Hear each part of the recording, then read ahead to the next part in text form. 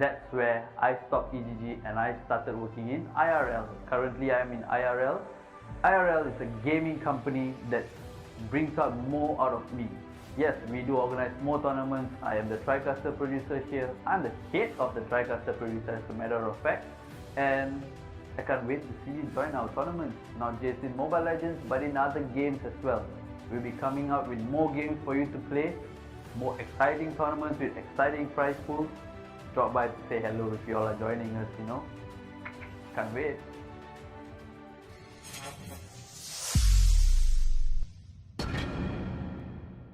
I'm a dirty. Alright, let's play some Beat Saber. Let's go. We're playing, yeah. I got the power. Itu easy lah. I got the power. I got unlimited power. Game. I got unlimited power. I got the power. I got unlimited power. Running the game, we are not playing the same. I was just going insane. Red to blue from blue to red, from red from overhead. We're playing. Habis.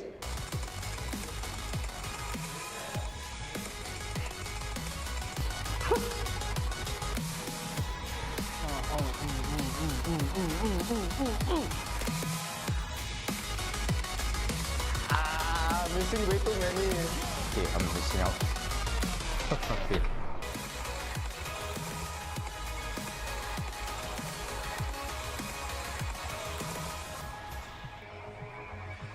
I'm coming closer. Victory is mine. I'm making history. It's time. I'm living this moment. Living the I'm a dirty. Okay. I'm a dirty. I'm colorblind actually. That was hard, but nothing too hard. It's way too hard, man. Too confusing. That was challenging. Yeah. Good game, good game. It was good. I beat Lionel. Weh, sana. Asal aku tak lulus, man. Serius ah. Tapi serius, susah. Tak boleh. Sebab dia bagi aku hard. Aku tak boleh nak main. I'm a dirty. Okay. I'm a dirty. I'm a dirty.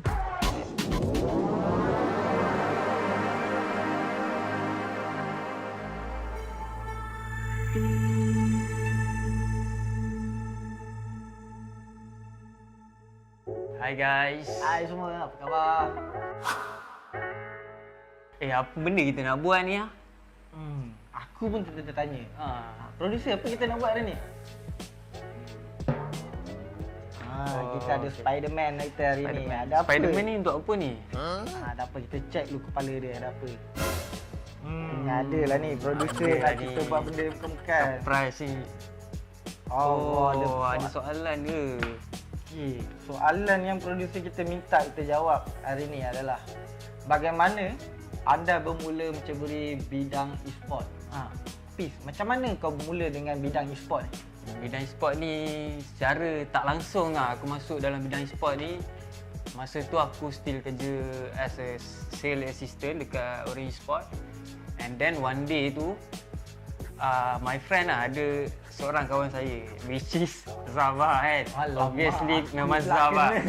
Dia ajak aku, time tu dia dapat job and then he need more people to work with him time tu kita orang handle qualifier untuk Galaxy Battle untuk 2 hari.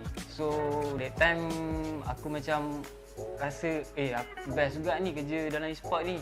Sebab kau boleh buat apa benda yang kau suka dalam masa yang sama kau earn money. So how about Zam? Aku sendiri pengalaman dalam e-sport ni sebenarnya agak lama lah. Aku bermula first sebagai trader Dota 2 dan dalam masa yang sama juga aku buat freelancer untuk company-company seperti TGC, Orange Sport, Genesis dan setelah beberapa tahun aku berkecimpung dalam bidang ni, aku rasa macam aku boleh buat lebih lagi daripada tu. Dan kemudian tu aku dapat tawaran daripada seorang kawan untuk menjadi FIFA Fire Dragon FIFA Division as a manager. Dan start daripada tu aku merasakan yang aku boleh buat lebih. Oleh itu aku cuba lagi untuk mencari kembangkan lagi kejayaan aku dalam e-sport ni, di mana aku mendapat tawaran untuk bekerja di Matchroom. Dan daripada situ aku dapat belajar macam mana nak uruskan tournament, macam mana nak anjurkan tournament, macam mana nak handle player-player di Malaysia ni. Dan pada masa yang sama juga, setelah bekerja di situ beberapa tahun, mengambil pengalaman, dan aku mendapat tawaran untuk bekerja di IRL ASIA, di mana aku berada sekarang. IRL ASIA ni dia bukan sekadar e-sport channel. IRL ASIA lebih pada multi-talent channel, mana ada music, talent, ada pengurusan e-sport, ada penganjuran tournament yang di mana hari-hari ada. Daripada situ aku dapat belajar lagi banyak benda. Okay, why not kita tengok apa lagi yang ada dekat dalam kepala otak Spiderman ni. Okay. Dia macam-macam Spiderman kita hari ni. Second soalan, bagaimana anda boleh join IRL ASIA? Zam boleh jawab dulu. Okey, kalau aku sebab aku dah merasakan aku dah hampir 2 tahun di Matchroom, dan aku rasa aku perlukan pengalaman baru, environment baru. Oleh itu aku cuba untuk mencari pekerjaan baru sementara masih bekerja, dan aku jumpa IRL ASIA dan aku terus jatuh cinta dengan IRL ASIA. Bagaimana pula dengan kau, Hafiz? Macam mana kau boleh berminat untuk join IRL ASIA? Saya terjebak dengan IRL ASIA ni melalui Zam lah.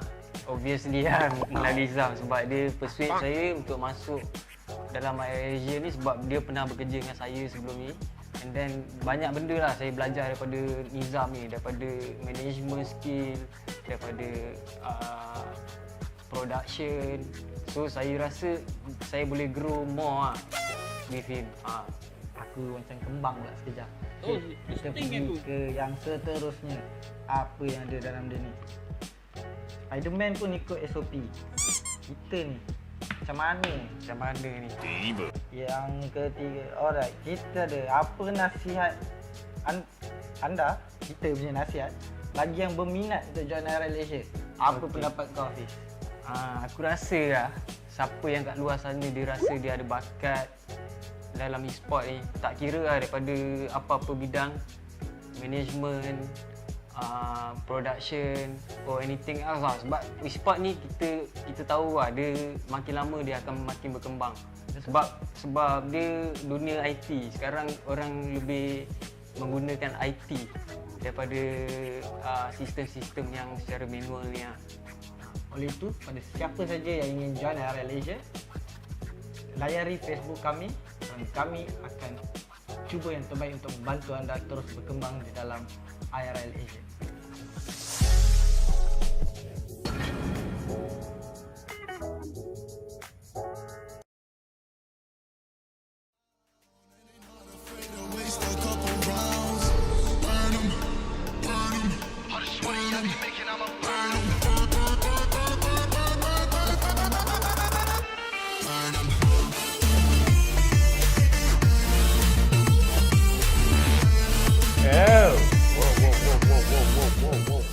Hello, big head, very big head. Oh, perfect. Hello, guys.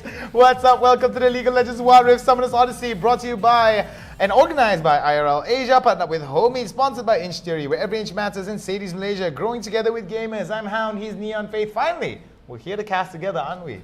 It's written in the stars today. It's written in the stars, just like how it's beautifully written in your eyes to be excited to cast these games that are coming up to you guys. Wherever you like to watch, whether it's Facebook, YouTube, or Twitch, make sure you go over there, follow us on all the social media platforms. Help us reach 10K followers on our Facebook page, because I need expensive treats for my cats and NeonFaith needs the costume money to get his Gragas cosplay on and running.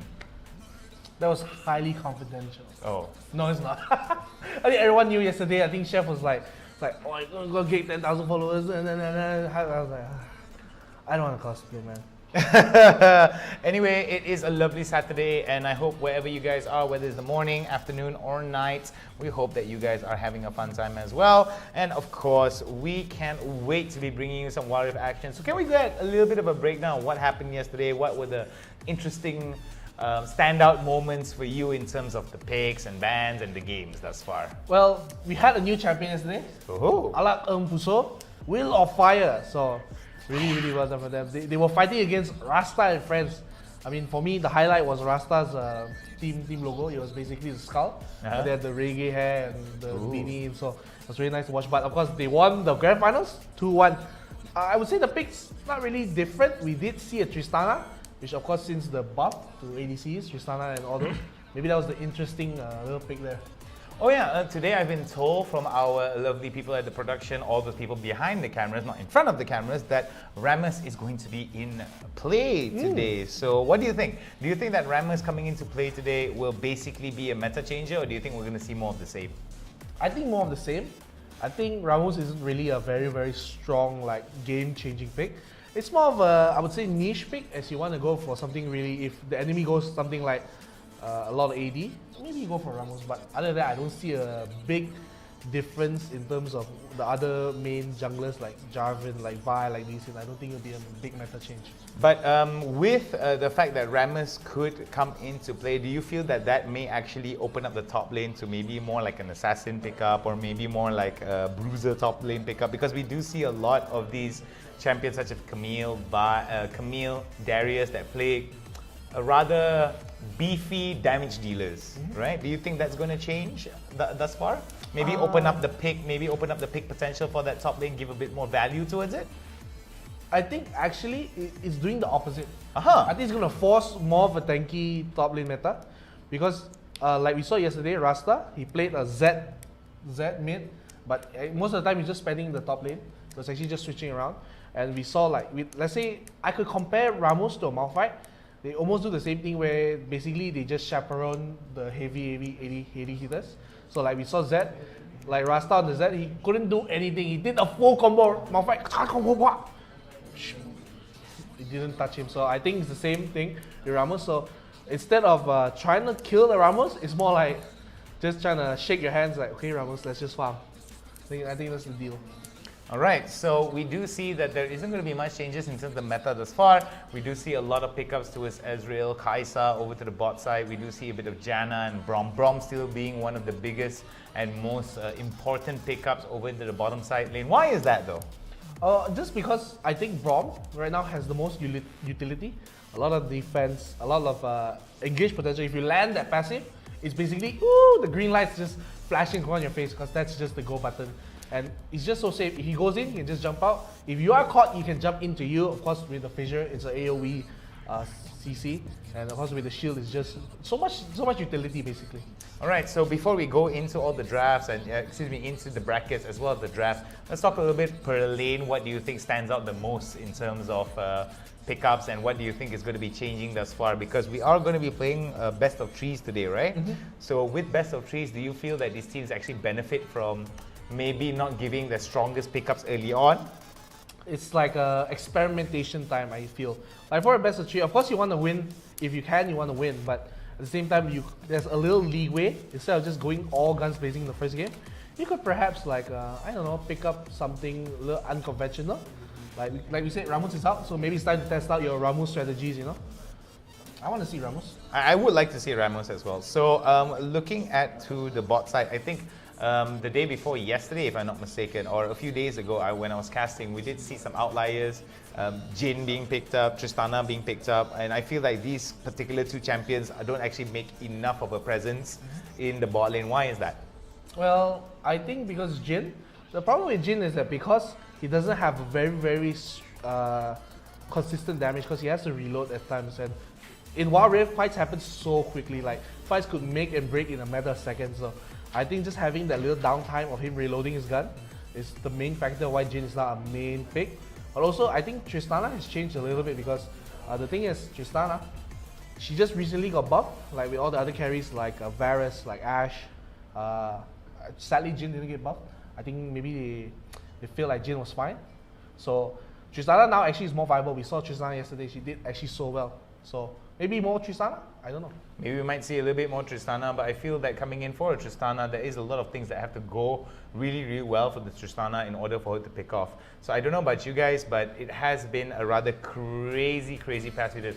Now we talked a little bit about the bottom lane, we talked a little bit about the jungle. What about the mid lane? What do you feel are some of the standout picks here? I still feel Diana is number one in my heart, you know. I love Diana. Diana main, here we go.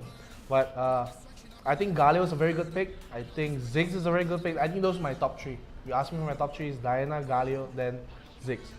Alright, so going over to the top lane, we do see a lot of Gragas, we do see a lot of Camille, Darius, and sometimes a Malphite. I think that's more of an exception rather than the rule. Why do you think that we are seeing more of this pickups here, and why do you feel that there is a strong emphasis on damage dealing bruisers, a little bit, beefier bruisers over to the top side, rather than maybe playing like a utility top lane, like a Lulu top lane, or maybe like a Seraphine top or a Seraphine mid, for example, you know? Why do you think that?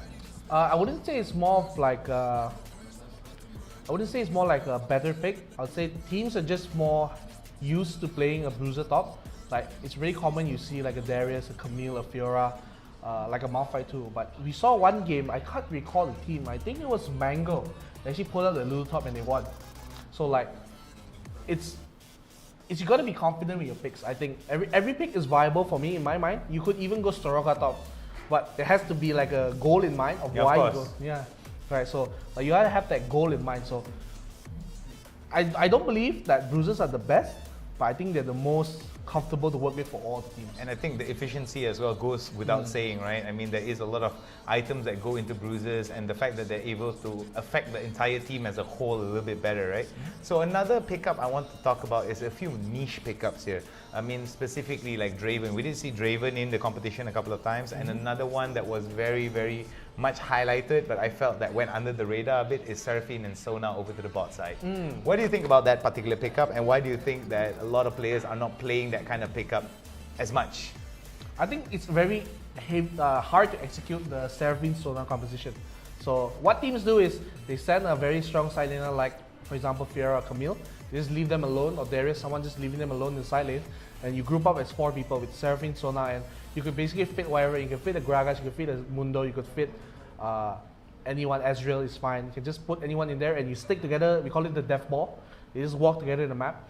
But I think it's hard to execute because you basically leave a lane open because you guys are walking together.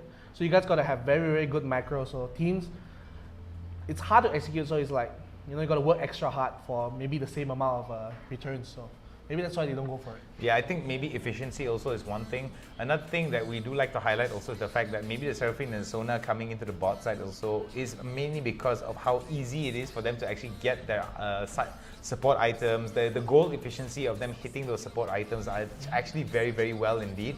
But at the same time, like Neon just said to us, that issue is always the damage. We're going to take a look into the brackets, all right? So I know that you guys are getting a little bit tired of hearing us go on and on about the meta. So Lonik Esports going up against One Snap Esports, 4th Dimension against True Damage. Midship Bros Barons going up against Letalis Pro. Level Up Esports going up at ILO Esports, D-Law, MGF Aces, and Nemesis, Vipers Infinity, Next Gen Academy, as well as Caballero Arises. Yeah, we also have Yggdrasil. I think that's how it's like short form, I guess. Yeah. Unless you want me to say YGGDRA, I think that's a little too long. So Yggdrasil Ops, you have DYR Esports. That's also going to be our next match you're going to watch. We're going to have M3 Empire. We're going to have Seeds Esports. We're going to have Ace Esports Clover. Fortis Lunatics going up against Play All Day. You have Ace Esports. Oh, you also have Wings Esports. They won 2 days ago, so they are coming back to maybe reclaim. They're going to go against a previous champion, Finesse Phoenix. Also, we have Ace Esports King, Rasta and Friends, yesterday's grand finalists, Alpha Esports Pro, and 4D Eagles. So very stacked bracket today. I mean, just counting off the back of my hand, we have about 6 or 7 grand finalists / champions here. So very stacked indeed. Yeah, we're going to be seeing a lot of these best of 3s actually go into the best of 3s, mainly because it's going to be one heck of a day here. It's going to be a very stacked card, as Faith has brought up to us. What do you think is going to be, in your humble predictions, right? Who do you think is going to most probably walk away the champions based on what you've seen thus far? Oh, you're putting me on the spot, man. It's gonna be a very, very hard thing. Tough to predict, right? It's really tough. I think maybe Your top 3 teams then, you think, that would at least have a running chance to get away with the championship today? okay, in no particular order, I'll say Wings Esports, Finesse Phoenix, and MGF Aces. Wow, okay. That's looking pretty strong actually, and some of these teams actually have been able to actually go into it. That's the thumbs up right there from Out of Production. I'm going to give you guys the thumbs up. You want to know why? Because we're going to go into the picks and bans, ladies and gents. There we go. Yggdrasil onto the blue side, going up against DYR, Deer Esports. Do I call it Deer or DYR? I think Deer lah. Deer. But it's not a deer though, it's a wolf. So we're just going to call it DYR then for me. DYR Esports. Both these teams are from the Philippines going up against each other. Yggdrasil immediately going to be banning out the Lee Sin. Now the Lee Sin ban is definitely going to be a very, very standout ban. Why? Because of the mobility that comes in, and being GA, the first item that they pick up, it's going to be very annoying to actually catch a very slippery and very good Lee Sin. Gragas being banned out for the side of Yggdrasil by DYR, and that's going to be very, very revealing indeed. They don't want to be dealing with the they don't want to be dealing with the body slam, they don't want to be dealing with the cask, as well as the disruption that comes with that cask. So I think that's going to be good. The fact also that, not Yggdrasil, the fact that Gragas also can be a bit of a flex pick, can be played either very strong very damaging, or can be played on a very strong utility basis. But Rammus, seems that Rammus is not going to be picked out here for the side of Yggdrasil. They're going to be banning it out by DYR. I think that's a very wise choice indeed. Maybe because Yggdrasil may be playing a funding game where the ADC is going to be peeled out. Because, I mean, Rammus does bring a lot of peel potential to the team. Yeah, especially with the new ultimate. So Orianna banned out by Yggdrasil. So very, very standard bans coming out from Yggdrasil. So DYR, I think the Rammus ban, it might be also because they haven't really faced Rammus a lot. So they're like, if you don't know how to deal with it, just ban it out. So you don't have to worry about that at all. So pretty standard bans, like I said, from Yggdrasil. I like the Orianna ban because when you see someone ban out Rammus, it's basically Rammus likes to delve in a team fight, likes to peel, so they get away with Orianna. But we're going into the picks here. Yggdrasil will have the first pick. They're on the blue side with DIY. Oh, I see Hero actually on DYR, so a very familiar name for me. So let's see what they do pick up first on the Yggdrasil side. I perhaps maybe thinking something like Diana or Camille is up, so Camille is taken away immediately. Yeah, I think Soy doesn't want to actually give out the Camille over to his DYR, and I think it's very wisely so. Hero as well as Idoriku are going to be looking towards getting those next 2 picks. Look for them to maybe pick up a very long sieging kind of composition if they're going to be locking in this Ezreal. I think a Ziggs also should be picked up by them. But no, Hero is going to be picking up the Garen, whereas Baphomet as well as Bebe now going to go on the hover for the Ziggs as well as the Fiora. What do you think about this composition, this semi-composition that's right here coming in from the side of DYR as well as Yggdrasil? Yggdrasil now giving a little bit more variety in terms of their picks, and I feel that for DYR they want to be giving the Garen a lot of that frontline opportunity and relying a lot on Uberry, Idoriku as well as Guaini. Gui? Okay, we're just going to call him Gui, right? So Gui is going to be hovering over the Seraphine, and Uberry onto the cannon, splicing Maelstrom. Definitely going to be a very strong engager here, as the fact that he also will be building a Zonya's Hourglass as well. What do you think about this composition that's slowly coming full circle for the side DYR here? A lot of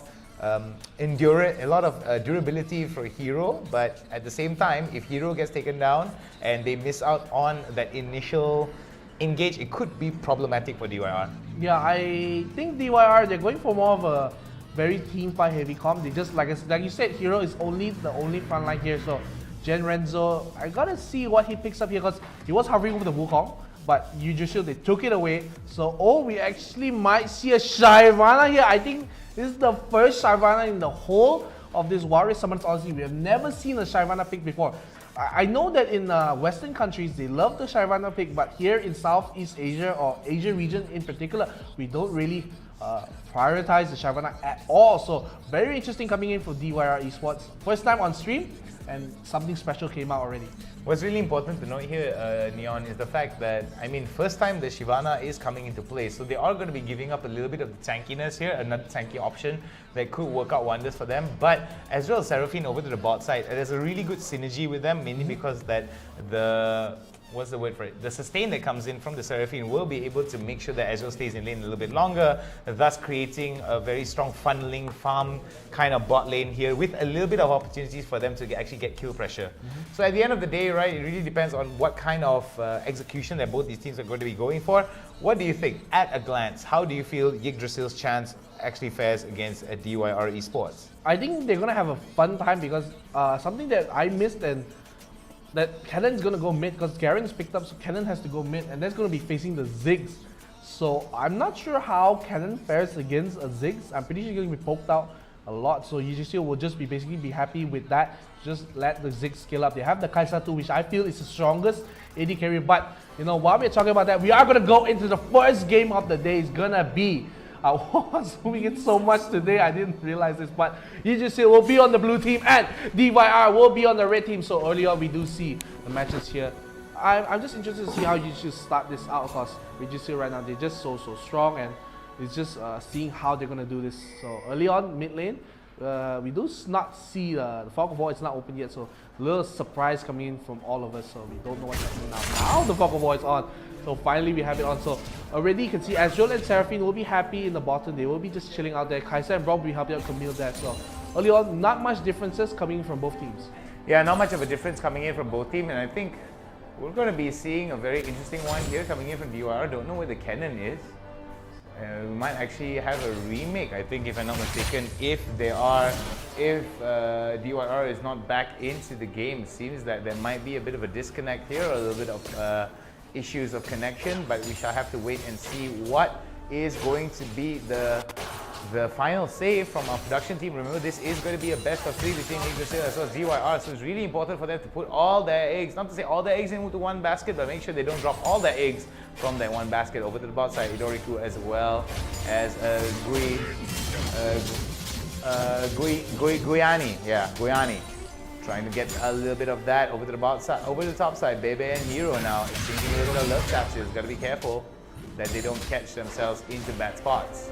Yeah, and one, like, I'm getting confused. So I thought it was gonna be for sure a Wukong jungle and a Camille top. Actually, they swapped around, so it's gonna be the Wukong at top instead, and the Camille in the jungle. So, like you said, Cannon is disconnected here, so perhaps maybe we're looking for something else. But already in the mid lane, Shyvana has to pick up the scratch. But again, coming in front, Camille will land the stun. The flash that's coming in. Wolves try to get the honey fruit. Wolves somebody get it, but doesn't matter. They get the kill, and the first bullet goes to Yggdrasil.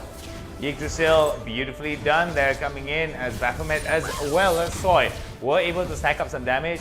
Soy was able to come in with a really good stun on top of the precision protocol and tactical sweep. That definitely worked out wonders for the side of Yggdrasil. DYR, however, still missing out one man in this situation. You know, it's really unfortunate having a disconnected member, but for the side of DYR, they are trying their best here. The bottom lane is fine, I would say top lane is fine too. They don't lose too much priority, but just the mid lane is just Ziggs having the time of his life, just farming up the lanes, you know, not worrying about any carry in the world. So still, like I said, very unfortunate having that disconnect, but UGC, of course, you can't really blame them. They didn't wish for the disconnect, but really, I would say lucky, I guess, is the word I'm looking for. Not exactly the way that DYR want to be starting their first best of 3, their first series of today. So we're definitely hoping that. Oh wait, Hextech Ultimatum on to Gerenzo. Gerenzo right now goes on the Dragon Form. Going to try to do a lot of damage, but it's not going to be enough here. The follow-up coming in from the side, Baphomet will not be needed, but it seems that a little bit more than they could chew. There goes the ultimate there coming in from the side of Yggdrasil. Yggdrasil now pulling the trigger really well with the follow-up from Gosu as well as Pato. Yeah, and that was a really nice setup. They don't even lose the Camille there. I thought she was getting really low, but she was just able to avoid the damage and they get away with 2 kills there. So very well done once again from Yggdrasil. They're looking for the very proactive plays here, and already a 4,000 goalie coming up just before the Infernal Dragon spawns in about 25 seconds here. So very well done. Wukong once again just shoving up the mid wave. Of course, doesn't have that damage early, showing the Corgi, but to Garen here. So Garen's gonna be a little mad there, but you know, just fine here as really reset coming in from the Camille means they're gonna get ready for the Dragon coming up in about 10 seconds here. So once again, both teams, they reset and they're looking for a fight pretty soon. Pretty soon indeed here, as we're going to be seeing coming in from the side of DYR. DYR right now still missing a member here and doesn't look good as the Infernal Drake is going to be coming in. We do see that Yggdrasil are going to be milking up as much of the advantages as they can. Got to be careful though that it doesn't get caught. Yeah, you gotta be a little careful there because Seraphine, you don't really have a lot of escape abilities, especially against the Braum. You get slowed. If you get stunned, that's good night, my good friend Seraphine. But looks like they're not going to be able to contest with this. They do bring the Garen down all the way down, but at the same time, Wukong also comes down, so really no chance for him. But get knocked back into the Cyclone with the Satchel Charge. Looks like they're going in for the Seraphine. Like I said, no escape means good night for her. The Ziggs ulti does land, and they get another kill. The barrage does come, but it's not enough as they get another kill. Shyvana, goodbye. No more Shy for you as real. He will be as real as he gets when in the base. So one more time, 6 kills to Yggdrasil. It's going to be about a 6,000 goal lead right now, just 5 minutes in. 6,000 goal lead here, working off on the side of the Yggdrasil. 5 minutes into the game, doesn't look like a very good start inside DYR, despite the fact that the cannon is not in the game, excuse me, may prove to be the most detrimental step that members of DYR made today. You know, I gotta say that Yggdrasil, even though, like I said, they have the advantage of the one man, but they're still looking for the very, very proactive plays. So, gotta give them credits at least for that. And now they're gonna switch the lanes. They send Braum and Kaisa to the top lane to just push it out consistently against the Garrett, and Wukong will be, I think Wukong will be happy here because Seraphine is basically just given the role of the mid laner now. He has to go and catch the wave because too much XP and gold will be lost here, but Garrett almost walking into the brush of his death, but they don't care. They're going to wait a walk around there. They land the kill. He is slowed out. He has to flash here, but there's just too much damage coming from the rest of the team, and he will go down unstoppable coming in from Gosu, not the streamer, the player. Yeah, Gosu going up to the top side here alongside with Pharaoh as well as Soy. We're able to follow up really well with that, and we're going to be seeing that it is going to be a Rift coming into play, if I'm not mistaken, as the Rift Herald has spawned. We're going to be seeing a lot of these markers here, a lot of these pings coming in from the side of Yggdrasil. DYR right now immediately goes for the teleport play. Yeah, so they have to give this up because they know they're just too far behind in terms of the goals. So they're already, like I said, 9,000 goals here, so can't really fight. So Rift Herald goes down for the side. Yggdrasil, they have lane priority at the bottom and the mid. So unfortunate from DYR, but for me, it's just almost no way that DYR can come back from this. You just have too much of a lead too early on, and there's still one man down. Yeah, and there's still one man down, which I think is the biggest issue here coming in for the side of DYR. However, they have another game, potential best of 3 for them to work out on. So that could be another way for them to actually put their money where their mouth is. But at the end of the day, oh, beautiful Satchel Charge. Follow up, there goes the Inferno Bomb. It's not going to be followed up with a kill though, but it is going to force a back and a reset coming in from the side of Idoriku. Yeah, Idoriku will be happy he didn't die there, but actually they look for engage with the Shyvana ulti into the bottom lane, but Braum will just drop his shield and he will be fine.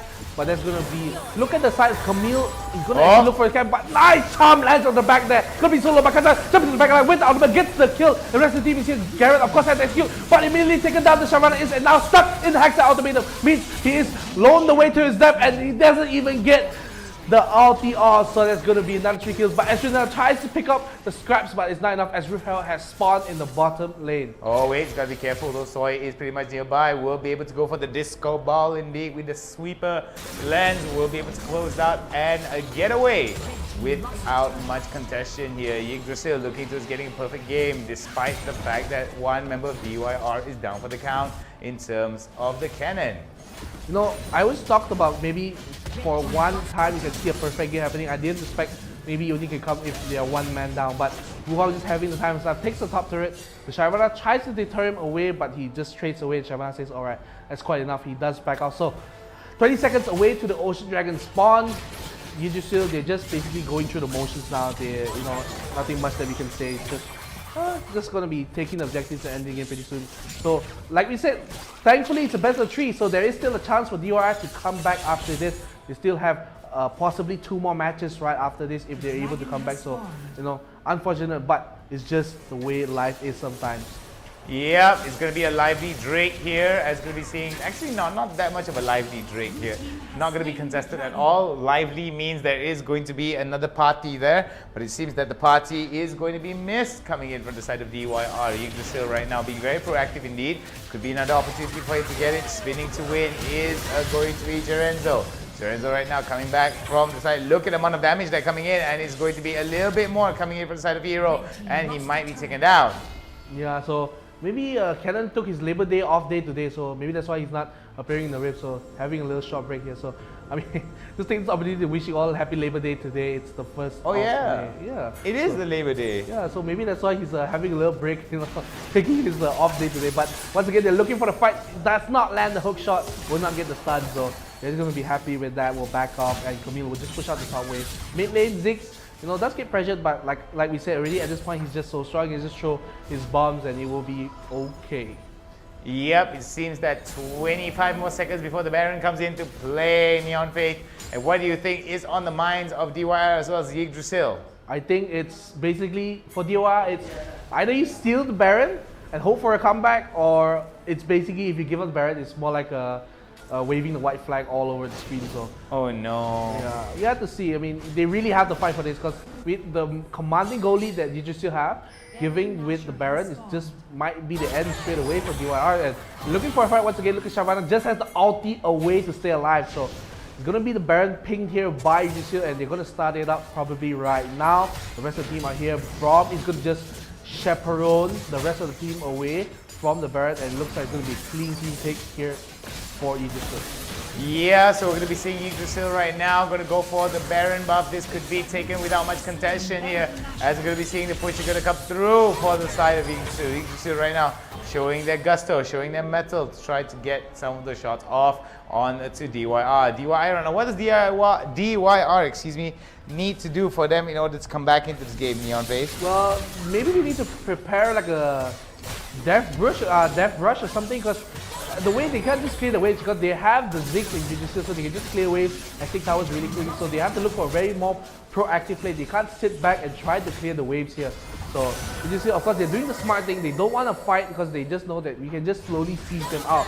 So for DYR, you have to look for a fight, but now they're getting pushed on both sides, the mid and the bottom, so it's going to be very difficult. Wukong is just so tanky at this point with both GA on the Camille and him, so they can just take the bottom tier 3 and the mid tier 3. So left the tier 3 at top. It's going to be a nice barrage coming in, but it's just going to deter them. Baron goes to the first tanky, but the charm will only land from the shield, like I said. So strong, but Shyvana going in with the ultimate. But look at the backline, the Camille ultimatum will land, the 6th ulti will land up to 4. Good night, DYR. And you know, I like to say, look at the positives here, Hound. You can never get aced. Yeah, yeah, the positives are definitely there, but the scoreline tells a whole different story here. 14-0 coming in from the side of Yggdrasil compared to DYR Esports, and I think that was just very unfortunate there coming in from DYR. They had one man down for the count, and it feels that that definitely is going to work against them. And I don't know about you guys, welcome to the League of Legends Wild Summoners Odyssey. We have tons of action for you lined up. That is our first game of today, match number 1 between Yggdrasil going up against DYR Esports. And I don't think it was a very good start for DYR Esports. Yeah, just really unfortunate. I mean, it wasn't the plan, but that's just what happened. So you see MVP does come in for Say. What his name is really weird, Say. You know, I'm... Soy. Soy? Yeah, it's soy. Oh, okay, it's like crossed. Oh, okay. Yeah, it's a cross though. So Baphomet, Bebe, Pato, and Gosu there are going to be holding on towards their spot there, with Soy being the top player, whereas Hero as well doesn't look too good for them. I mean, Uberry is the only one that doesn't have anything on him, but well, we all know what happened to Uberry in that game. You know, maybe he's the one burying his team. Get it? Uberry. Yeah, Uberry. Yeah, and I now wonder why I didn't get to work with NeonFaith. I might most probably choke him with all the puns that he's going to make, you know? Like slowly just like him until he turns red like a tomato. Tomato. But anyway, we still got one win coming in for the side of Yggdrasil. Do you think they will be able to actually continue this scoreline here if they keep this up? Well, they played really well, but they're basically having a 4v5, so I can't gauge them on just that, but just look at lanes itself. Let's just ignore the fact that Uberry wasn't there. They played really well actually, even though I thought maybe the lanes was a little weird. I thought maybe Camille would have went the lane, but perhaps they wanted Wukong at top. But you know, can't get all we want, you know. So hoping for DYR, they come back. Of course, Uberry maybe having problem with his internet or something. We don't know. So hopefully he comes back with full force next game. Yeah, so full force is going to be on the menu here for the side of DYR. Yggdrasil looking towards, holding on towards their top position for this game, maintaining it and never letting go. So I don't know about you guys, we're getting thumbs up. We're giving you guys a thumbs up. Why? Because it's time for another replay. It's time for the replays. Let's check it out.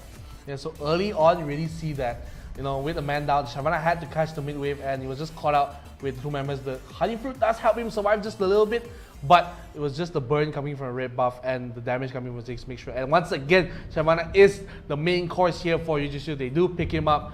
The Tree of Life takes away the life away, and look at the nice ulti from Seraphine, but won't be gonna get a kill on the Braum. So far, this is basically the start of the end just for DYR.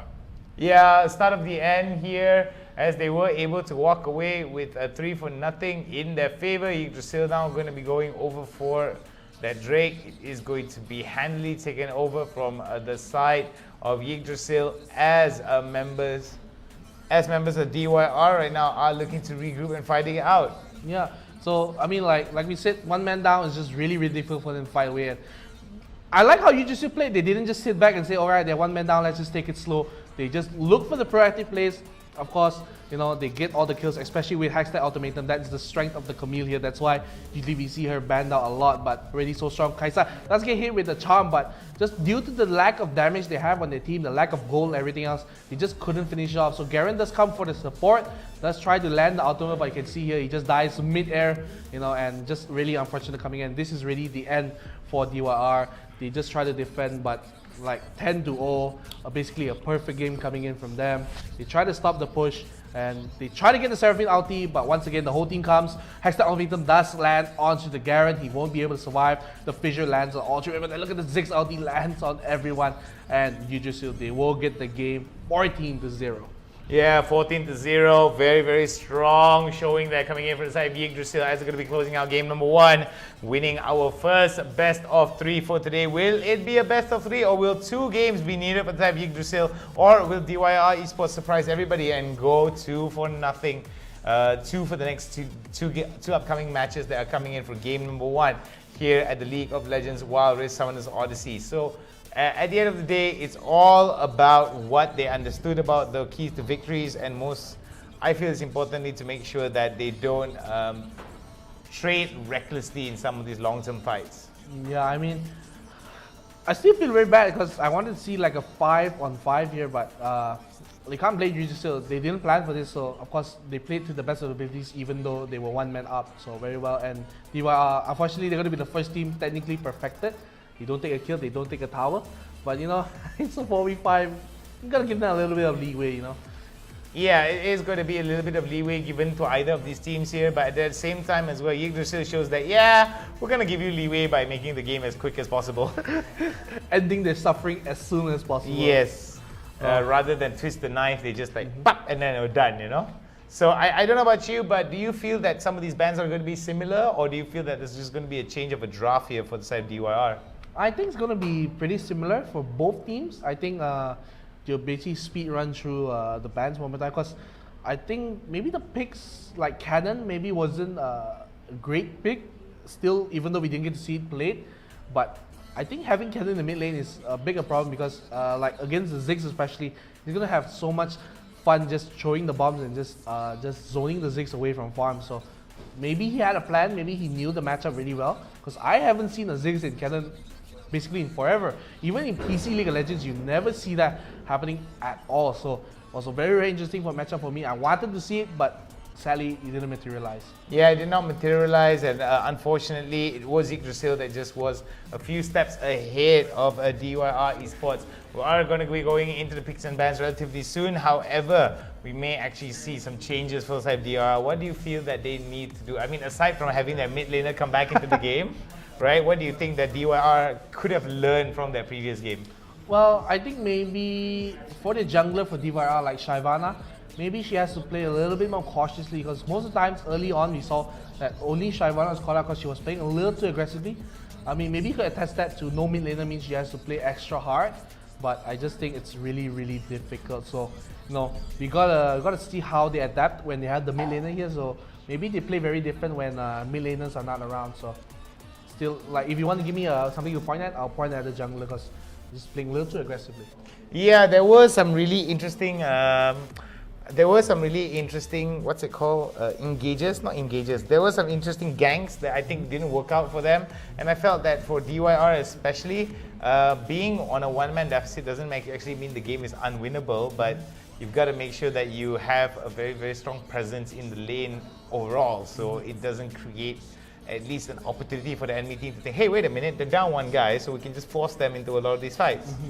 I think also the main issue was they knew from the start that Barrier was disconnected, and they didn't leave anyone in the mid lane, so basically they just left the mid lane open. So it was constantly being pushed in by Ziggs, so it was just very difficult for him, because he gets game free farm, and when Shyvana finally decided to come to the lane, it was a little too late because Camille had the ultimate and the stuns already ready and raring to go, and he just couldn't deal with that. So yeah, so I'm thinking right in my head right now, right? Like, I'm just trying to do some math in my head in terms of the damage that comes in. Because when we look at a lot of these compositions, right, it relies a lot on the utilities and the setup that comes in. So I don't know about you guys, we're going to take a short little break because we do have a little bit of technical difficulties. We do think that one of the DYR esports guys do need some time to take. I'm just going to go and refuge into my brain and do a little bit of math while NeonFaith is going to stay adorable. You guys stay awesome because we can't spell fun without you. We'll be back with more League of Legends Summoners Odyssey. See you in a bit, guys.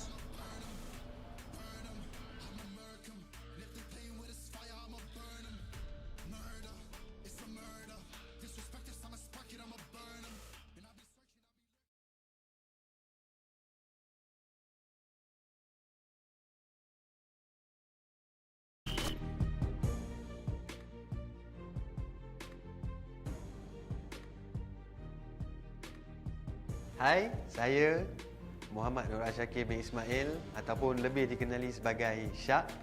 Saya, orang kata pengalaman saya dululah. Pengalaman saya bekerja dalam industri e-sport ni bermula daripada cyber cafe.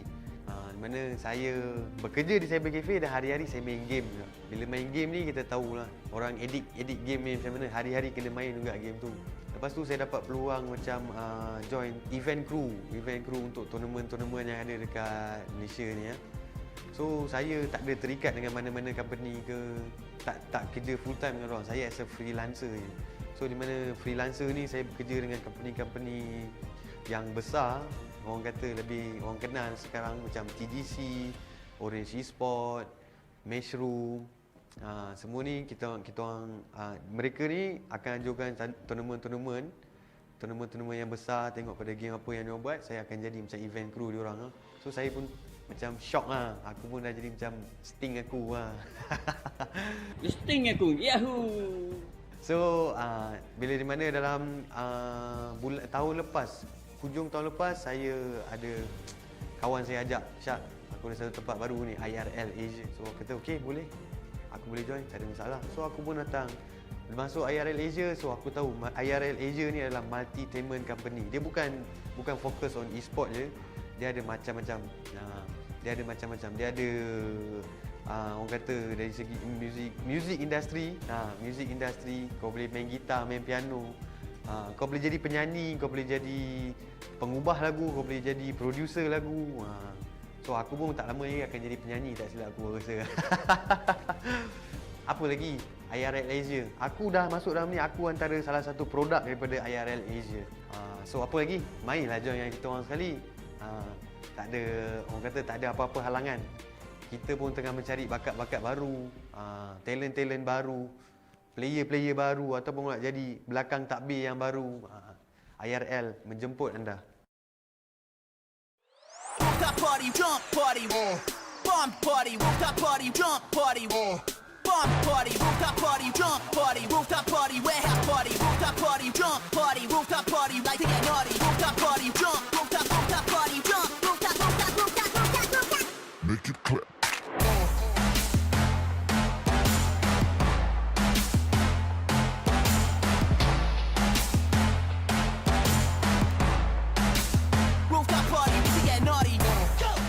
Ladies and gentlemen, welcome to IRL Asia's YouTube channel. I'm NeonFaith, and today we'll be taking a look at Summoners Odyssey's plays for the week.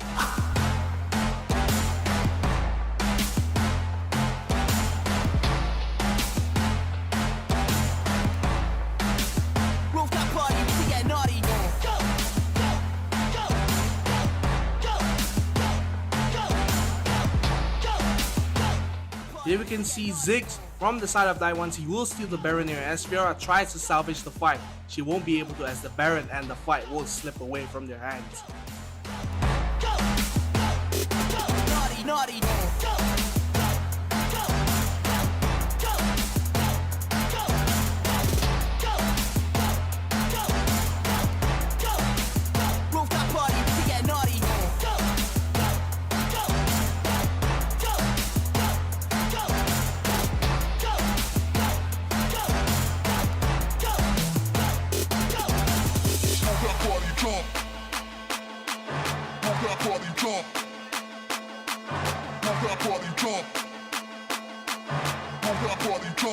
That was some fantastic plays this week for Summoners Odyssey. Remember to subscribe and like our YouTube and Facebook page for IRL Asia. This is NeonFaith signing out, and I'll see you in the next video. Make it click.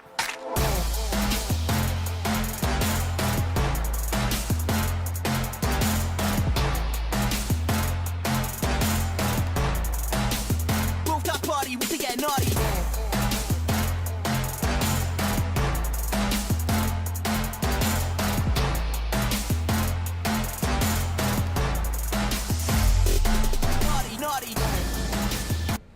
And we are back, ladies and gentlemen, boys and girls, summoners from across Southeast Asia and the rest of the world. This is the League of Legends Wild Rift Summoners Odyssey, brought to you by IRL Asia, partnered up with HOMIEE and sponsored by Inch Theory and of course Sadie's Malaysia.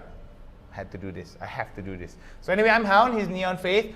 Normally we wanted to go back to back for the games, but we had a little bit of a technical difficulty because, I mean, if you guys were watching game number 1, the mid laner for DYR Esports was like, yep, we couldn't connect to the game, but luckily enough, we are able to basically settle that. It seems that it is still going to be counted as such, right? It's still going to be counted as a free win for Yggdrasil. So DYR Esports definitely has a little bit of bad luck, Brian, working against them here today, but it does give them a little bit of motivation to work a lot harder in game number 2, match 2, game number 1. So, I mean, like we said, unfortunate, but they have a chance to redeem themselves. They have to just win 2 games in a row. And doable, you know. I would say very doable. You know, every time you go in the game, you're losing like 20-5. Your teammate will just say, "Winnable, guys, winnable. We scale, we scale." There's a fine line between confidence and delusion, ladies and gentlemen. Whether you cross it or not is entirely up to you. So I don't know about you guys. I think we are ready. We're gonna give you the thumbs up. Why? Because we're gonna go into picks and bans. Let us go and check it out. Excuse me, because we did see that Ramos was banned out in the first game for the side of DYR Esports. Now we're going to be switching sides. Camille there being banned out for the side of DYR, and most probably for the side of Yggdrasil, we may actually see them give a lot of priority maybe towards the Gragas ban or maybe towards another ban. I think it was the Lee Sin, right? Yeah, the Lee Sin. So yeah, Lee Sin already being banned out for the side of DYR by Yggdrasil. So I'm looking forward to seeing what they're going to be banning again in response. Oriana. So same bans from game number 1. So I think for Yggdrasil, it's more like, yeah, we won, so we don't have to really change much. So for DYR, they do ban out the Camille because like we saw how well they played the Camille for the side of Yggdrasil, so they do ban out from. Also banned out here for the team, so 2 very, very strong picks is banned out from what Yggdrasil used last game. So Alright. DYR, you know, gotta. I'm going to go into my mind palace right now and see what kind of predictions I can come up with. So we're most probably going to be seeing very interesting pickups here for the side of DYR. Maybe they're going to go pick up some of their strongest pickups here. I do think we might see a Gragas being picked out on the first rotation, or maybe even a Rammus being picked out for the side of DYR. Really depends on what kind of pickup here, because when we see the first few pickups for this, when we see the first pick for side of Hero, it actually kind of is indicator of what kind of composition that they're going to go for. Hero actually going back to the Garen that he played earlier, so maybe being comfortable with the Garen, but they do give away the Jarvan here and the Ziggs combo. Like we said earlier, we saw how strong they were with the Ziggs for the side of Yggdrasil. To get the Jarvan and Ziggs combo here for the side of Yggdrasil. Alright, so looking at Jerenzo as well as Idoriku, it is going to be a very revealing one indeed. The Wukong is going to be actually synergizing pretty well with what is being offered to the side of DYR. They do have a front liner there with the side of Hero, a lot of sustain over to the top side, mainly because of the perseverance that comes in with the passive. For a Yggdrasil though, wow. Bebe as well as Pato going for the Fiora and Galio pickup respectively, and Gosu on the Draven. Ooh, so Pato as well as Gosu are going to be in the duo lane bot. So we do see that Bebe is going to go to the top side, where Baphomet will be holding on mid, and Soy is going to be roaming around in the off lane. You know, Yggdrasil's draft for me is like a dream draft if you're someone that, like a coach. You love if you're able to draft this here. So they do have the Fiora, one of the strongest top laners, Ziggs and Jarvan and Galio, the big boy combo here. And of course, if Gosu finishes out with the Kaisa, it's going to be basically like the dream team, basically. But I would have liked the Draven though, to be honest. I would have actually liked it to be picked up by Yggdrasil. More flashy, you know. Like I think Draven is more of the picks where you're really confident and you really want to. And you know you can snowball that bot lane hard, right? Yeah. So usually they go for the safer pick, I would say, with the Yeah. Kaisa. So, but once again, DYR, they do draft a very, very strong team fighting team. They have the cannon, the Wukong, and of course Garen will be the front line, as well, and Lux will be dealing a lot of damage from the back. So it's still almost the same what they did over the first game. It's just that they finally got the Wukong. Because last game, you just took away the Wukong. They were hovering the Wukong, then you just took it away. So they see, okay, now we get to play the Wukong. Alright, so let's talk a little bit about numbers here in terms of these two teams, right? There is going to be a very slight interesting one, because we do see for the side of DYR, they do have quite a bit of long-range siege potential. But when we look at the side of Yggdrasil, they do have quite a bit of engage, a little bit more in-your-face engage, right? So when we look at these two types of compositions, what do you think these two types of composition need to realize in terms of their keys to victory to steal away the game from each other? Let's start with DYR first. Okay, let's start with DYR. I think with their composition, they have to be the ones that start the fight. Because if they get engaged on by Jarvan, Galio, and Ziggs, it will be good night. Because Lux, especially when she don't have flash, it's going to be game over. But talking about game over, let's go with the start of the game. As you're going to see, DYR on your blue team and on your red team, we will have Yggdrasil. So talking about Yggdrasil's win condition, it's more of, like I said, it's basically the same. Who engages first is going to probably win the fights here and probably the game, because a lot of engage, like you said, from the Jarvan, from the Galio. So going to see how well it's going to go on, and Bebe is going to be really, really strong in the side lanes. Yeah, side lanes are going to be very important for the side of Yggdrasil as well as DYR, mainly because there is going to be quite a bit of damage share that's going to come from their team. So I do see that for DYR as well, they're going to be helping out with the jungle pickups here, with the jungle pickup, jungle buff, excuse me. So we're going to be seeing that DYR onto the blue side here. They want to be farming it out over to the bot as well. Want to get that priority away from the side of Gosu and Pato. Idoriku as well as Goyani are going to be holding on towards that bot side, whereas over to the mid side, Uberry as well. Uberry just now was the one missing in that game. So now with splicing Maelstrom in the game, do you feel that that particular engage that comes in from Uberry could actually turn the game around? Well, we have to wait and see, but I think if he does land it, it'll be very, very strong and might probably be a game changer. But just looking at the rest of the team right now, like I said, I was very interested to see Ziggs and Cannon in the mid lane together. So right now I'm going to see how Cannon just lanes against this, because I think Ziggs has the upper hand, but so far I don't see too much of a discrepancy in terms of the mid lane. So we have to wait and see later on when they get their ultimates. Yep, so we're going to be seeing over to the mid side here, a little bit of exchanges there. Uberry taking not to say too much damage, taking a little bit of damage pretty early on. And that's going to give a bit of HP advantage towards the side of Baphomet. Baphomet right now holding on to that pretty well. We're going to be seeing here for the side of Bebe here. They might be exchanging these fights between Hero as well as Bebe, but oh boy, Jerenzo now going to come into the game. Going to go in, oh beautiful lunge, going to get away from it. Takes a little bit of damage, Bebe, but is going to be like, yeah, I'm going to shake it off. So the Corgi, but I mean, it's the ultimate, for me it's like the ultimate like friendly emote there is. It's like a little bit of malice, cause shaking your butt, but he's just so cute to get mad at. But at the same time, you do look for a little bit of damage onto the Ziggs, you'll be fine. It's very nearing level 5, so finally we'll get the level 5, so a lot of engaged potential there. So the same thing with Jarvan. If Jarvan lands the Cataclysm and Kennen does not have the flash, you have no way to get out of the Cataclysm. So still, I think both teams, they're going to be just relaxing till they get their level 5, because everyone in this game, basically almost everyone gets a big power spike when you hit level 5. Yeah, everyone gets a very strong big power spike there. Oh, coming into it now. Beautiful stun there coming in for Yuberry, but it seems like a bit of a little bit more than he could chew. A few bouncing bombs there coming out for Baphomet will not be able to take him down. Yuberry now going to go for the honey fruit and try to sustain it out. Oh, here comes Jerenzo immediately forcing out the flash from Baphomet.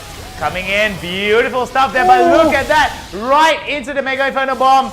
Not going to be enough damage though. One more hit onto Yuberry. Yuberry limps away the victor there, but definitely going to feel the sting. Yeah, so right now, no flash means the next time where they land the Cataclysm, he will have no escape. So even though we can killing that as a fail gang because there was no kill, is what resources that were burnt away from DYR. So goes to basically even, they land a nice binding on the Kaisa, but won't be able to follow up, as see the rest of the team, they will just back up at the top side of the map. You can see Bebe is not having the best of times against Hero right now. So bottom lane, they will reset as Dragon will spot, and like I said, not the best of times, they almost get the kill, but the barrier will stop it out. But Jarvan here, let's see, does he look for a gang? He's coming to the side. Yeah, I gotta watch, see if it happens here.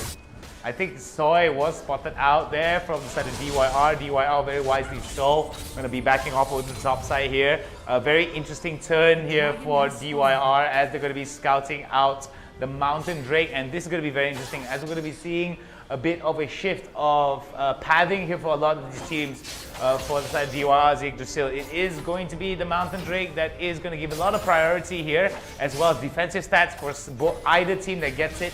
So we do see Hero right now back into the mid side here, as we're going to see Jerenzo as well as Yuberry are going to be moving in and trying to get the positioning right. Yggdrasil immediately starts off the Drake.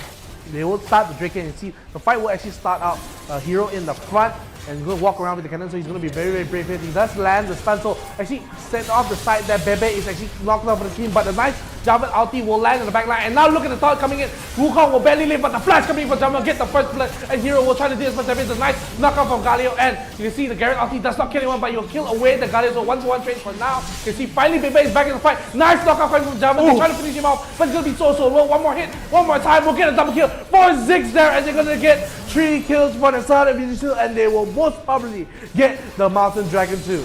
3-for-1 exchange there coming in for the side of Yggdrasil, beautifully done. And that was set up beautifully with the Cataclysm that came in from Soy as well. We did see Ghost as well do a little bit of, do a crazy amount of damage with the Ichthyian Rain, but also Baphomet blowing it up with the spell slinging that came onto that fight. I feel that's going to be winning big for the side of Yggdrasil in terms of defensive stats. However, it's still anyone's game pretty early on. Yeah, still just about a 600 goal lead, but just so basically negligible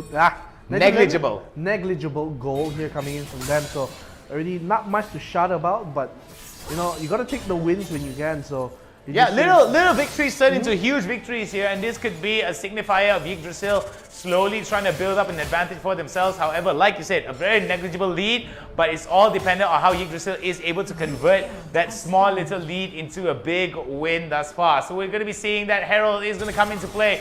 Yggdrasil as well as DYR are going to be contesting it, but it is going to be the Scuttler that gets taken up here. I think it is going to be Yggdrasil that were able to take away the Scuttler, giving a lot of information towards them. Kind of preventing members of DYR to actually try to take it, or at least if they take it, it is going to be at least a threat of a steal from the side of Yggdrasil. Yeah, so usually they do see the rest of the team here, and like we said, Zig's going to have a lot of fun time just poking the rest of the team. They are looking for a little engage. Yuberry is actually walking up and she's going to get caught up and caught in the Cataclysm, but the Cyclone will land, but Yuberry is already down, one member already off. The Ziggs ulti will land in the back line. Look how low Wukong is here, will go down. Garrett tries to trade a bit of kill, but Jarvan will saw him, and look at Pepe right now with the Garrett ulti. Justice is not served today as the rest of the members walk away, but that's going to be 3 extra kills, and once again the objective goes to Yggdrasil. Even though the hero's entrance didn't hit, it was going to be a smooth one there. Going to give a lot of zoning capabilities, but we do see that it's going to be a bit of a dive right into the riposte that came in from the side of Yggdrasil. Goes to one more hit and he's going to go down. He's got to be careful though. We do see that coming up on top is going to be the monkey himself, Jerenzo. might actually come in and try to turn it around, but it's got to be careful. Gosu right now still very much in danger here if members of DYR decide to pull the trigger onto him. He purposely walks further into his base just to make sure he can get the recall as safe as possible. So you still, like we said, the little things count out, and now they have a 3,000 goal lead coming just from 2 fights. So that is how they're going to snowball right now. But still, you can't count out DYR. They still have the Cannon Ultimate, the Maelstrom. They have the Cyclone to combo everything together. And of course, you can't forget the 2 global ultimates, the Barrage and the Final Spark will come in from Lux too. So can't count it out yet, but it's just looking pretty bad so far if they allow this to continue. They look like they're just going to be relaxing here for now for the side of DYR. Nothing much to fight over as the Dragon will spawn in about a minute. Oh boy. So, oh, goodbye, Uberry. Baphomet getting a bit of a solo kill there over to the mid side without jungle intervention. Definitely going to show that there is going to be a big lead there being built up for the side of Baphomet, and they immediately go for the Herald push, and they are going to be scoring their first turret, getting a little bit of gold as well as priority. I feel that opening up the mid lane turret will always be one of the highest priorities. Why? Because it does create a bit. But over to the mid side though, we're going to be seeing another one. I think it was going to be a Cataclysm that worked up, and this could be another turret in favor of the side of Yggdrasil. DYR right now bleeding objectives at every turn. Neon. That's 2 towers away, and look at the bottom side of the map. They are looking for a fight one more time. All members here. The Jarvan in the back. Look, without even the Jarvan, the damage coming in. The ulti will land on top of Lux, and they get the Justice coming in. And Hero's entrance really is the big entrance. But Hero looking for a fight here. They do corner the Galio, so he is the sacrificial lamb. Will try to flash, but will not be able to escape here as, you know, just burning a flash. But I think you'll be fine as usual. They walk away with 8,000 gold lead as the Inferno Dragon will just spawn on the map. Hero was very wise to come over to the bot side, delivering a little bit of Demacian justice on to Pato there. But Pato's Hero's entrance was very good to help secure the kill for the side of Yggdrasil. Yggdrasil right now just goes to show that, yeah, you're going to think that we won the game last game easy because we were 4v5, but it seems that it's just more of the same coming in from Yggdrasil against DYR, and doesn't look good for DYR as this continues. It's not as bad. They're not going to get perfected, but still, you know, I got to look at the positives for DYR. You know, at least they're not going to go another perfect. But they're trying to fight for the Inferno here. It's going to be really, really low. Look for a steal here, but Galio already just chaperoning everyone. And look at Bebe going into the back line. Of course, maybe not looking for a fight. Does spot out the Ezreal here. Will try to get a 4 vital proc here. The Ziggs ulti will almost kill off. Will actually kill off the Lux here. And look at the kill. They're looking for Ezreal. He will go down. The Garen ulti does land. The Maelstrom does not hit anyone. And Ziggs will be fine. Look at Jump in the back. Will try to knock out the Garen here. He will go down. And look, continue 4 that kills. He's here as a J, so he doesn't even die here. Galio survived. That is going to be 4 kills for Yggdrasil one more time. And they're probably going to reset and go to the Baron straight away. Yeah, there's going to be a very strong opportunity for them to go for the Baron here, Neon. And I think this is going to work wonders for the side of Yggdrasil. Despite the fact that the scoreline is almost the same from the previous game, the only difference is that DYR were able to score at least 2 kills in this fight. Hero and Uberry now out down, so they do have an opportunity to try to at least contest for the Baron. But Yggdrasil there ahead by at least 9,000 gold. And I don't like what is happening here for the side of DYR. They have to claw back into this. Now, in your educated opinion here, Neon, what do you think DYR has to do if they want to turn this fight around against Yggdrasil? I think the main thing is that they have to look for proactive fights, because the thing is, like last game, they were just basically allowing you to walk into the jungle freely, getting the vision, getting the lanes, getting the jungle buffs. So for the side, you just DYR, you gotta just maybe camp a bush and look for someone just crawling, walking into the face checking. What, the face checking? The face checkings, huh? Yeah, the face checking. Neon there, definitely a funny one. Is going to be another Cataclysm onto Guri, as well as the flash being forced out from the side of DYR. Yggdrasil right now being very aggressive in there. Idoriku right now trying his best to actually do a little bit of damage onto Soy. Soy just laughs it off. Hero right now will be able to take down one. There goes Mega Inferno Bomb. It's not going to be enough though to take him down, as we're going to be seeing the root coming in from the side of Pato. Oh, the final spark's going to go down. Baphomet actually almost very dangerous indeed, but Baphomet turns it around. Beautiful double kill going over towards him. Uberry comes in with a beautiful slice of nails from, but it's not going to be enough. Soy Soy right now is going to be chasing onto Uberry. Uberry trying to get away. The flag and drag is going to knock him up. As we do see Gosu coming in. Ikithian Rain will come in. The beautiful ultimate is going to be good. Killing spree for the side of Yggdrasil. So Hero, even though he tried to go in for the fight, they basically just ignored him. Like, you don't have the damage, I don't worry about you. So even Soy really low on HP, it didn't really matter as Hero doesn't have the damage. Now he'll just try to stop the tower push and they're like, alright, see you man, no problem, blame us. So they will just basically ignore poor Hero. I mean, trying his best, but you know, it's like the unanswered text from the girl I like, you know. Yeah, I mean, it's just a clap of the hands, bro. You need 2 hands to clap, Neon, and unfortunately, Yggdrasil is just like clapping their way to victory here with a total of 15,000 gold advantage in their favor here. The power spikes are very much real for the side of Yggdrasil, as well as not even a single turret being picked up for the side of DYR. DYR, if they want to turn this fight around, they've got to win the next 6 fights consecutively. Perfectly. I mean, you really said it. I mean, it's really uphill battle here for DYR. I try to be as optimistic as possible for the losing team, but really nothing. I said it again, yeah. I don't want to cut you off here, but there's a fine line between delusion and confidence.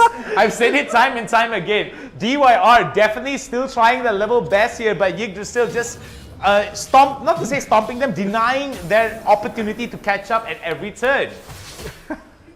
No, the thing is, like, I'm still rooting for DYR, man. I do too. I really do too. But I mean, when you have Yggdrasil outclassing them at every turn, right? DYR is just basically dying a slow death, in my opinion. But at the same time, they're gonna get a fight in the mid lane.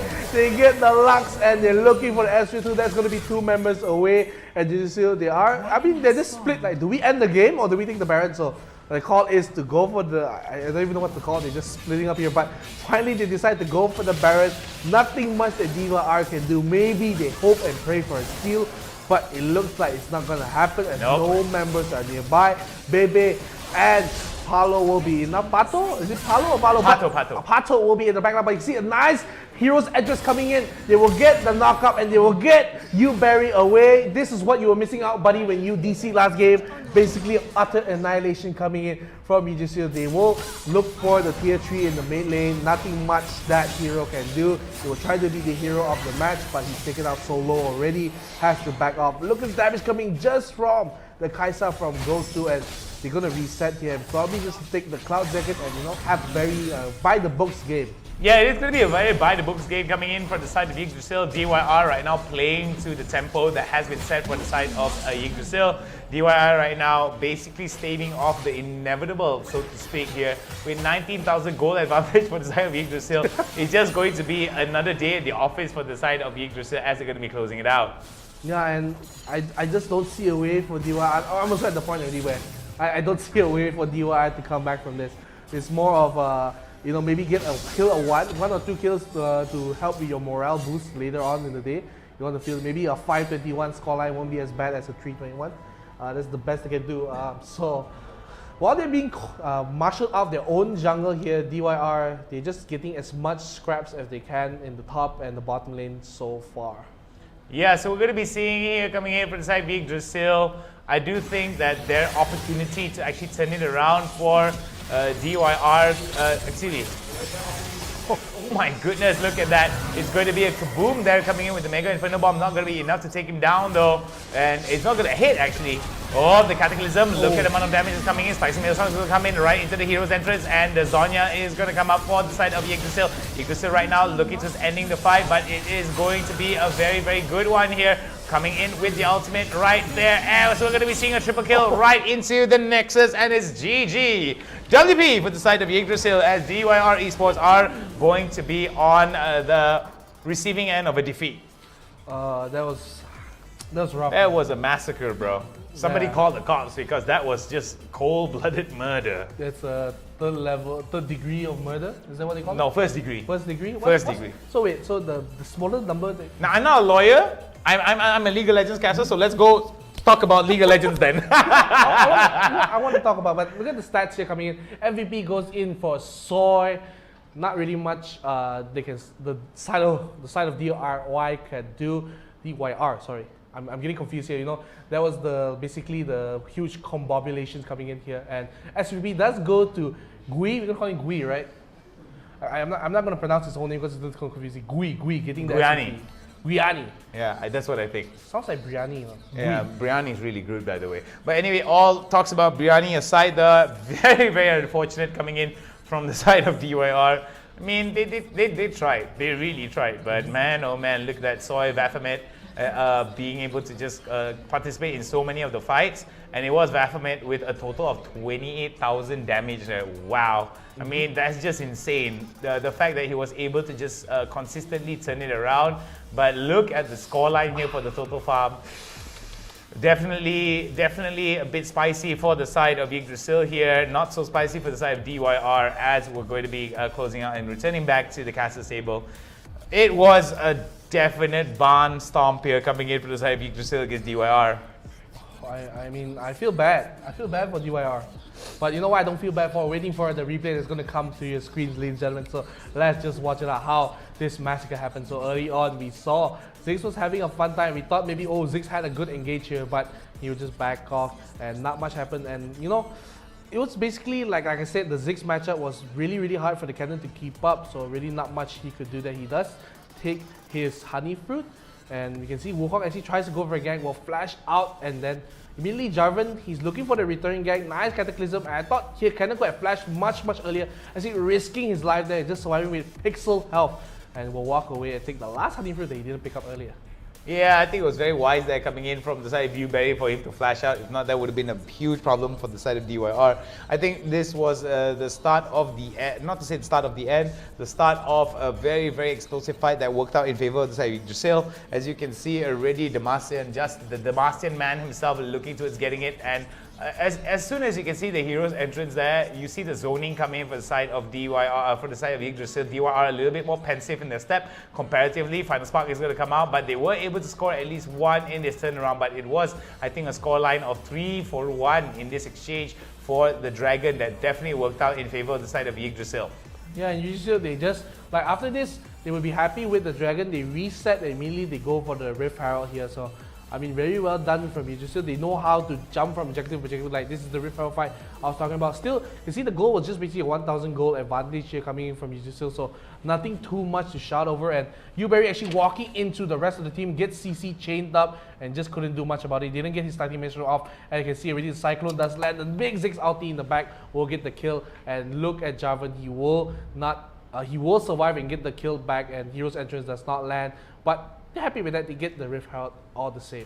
Yep, so we're going to be seeing here another one. The Final Spark going to go for the steal attempt. Not going to be successful indeed, as we do see Yggdrasil immediately going to be very aggressive indeed. But look at that, Gosu there immediately popping out his barrier. One gust of wind is enough to take him back into the grey screen for the side of Yggdrasil. DYR there over to the mid side. It is going to be a solo kill for Baphomet onto Uberry. Yeah, I think Uberry just walking a little forward and already Ziggs being too strong. But at the same time, look at just this nice dive coming under the tower. Of course, they just go with the hero entrance. They kill the Lux. Does get the Final Spark, but no damage. But he, basically, Pato is the sacrificial lamb here. He will fall. The flash was unnecessary for him. But I would say bringing the flash for 8,000 gold lead, I would do that any time of the day. Oh yeah, I mean definitely. I don't mind waiting another minute or so for my flash to come back up if it's going to definitely give me a very strong lead. But here we go again. Bebe right now being very aggressive indeed, opening up with the Grand Challenge right into the lunge and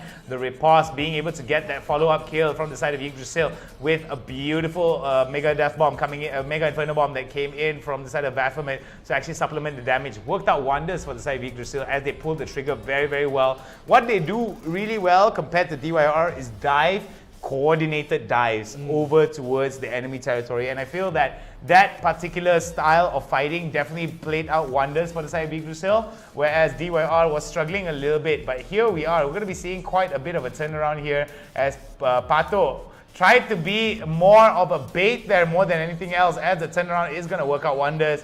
But it is going to be Baphomet that gets taken down in that exchange. Uberry there gets hit with the flag and drag as Bebe right there comes in immediately. Yeah, and they finish up the kills. Uberry goes down, and like basically they could have just ended the game as soon as they wanted to, but you know, like we said, they want to do it by the books, make sure there is no way for DYR to come back. So they take the barrier away. You can see already Pato and Bebe will be just zoning the rest of the team, and the Hero Edgers will land. They will get the kill onto the cannon, and you know the best have to run away. And we thought, oh, this looks like the end, but they decided, okay, let's reset and go for the cloud. And this is what they do. They get the cloud, they start grouping out mid, and the siege starts. Look at the damage already, and the Ziggs ulti maybe a little too far forward. Maybe you're expecting a flash earlier or something. So not the worst, but not the best too. Yeah, not the worst, not the best. I totally agree with you, Neon. There goes another fire spark, CG final spark. As we're going to be seeing again for the side of Yggdrasil, they're just going to be very, very textbook indeed. Immediately come in with the ultimate there for the side of Yggdrasil, and it just worked out wonders, being able to secure the triple kill before they close out. So flashy moves coming in from Yggdrasil's ADC. Yeah, so well done, and congratulations once again to Yggdrasil. They will head over to the top 16 of the tournament that's going to go to the round 2. So ladies and gentlemen, that was our first best of 3. There will be 2 more today. That's 1 more than 1. Yep. 2, yes.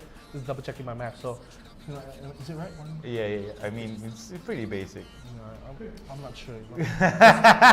NeonFaith, the most cutest guy, but not very good at math. But I do know one thing that we are good at is casting the game and going for a short little break after this. We're pretty good at that, you know. We're going to take a short little break because we do need to recuperate and get all of that done. But we are going to be delivering to you another best of 3. So don't you dare go anywhere. We will be back. I'm Hound, he's NeonFaith, and we will see you right after these messages.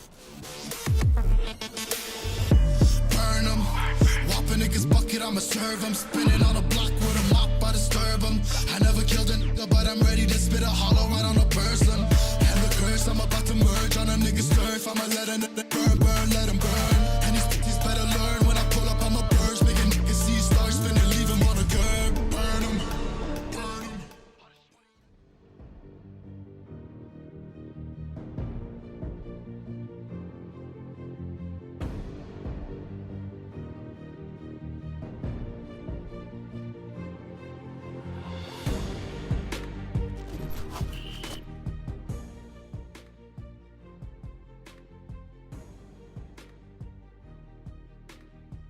Hai, saya Muhammad Nur Syakir bin Ismail ataupun lebih dikenali sebagai Syak. Saya, orang kata pengalaman saya dululah. Pengalaman saya bekerja dalam industri e-sport ni bermula daripada cyber cafe. Di mana saya bekerja di cyber cafe dan hari-hari saya main game juga. Bila main game ni kita tahulah orang edit game ni macam mana, hari-hari kena main juga game tu. Lepas tu saya dapat peluang macam join event crew untuk tournament yang ada dekat Malaysia ni ya. So saya tak ada terikat dengan mana-mana company ke, tak kerja full time dengan orang. Saya as a freelancer je. So di mana freelancer ni saya bekerja dengan company-company yang besar, orang kata lebih orang kenal sekarang macam TGC, Orange Esport, Mushroom. Semua ni kita orang mereka ni akan ajukan tournament yang besar, tengok pada game apa yang dia buat, saya akan jadi macam event crew dia orang. So saya pun macam shock lah. Aku pun dah jadi macam Sting aku lah. Sting aku, yahoo! So, bila di mana dalam tahun lepas, hujung tahun lepas, saya ada kawan saya ajak, Syak, aku ada satu tempat baru ni, IRL Asia. So, aku kata, okay, boleh. Aku boleh join, tak ada masalah. So, aku pun datang. Masuk IRL Asia, so aku tahu IRL Asia ni adalah multi-tainment company. Dia bukan fokus on e-sport je. Dia ada macam-macam. Dia ada orang kata dari segi music industry. Music industry, kau boleh main gitar, main piano. Kau boleh jadi penyanyi, kau boleh jadi pengubah lagu, kau boleh jadi producer lagu. So aku pun tak lama lagi akan jadi penyanyi, tak silap aku rasa. Apa lagi? IRL Asia. Aku dah masuk dalam ni, aku antara salah satu produk daripada IRL Asia. So apa lagi? Mainlah join dengan kita orang sekali. Tak ada, orang kata tak ada apa-apa halangan. Kita pun tengah mencari bakat-bakat baru, talent-talent baru, player-player baru ataupun nak jadi belakang takbir yang baru. IRL menjemput anda.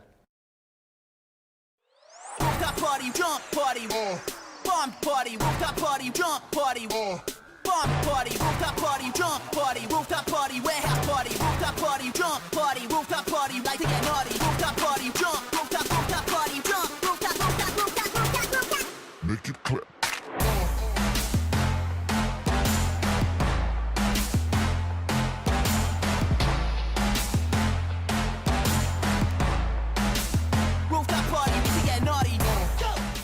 Ladies and gentlemen, welcome to IRL Asia's YouTube channel. I'm NeonFaith, and today you'll be taking a look at Summoners Odyssey's plays for the week.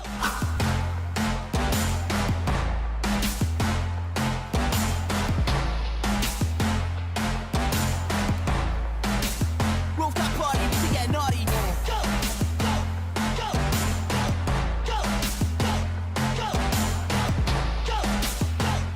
Here we can see Ziggs from the side of Daiwans. He will steal the Baron here as Fiora tries to salvage the fight. She won't be able to as the Baron and the fight will slip away from their hands. Naughty, naughty.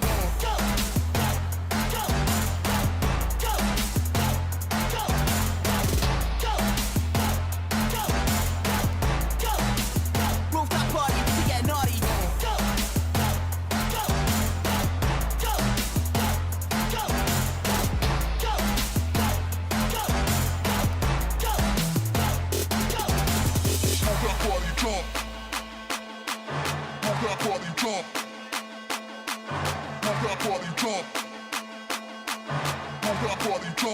That was some fantastic plays this week for Summoners Odyssey. Remember to subscribe and like our YouTube and Facebook page for IRL Asia. This is NeonFaith signing out, and I'll see you in the next video. Make it clap.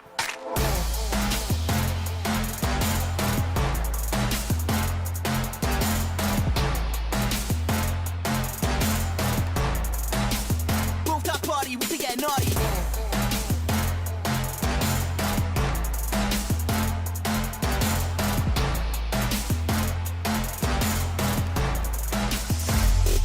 Naughty, naughty. Smoke it up.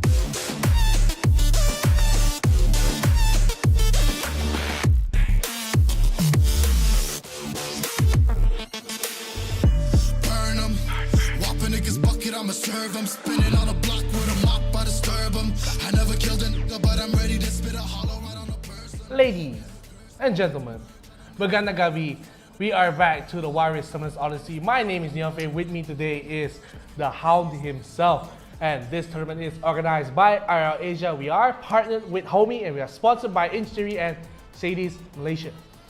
So, Mr. Hound. Yes, sir. That was a great match that we just watched. That was a spanking. That was a spanking, that's for sure. I don't know about you guys, but I mean, at the end of the day, we always value a lot of competition. But when we see a dominant display, we can't help but just. I mean, it's obvious what we have to say, right? Wow, that was just a massacre. Somebody called the police. Like we said, first-degree murder was witnessed right there. And Yggdrasil was definitely a repeat offender twice in a row. So, I mean, even though the first game was a bit of a fluke, so to speak, right? Because one of, I think it was Uberry couldn't actually make it into the game. But the fact remained that Yggdrasil was like, nah, we're not going to give any doubt. We're going to make sure that it's a dominant game for our second matchup. But we're not going to talk about game number one. We have game number two and one more game, actually. One more best of three, right, after this? Yes, sir. Okay, so for those of you guys who don't know, who is going to be matching up in game number two? So we will have Ace Esports Kings up against Alphar Esports. So that's going to be a very interesting match. We know that Ace Esports, they are a very, very strong team. They have made it very far. They got to the top 4 before. So let's see, maybe today is the day they can make it all the way to the grand finals. Of course, they're going to be streaming only up to the quarterfinals. The semifinals and the grand finals will be streamed tomorrow. So, you know, after today, remember to set a reminder on your phone if you want to watch the semifinals and the finals. You better watch it, because I'll be watching you watch it. Yeah, we'll watch you watch it. If you don't watch it, I swear to God, I'm going to find you. I'm going to steal all your cookies. I'll delete your Wild Rift account. So really? You got your warning already. You got your warning already. All right, so let's take a look at the brackets. So we have the remaining 16 teams in the bracket. We will have Lonic Esports going up against Fourth Dimension. Fourth Dimension, they will take off True Damage.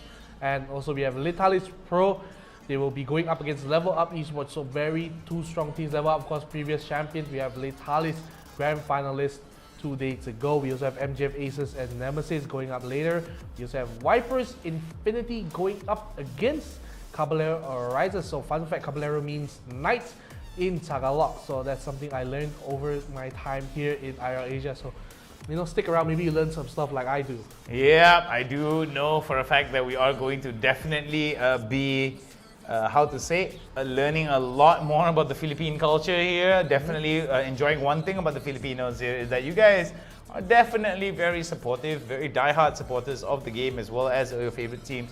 So keep up that spirit. And of course, for those of you guys who don't know, we also are on Facebook, YouTube, and Twitch. If you're watching here, that's where you are right now. But we also are on YouTube and Twitch. So make sure to subscribe or follow wherever you like to follow. And of course, try to help us hit that 10K. And for those of you guys who like the TikTok, you know, the music as well as the dances, you guys can go check us out, IRL Asia on TikTok as well. That's going to be some memes and of course dreams like there. So thumbs up are going to be given to you guys. You want to know why? Because we're going to go right into picks and bans. So on the left, you will have Ace Kings Esports, and on the right, we have Alpha Pro. So, you know, I always make this joke, they are pro, not noob, but you know, Chef is not here to laugh at me and say I'm a loser, so we're gonna have that here. So.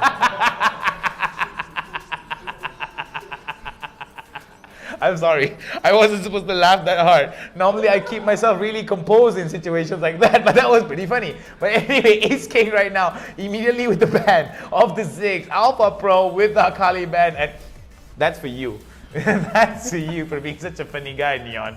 But anyway, all of that aside though, it is rather similar logos here. I mean, the logos are very similar. I mean, now you pointed it out, it's like you know, Ace and Alpha and the A, you know. Yeah. You know, maybe it's a coin kidding, that's for sure. It's a match made in heaven here. Yep. So let's talk about the ban. So Ziggs is banned out by Ace King. So very standard ban. Maybe they watched last game, they thought Ziggs was too much to handle. Akali and Lee Sin is the bans here for Alpha Pro. So no Ninja and no Blind Man for the side of Ace King. And also the last ban to round everything up will be the Fiora. So I mean, perhaps Ace King saw the last game and saw, oh my goodness, maybe, and the Ziggs also coming so strong, let's just ban it out. Yeah, so we're going to be seeing that from the bans here. Do you feel that with these bans from Ace King as well as Alpha Pro, what kind of composition do you think that we're going to be seeing? Well, for Ace King, maybe looking for something where they can group up more. Yeah. Fiora, no side lane pushing, so they can group up more, no Ziggs bombs to deter them away, like especially the Mega Death Bomb. For the side Alpha Pro, I think it's really more of just banning out, not for the composition, more of just don't want to deal with Akali and Lee Sin because they're two very, very strong characters to play against. So maybe just taking away, they probably don't want Ace Kings to pick it up. I think that's more of their mentality going on with the bans. Yeah, so that's going to be very interesting to note here for the side of Alpha Pro as well as Ace King. Both of them may actually, with the bans that come in, they actually open up quite a bit here because if Fiora gone out of the game for the side of Alpha Pro, then they may actually consider maybe a Darius or a Galio in the top lane, or maybe the Galio in the mid lane. We might actually see a Gragas as well, but we do know for sure that Camille is going to be locked in. And normally when you see a Camille, you normally see either a Fiora on the response or maybe even a Darius as well. It really depends on the type of pickups here. But Garen as well as Darius, with Fiora banned out, a Garen could actually be coming into play as well. Not that much of a counter pick with the Fiora. So Yachiru immediately on the Gragas, and it seems that my crystal ball seems to be very clear today in terms of my predictions. So we do see a Galio there for Krumesh as well. I do like what I'm seeing from Ace Kings here. Sid as well as Korean is going to be locking in the Camille and Kaisa. I don't speak Korean, I don't read Korean, so I'm just going to call him Korean.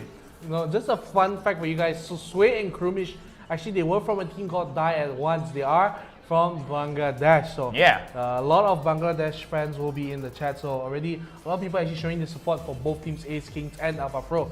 Diana and Galio is picked up, like I said, my top 3 mid laners. So probably Galio is going to go into the support role.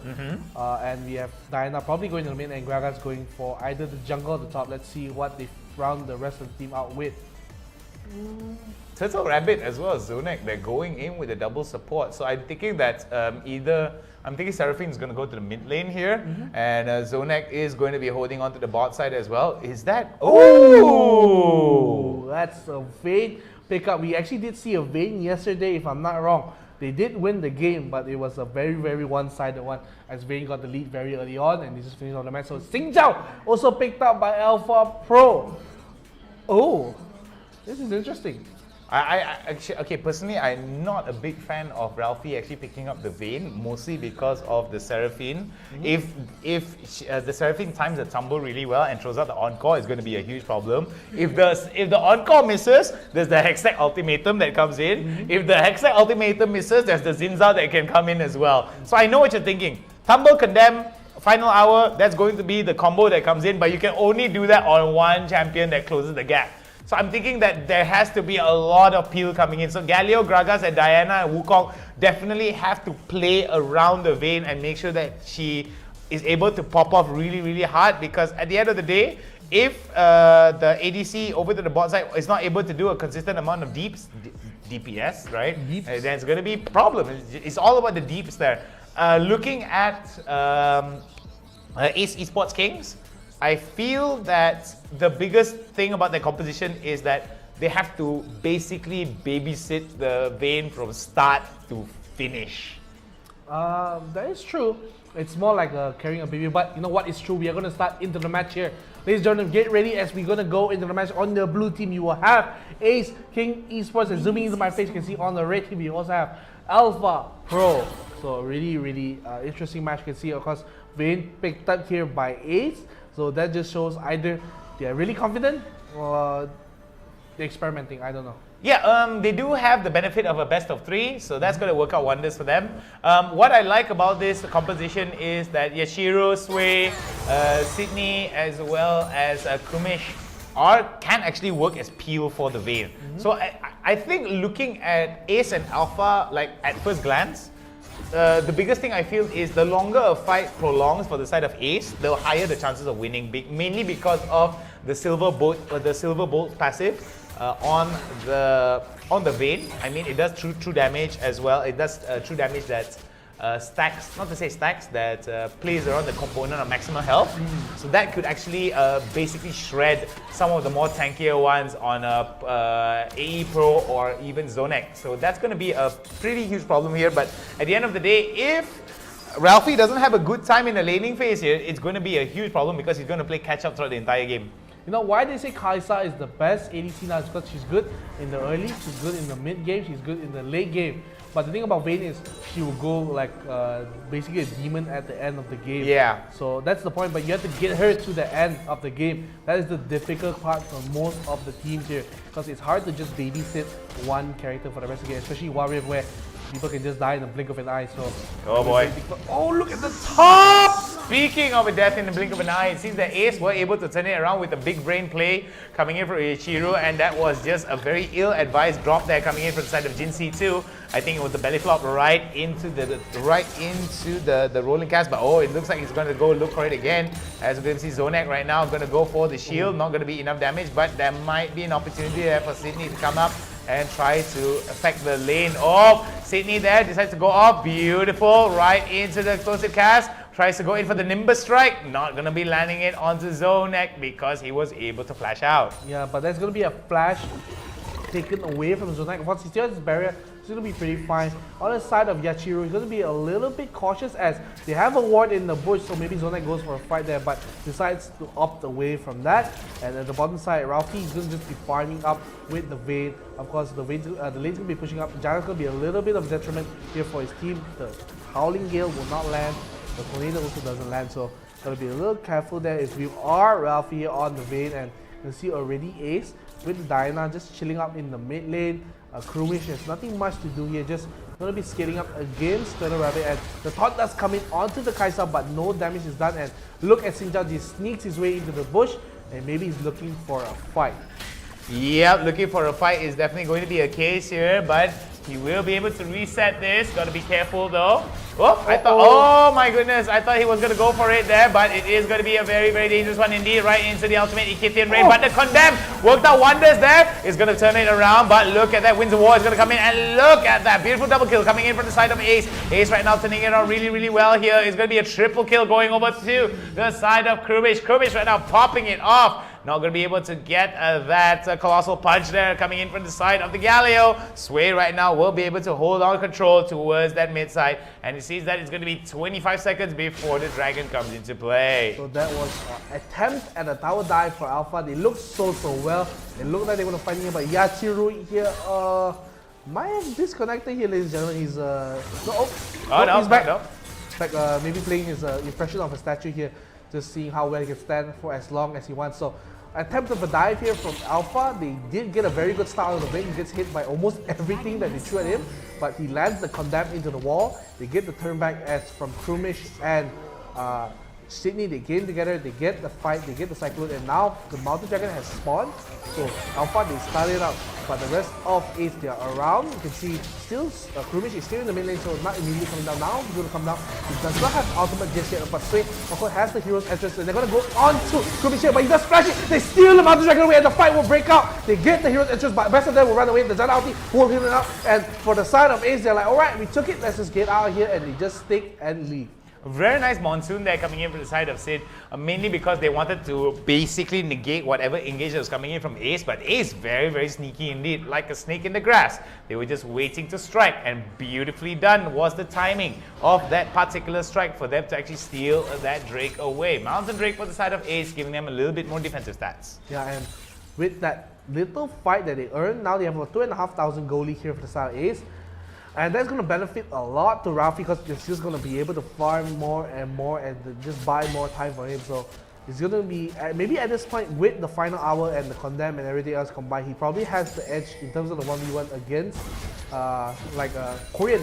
I can't speak Korean too, so I'll go on Korean too. So Kaisa here, they're going to swap the lanes here. They don't want to continue that. They want to, I think this is a mistake coming in from Alpha. You really actually want the Janna and the Kaisa to stop the Vayne from farming, but now they leave the Camille that is just basically going to be free flow farm for the Vayne here. So not the best of calls, but maybe I'm not seeing something they do see. They're actually going to be swapping mostly because for the Rift Herald control. So we do see over to the mid side there, it is going to be the Moonfall right there, rampage for the side of Krumish. Krumish right now definitely turning it on over to the mid side. However, 5 more seconds before the Herald comes in for the side of Ace. Ace right now trying to get the priority as well. So we're going to be seeing that immediately as the priority builds up, they are going to go for the Herald. They got to be careful though that they don't get spotted by AE Pro. They got to also be careful that the fact that Sid doesn't actually come in and try to interrupt this fight, because it is going to be a numbers game here over to the top side. What is Ralphie doing? He's positioning there. Very much dangerous indeed. It is going to be the Herald secure for the side of Ace, as they are going to actually pick it up and maybe try to open up the top side or the mid side here, because if they're opening up the top side, it means that there is going to be a big priority given to the Baron. Yeah, and already can see now that the side of Ace is secure the Rift Herald also with the Mountain Zone, there's going to be 2 objectives already taken up in their back pocket. And Ralphie will be in the top side, just trying to clear the way away from the Kaisa and the Janna, walking a little up, taking a lot of damage, but the rest of the team are here basically just trying to be the bait. The cycle will land onto the bold membership, the hero's edges will land, get nice monster coming in for Janna, but he will be the sacrificial land. Singta's trying to get a lot of damage on, but once again he will also die off. Double kill for the Galio, and they will have to back off. No ulti from Turtle Rabbit means that they cannot turn the fight. And it's going to be another win for Ace here, as you can see Camille just trying to push out the mid lane over here. 7-0 here, and you see that Ralphie just now was able to supplement the damage really well, even if some of the members were taken down for the count. If Ralphie was still in the game and still putting off the damage, it could have been a huge problem for the side of Alpha. Alpha right now still very much struggling towards the fact that Ace is very much moving around and securing a lot of kills. 7 minutes and 30 seconds, 7 kills in favor of Ace. That's a total of 1 kill per minute here. Goes to show that they are playing at a breakneck speed.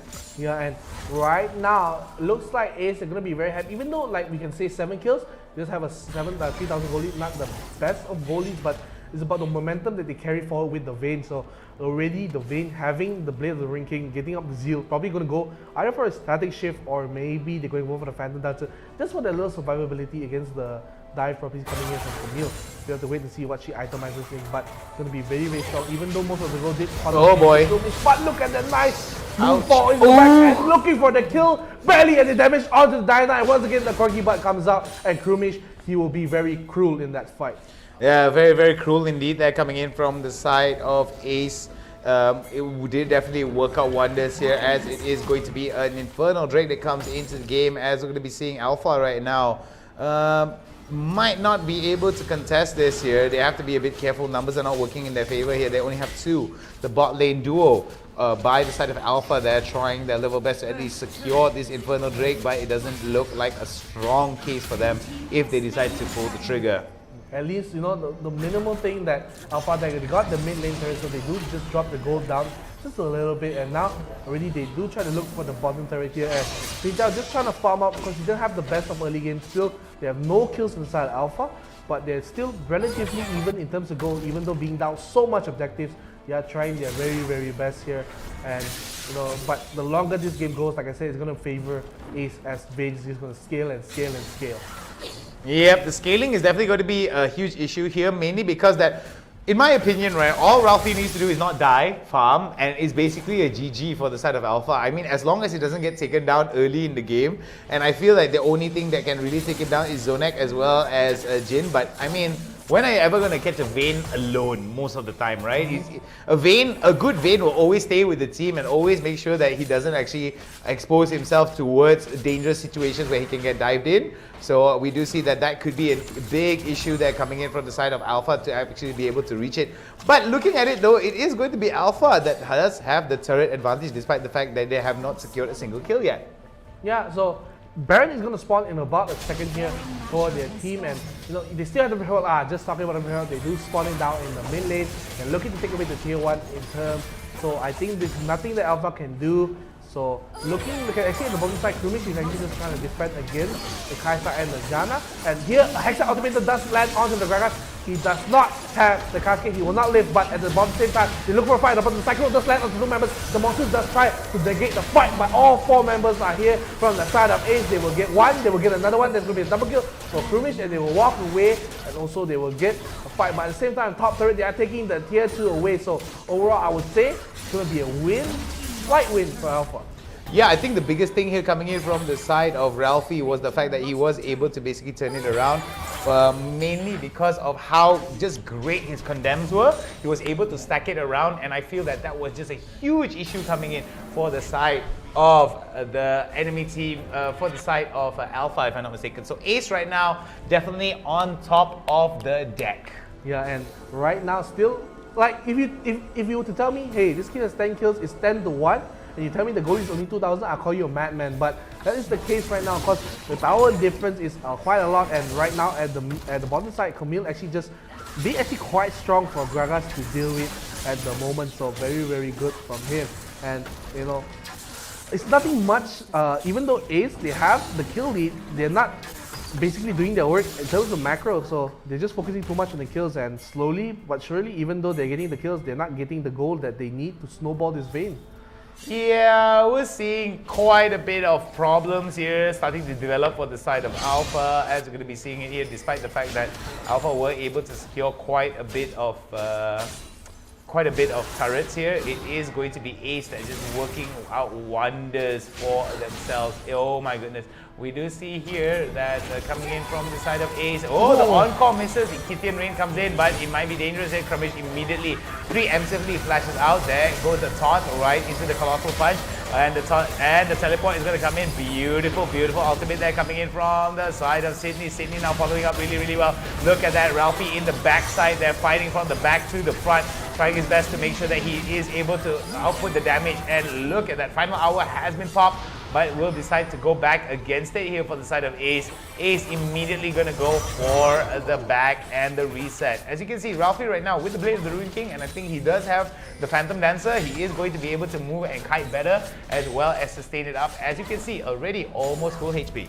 Yeah, and there's a lot of healing coming just from the Blade of the Ruin King, and Ocean Dragon will spawn, so means if they get this, Ralphie's going to heal up even more with the Omni event that will come. So they had to reset Alpha, they reset it a little bit slower as they had to play off the mid lane. So at least they will have the initiative here, and with Vayne they will basically melt the dragon like it's made out of butter, and they will get a 3 dragon lead here and basically a small 2,000 gold lead here. So Barrett is up, but I don't think it's the main focus here. Look at that, the Camille maybe is trying to look for an ultimatum there, but will not get it. And already Ace, you know, It looks pretty good for them as they're going to scale pretty well with 3 dragons in the pocket. But Krumish is the main target here for Alpha. Kind of going back. Krumish in the backline will pull with the moonfall, but will get stunned up, charmed up. Binding, but will get the return gets kill. it. Krumish will try to get for another kill, but won't be enough. But at the same time, you see Wukong looking for a engage onto the Kai'Sa on the top side of the map, the mid lane. They do look for a fight, but good kiting here coming from Kai'Sa means that they are not able to get the engage here, and it will be safe and sound for him. So a 1-for-1 trade here on the map. Yeah, we're going to be seeing here Alpha right now trying their level best to actually make sure that they do get some of these shutdowns, but it seems that with 3 kills only in the block, it seems that this could be a very, very bad start. Well, not to say bad start, excuse me, going to be a very, very bad pace for them to play at because they have to be catching up with the side of Ace.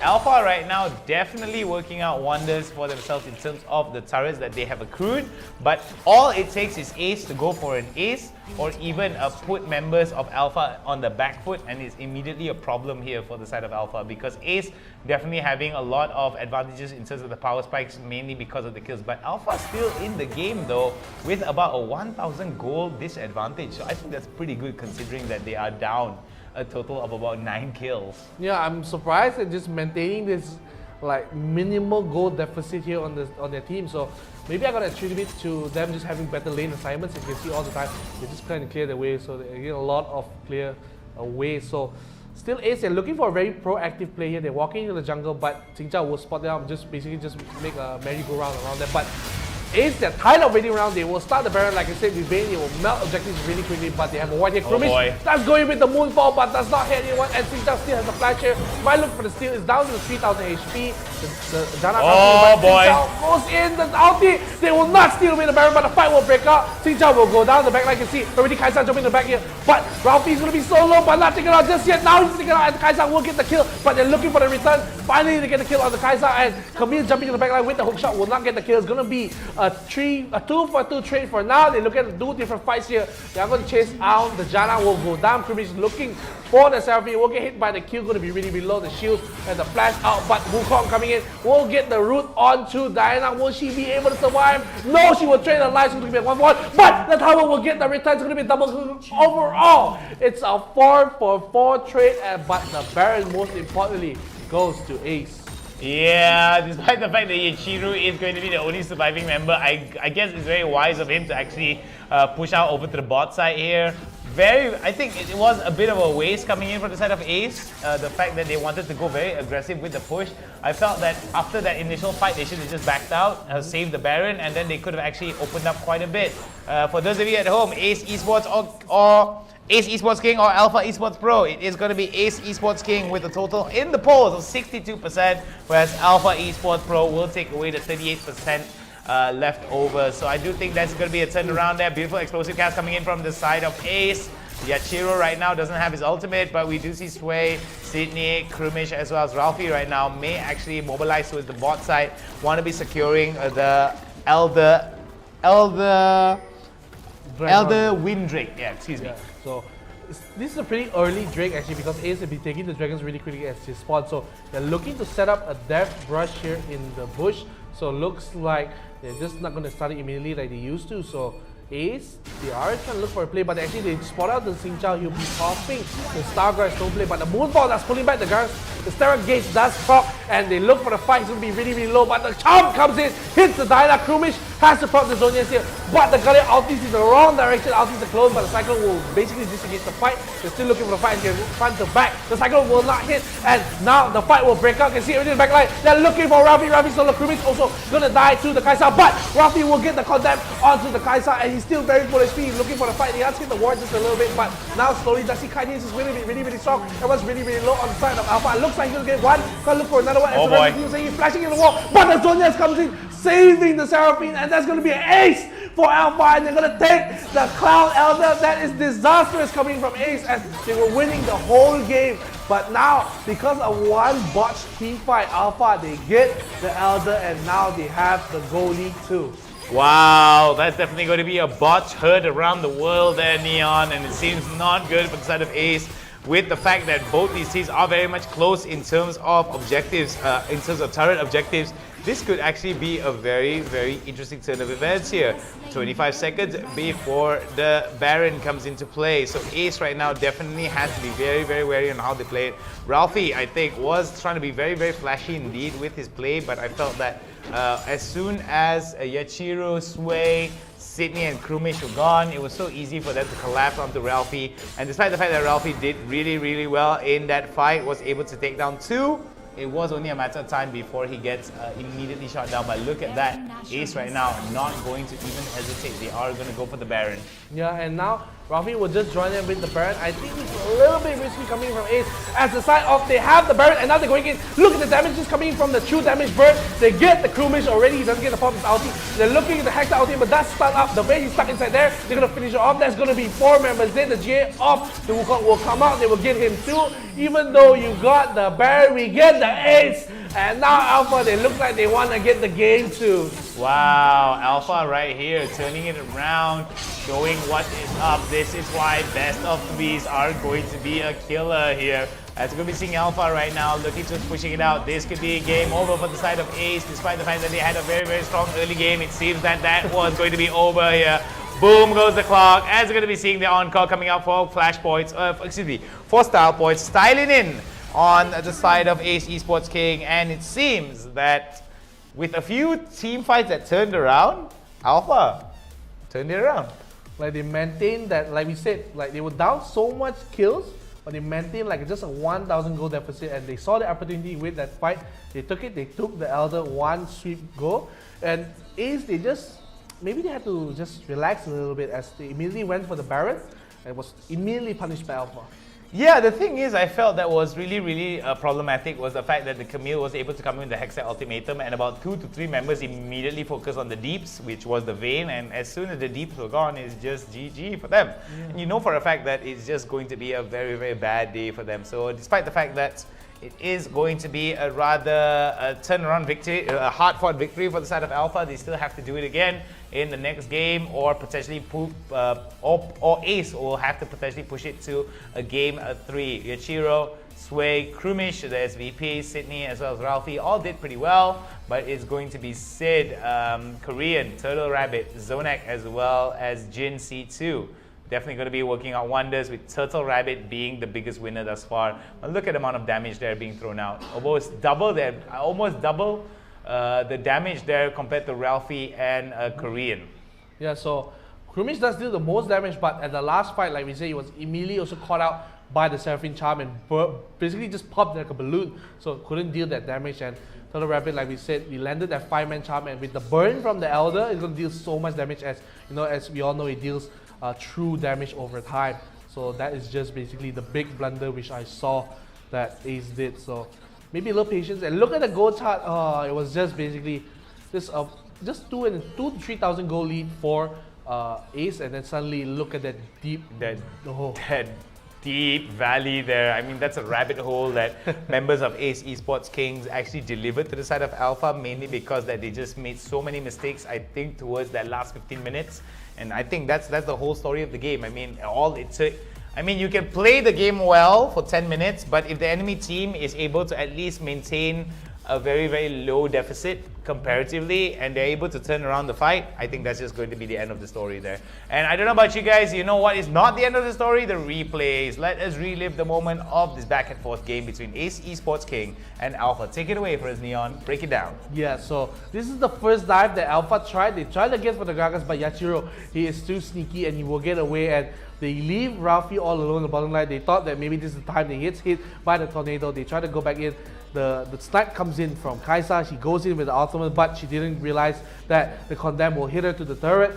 Galio is here. The rest of the team, Krumish and Wukong is here as well. Sydney will be providing the backup. Nice ulti from Seraphine, but won't be enough as Turtle Rabbit has to run away, has to burn the flash too. And that's going to be another 3 kills coming from Ace. And here Alpha tried to start with Dragon, but really it's just not doable. As you can see already, the Krumish is just so strong. He goes in, they steal the Mountain Dragon, the fight will break out. The Hero's Entrance of course does not hit, but it's more importantly, they get the Dragon, they're like, alright, you get the Dragon, let's get out of here.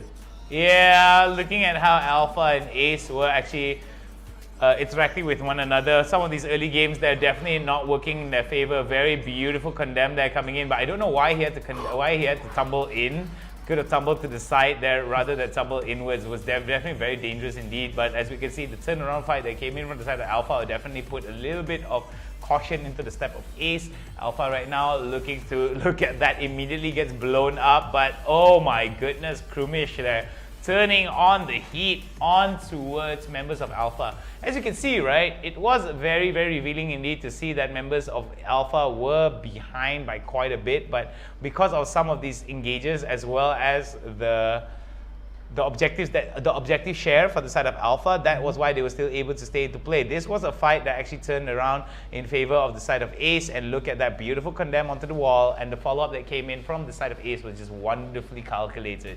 Yeah, so well done. I mean, early game you had to say good job to Ace, but Alpha, they just continue to push the side lanes. They get 2 turrets at the top side, because that leaves that whole lane. Oh, and if this charm would have landed, Krumish for sure would have died, but he just survives with a little bit of HP, and the rest of the team, they try to come back for the fight. Nice entrance coming in from the Galio, tries to get the taunt in. They knock up with the Cyclone. The hero's entrance does not hit anyone as they split up. You can see Rafi at the back there, trying to deal as much damage as they can. They get finally the J off of the Sing Chao. The rest of the team, they are going to trade away probably the Sing Chao and the Gragas, and they all both back out, so there's going to be a 1-for-1. So basically the jungler for the top laner for Alpha, and you know, slowly still Ace are maintaining the lead. They are going to try to chase Krumish here, but Krumish being so strong just turns immediately to the Seraphine with the Moonfall, and we thought that, oh my god, Krumish is going to die, but he immediately blows up the Seraphine. It's going to be a 1-for-1 trade. At the same time, the team, you know, they were hovering near the Baron, but they won't start immediately as they still just dance around it. Yeah, we're going to be seeing here over to the top side, there is going to, I think this was the first Baron fight, right? Yeah, this was the first Baron that was actually secured by them, tried to be stolen for the side of Jin C2, but Jin C2, I think this was where Krumish actually dropped the ball there, was trying to go for the Moonfall, but it didn't hit nobody, and the follow-up was definitely going to be very, very problematic indeed, as they were able to follow up beautifully for the side of Ace. Could have been a game over for the side of Alpha here, but somehow or another, members of Ace could not actually turn it around. This was where it just turned into a disaster for the side of Ace, as Alpha were able to turn it around. And I think this was where Alpha knew that, okay, we have a bit of hope. Yeah, I mean, Alpha, they're like, oh, we're losing the fight, but look, this is the play that actually gave them hope back. Like, the Seraphine was stuck on the turret, but she gets a double root onto 2 people. The turret kills away Krumish, and even though that she dies, he gets a return kill, so double kill, leaving the only person with the Baron buff is Yachiro at the bottom end.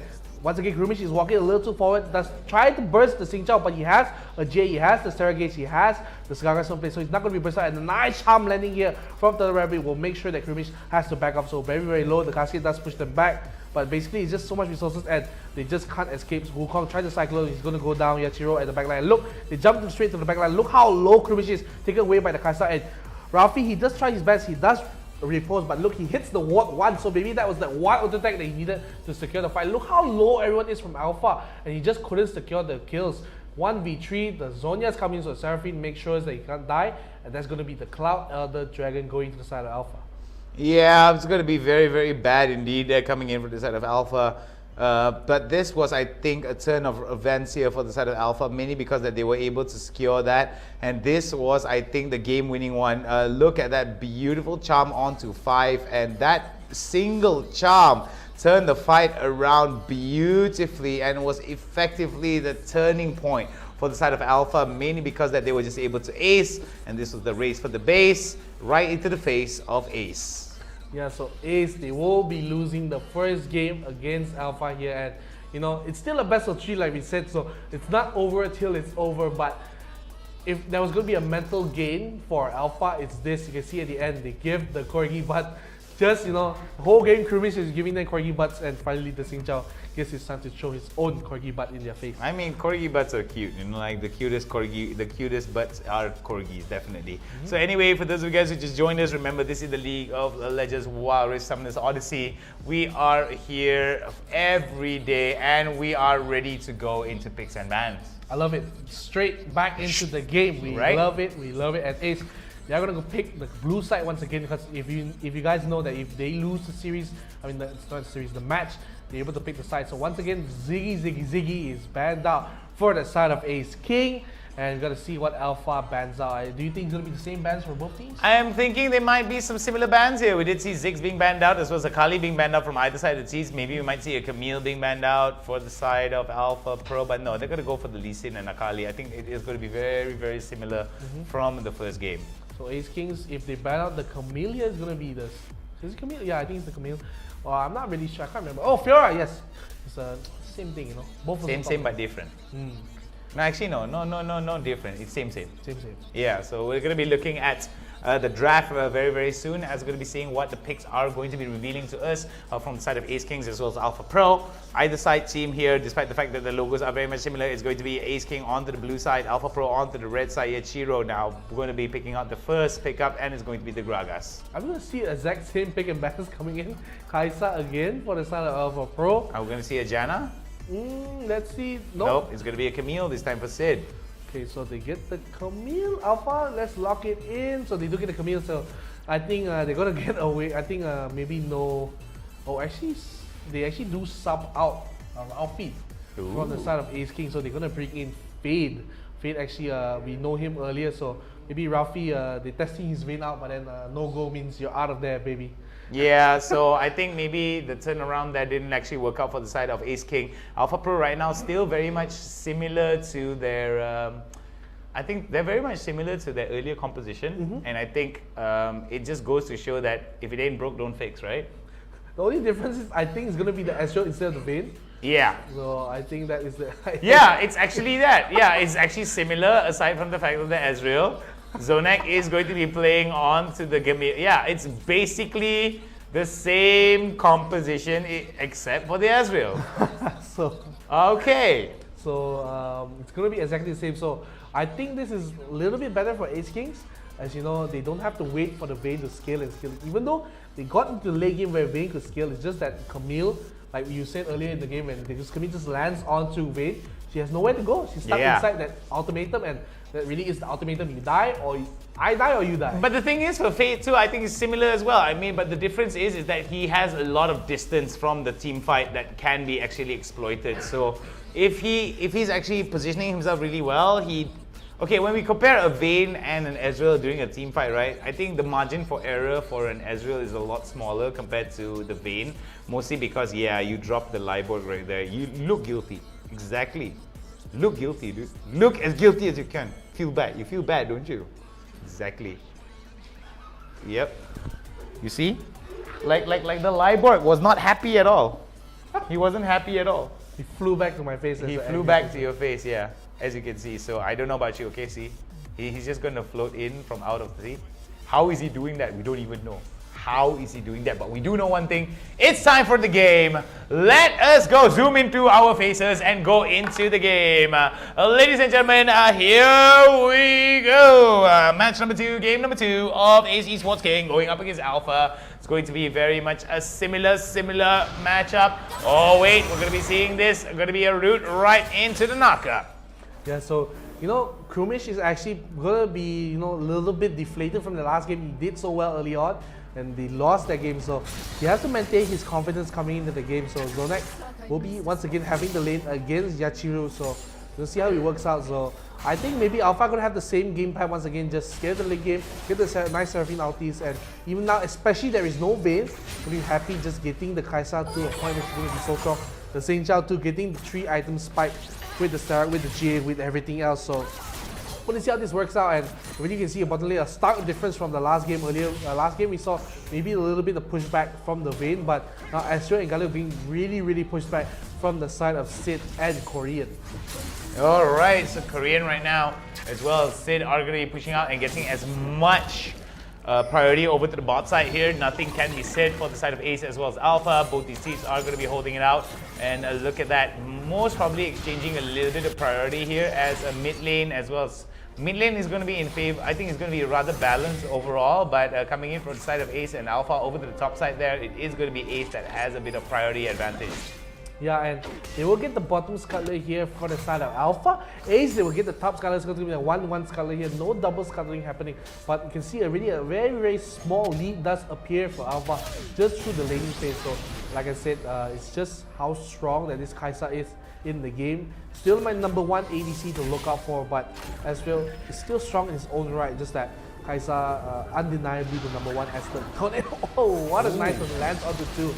You know, even though it doesn't deal damage, it's more of a mental boost for the Janna. Yeah, I mean, the more Howling Gales that you're able to land consistently is definitely going to be a huge problem for the side of Ace for them to actually counter that. Oh, there goes another one. It is going to not land onto Sway as well as Fade, but it is going to be very interesting to note how Ace as well as Alpha are going to be handling this over to the bot side here. Might going to be a gank pretty early on. This might be a very interesting dive here. Not going to be spotted out by the ward, so this is going to be very interesting because we do see Sydney here is going to be following up. Sydney spots it out. It's going to be following up. Beautiful ultimate to cancel that, but we do see that it's going to be a turnaround here coming in from the side of Alpha. Alpha right now trying their level best to actually go with a lot of damage over to the bot side here, but it's not going to be enough, forcing out at least 3 flashes in their spot here. Beautifully done coming in from the side of Ace, from the side of Alpha. So it's technically a win for Alpha because they do get a lot more priority. They clear the waves before that happens, so Ace, they have to stay back and clear that wave here, so they get an early reset now for the team. And still, even though that like we said, they cleared the wave, so they don't lose a lot of gold at all. And Kaisa will be really happy that she does pick up her BS sword and the longsword to get her evolved kill. And Krumi still, like I said, maybe it will affect his confidence, but no, still very confident, just showing out the emotes left and right. So still not deterred from the last game, still having fun as usual, as we know Krumish does all the time. And now Alpha is just still, like we said, one scared of the late game, as we saw last game what happened when Kaisa got all the items and Turtle Rabbit landing the nice charge. Yeah, so we're going to be seeing it here coming in from the side of Ace as well as Alpha. Both of them now going to be pinging towards the Drake. 5 more seconds until the Mountain Drake comes into play. So we might see a little bit of repeats from game number 1, from match number 1 in game number 2 here, as we're going to be seeing match 2 could actually reveal quite a bit, as Alpha right now is going to be starting it out. Going to be very, very interested indeed to see how Ace is going to be responding to this. There goes the crescent there, right into the middle of it. Beautifully done there, coming in as the blue team, as Ace were able to steal out 1, but this could be a turnaround here coming in. Look at the charge that came in from the side of Jin. Jin right now will be able to not take down 1. The first blood is going to go over to its Fade. Fade right now using his range as best as he can to actually get as much damage as he can, as members of Alpha now are going to go 1-for-1 trade with a big steal for the side of Ace. So almost the same thing that happened the last game. Ace, they steal the dragon and they win the fight there to get the first split. So a small lead coming in from Ace here early on in the game. Of course, it's still 1 minute and 10 seconds away from the wave out. So both teams, they're looking to just push out the waves just a little bit more and reset, because I know these teams, they want to fight for these objectives. They're not going to give it up just for maybe a lane or farm or maybe a tower. They want to fight for these objectives, and they know that they are confident they can win the fight, both sides here at least. So you can see how they can set up for this. So a very, very early setup here for Ace. They take away the Rift Scuttler, and you can see now Camille is assigned to the bottom lane, as they want to just push it out as quick as possible. So Alpha, they have evened out the goal, but still they have to win the fight, as they lost that last one. Yeah, they're going to be losing out their last one here, as we're going to be seeing from the side of Ace as well as Alpha. Both these teams very much even across the board, with Alpha having a slight goal advantage here, about 1.5k goal advantage in their favor here, as they're going to be opening up 1 more turret. And we did see that in the match number 1 for game number 2 of our potential best of 3. Oh, beautiful then they're coming in from the side of Ace. Kumish right now will have to back out. Very, very dangerous indeed, as the double stun, the double root there coming out from the side of Turtle Rabbit will not land. If not, it could have spelled a different story. Herald now back into play. Look for Alpha to contest. Yeah, Alpha now, they are going to clear out the top side. Very aggressive here for Fade. He does land a lot of damage onto Korean on the Kaisa there. Already the side of the Rift Herald here, they will be starting it out, and already you can see Zonak actually getting a very, very particular situation. He might get caught out here by the Wukong, but will be managing to get out there, especially he still has a hook shot, so not much worry. The barrage just only hit onto Turtle Rabbit here, and the Rift Herald is actually getting pretty low. About 900 HP, they won't be able to steal away, no contest coming in, but still, they maintain the goalie due to the tower they took a bottom lane from Connect, so it's going to be Zonak, my bad, so it's going to be still pretty fine for Alpha right now. Yeah, pretty fine thus far, but it's all a matter of how they're going to be mobilizing and Whoa, the timing right into the Hexagon Ultimatum. I don't know whether it's going to be a wise choice. They're coming in from the side of Zonek. Does decide to get out of there. So, I mean, at least he burns summoners, I guess, from Fate here. So, it was almost perfect timing coming in from Zonek. Just when his support just backed, he came in at the right time. So, I don't know if it's lucky or skill, but I bet Zonek will be very happy with that, at least getting one summoner away from Fate. And they take the risk color at top. Looks like Zonek might be a little too far forward. The cast hit will land, knock him back. Is it enough damage for him to kick off the kill? The flash coming in, the ignite will be enough as Zonek will go down. But the flash was maybe trying to get the skill, but now the fight will break out. They're going to go for the Gragas. The Gragas will go down, and that's going to be a 1-for-1 trade, and a lot of summoners burn for their team. Not going to be surprised here if this game... Oh, wait a minute. There, we're going to be seeing another one. It's going to be the GA popped up. Oh, very, very beautiful. Nicely done there in terms of the Howling Gale to cancel out Sway's opportunity to come in for the Colossal Punch.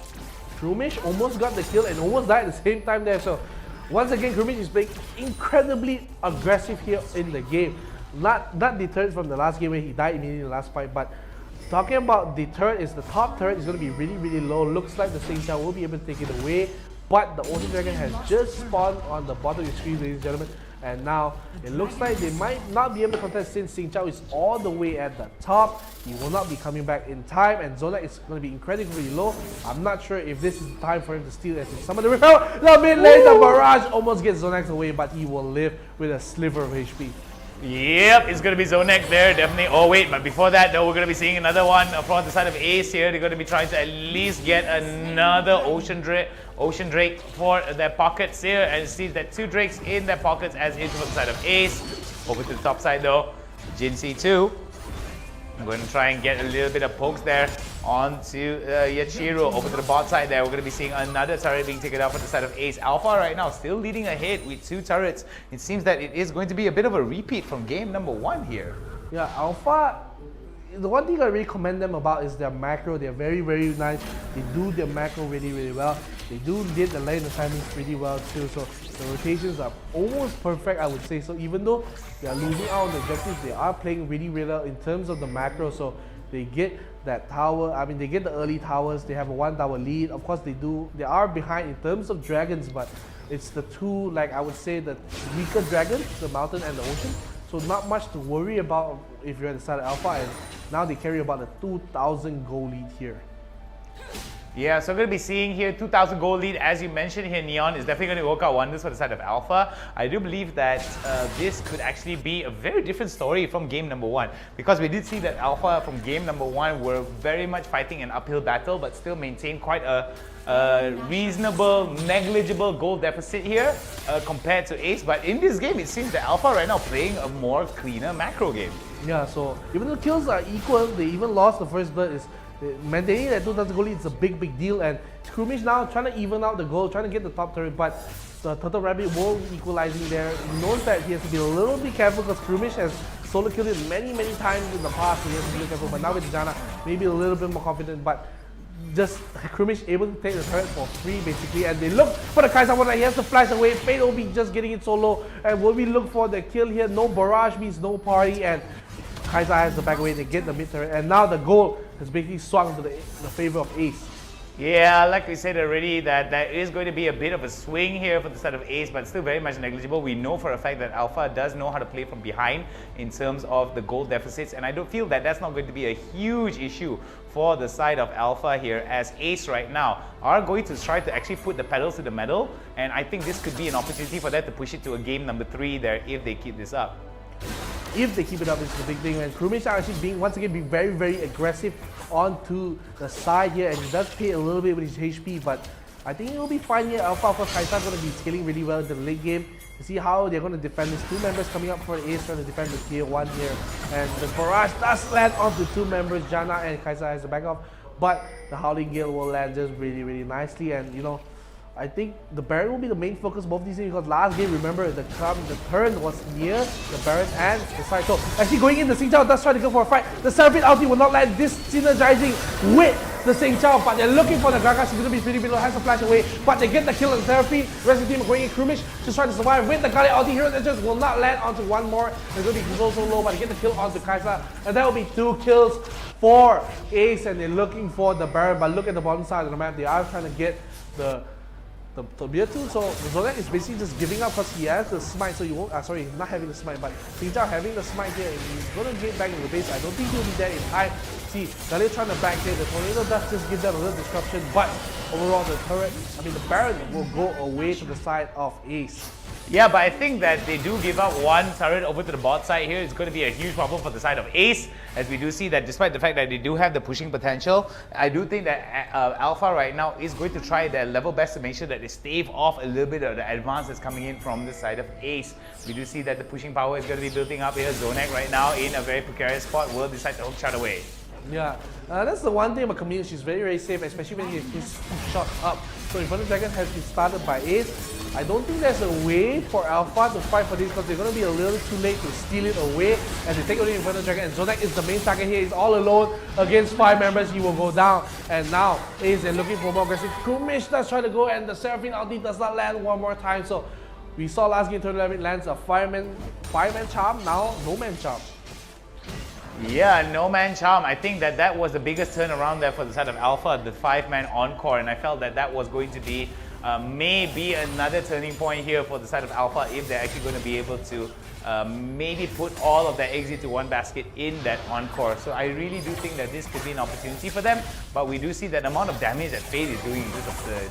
Yeah, this is the point where Andrew is so strong, but still we have to be wary of Alpha like this. Even though they're down about 3,500 gold here, they're able to just come back, but the sieging potential coming in from Fate on the Azure is just so much, and they flash it onto the Seraphine that almost goes down, but thankfully because of the shields and the HP, she does survive, and Zonek once again was the target of a hero's entrance, but will be able to walk away from it. Zonek, gotta be a little careful, and they're trying to defend the tier 3, but there's still a lot of damage flashing from the Unicorn. We get the Cyclo on site. Yes, the GSM is gonna be a little bit more tanky. The Seraphine ulti will finally land, the Encore will hit onto 2. They will get the kill already onto the Guardian, and Fate will go down, and now they're looking for Wukong. He's gonna go down as well. One more hit comes in from the Sing Chao, will be burned a little bit away, especially running from the Grok, but Grok will finish off the job, and it's gonna be 3 kills for Alpha, and is this the start of a comeback once again for the team? Could be. We're going to be seeing about 30 seconds there for Sydney and about 20 seconds for Sway as well as Fade. Could be another opportunity for them to actually go for that Drake, and this could be a very bad turnaround here coming in for the side of members of Alpha, for the side of Ace here. Very interested to see how members of Alpha, over to the mid side there. We're going to be seeing quite an interesting turnaround here coming in for the side of Ace as they're going to be pushing it out. But I don't think that for Alpha here, it is going to be too detrimental. Yeah, the barrage does come in, maybe trying to snipe Jin out, but he will not be in the vicinity, so will not go down. So even though it was a good showing from Alpha, they do reduce the goalie back down to just about 3,000. It's still, like we said, an uphill battle for them. They can't just rely on that fight, because I think it was just a little too deep for the side of Sydney to just go in like that. Gonna go for a Cyclone when his team could not follow up, especially no Sway ultimate on the Galio, no Hero's Entrance, no Moonfall from Krumish. Just very greedy, I would say. But now Jin, once again, is called out. He does have the ultimate here to buy a little time. He does push back Krumish, but he's gonna be really low DA, of course, and the Steric Gates will keep it alive, and the Chop will have the 2 members, but there's just no follow-up here. There is no follow-up. Zonak will try to get the kill onto Fate. Actually gets the solo kill onto him, so it'll be a 1-for-1 right now. The G is popped onto the Sing Chao. Actually, no, he stays alive, so it's going to be just a kill onto Fate and Yachiro. So 2 members now means Baron coming 1 second. Is this once again Alpha's chance to finish off what they started in the first game and just get a 2-0 with no top laner, no ADC? It looks like it might be just given up, but here they walk into Krumish here. He tries to get a kill, but no ultimate means he does not have the burst potential. And look at Kaisa just hitting into the back line, and Krumish tries to finish the kill off on the Seraphine. Krumish, does get the return kill, the Zonias, but he's not long for this world. Maybe he tries to get over the wall, but no flash means no party, and they are looking for the Baron here. It looks like they have to give it up. He's going to be taken out so far. Kaisa so strong in this late game fight. Ace Esports there definitely biting off a little bit more than they could chew, and this could be very, very bad for Ace right now as they're going to be going for the contest here, as they're going to be seeing Zonek right now. Oh no! He's going to be popping off the GA. Here comes, oh my goodness gracious me. This is going to be bad here, but the spike is going to be good. Beautifully done there, coming in from the side of Ace, as we do see that the interrupt is going to be good by Alpha right now, turning it around. This is going to be very bad. The double kill is going to go over to the side of Alpha. Alpha right now going for the killing spree, but we don't see enough here. 2 members are down for the count. 4 members, 3 members here are down. Oh my goodness, 3-4-3 exchange here in favor of the side of Ace. Alpha right now still has the Baron buff. They have to reset, they have to go back, but oh my goodness gracious me. Zonek, Jin and Turtle Rabbit, the only surviving members of this with the Baron buff. My goodness, I mean, the barrage coming in from Fate basically saved them the fight. They get the kill because of the Baron hitting onto Kaisa, and now they look like they want to start the Ocean, but it's going to be a 3-on-3, a Cloud Elder, same as the first game. Is this the turning point once again for Alpha? But Ace, they are looking to start it on. Zonek in the backline will get the charm. The charm will not land, but look at Krimish in the backline will hit onto 2 members. They'll kill the Seraphine away, but now they're looking to get the TPs in from both teams. Zonek will try to get the ulti onto Fate, but he's going to be surviving for so long. Krimish will basically almost survive, but charm is going to the backline. Kaisa will go down. It's going to be an Ace once again for Ace.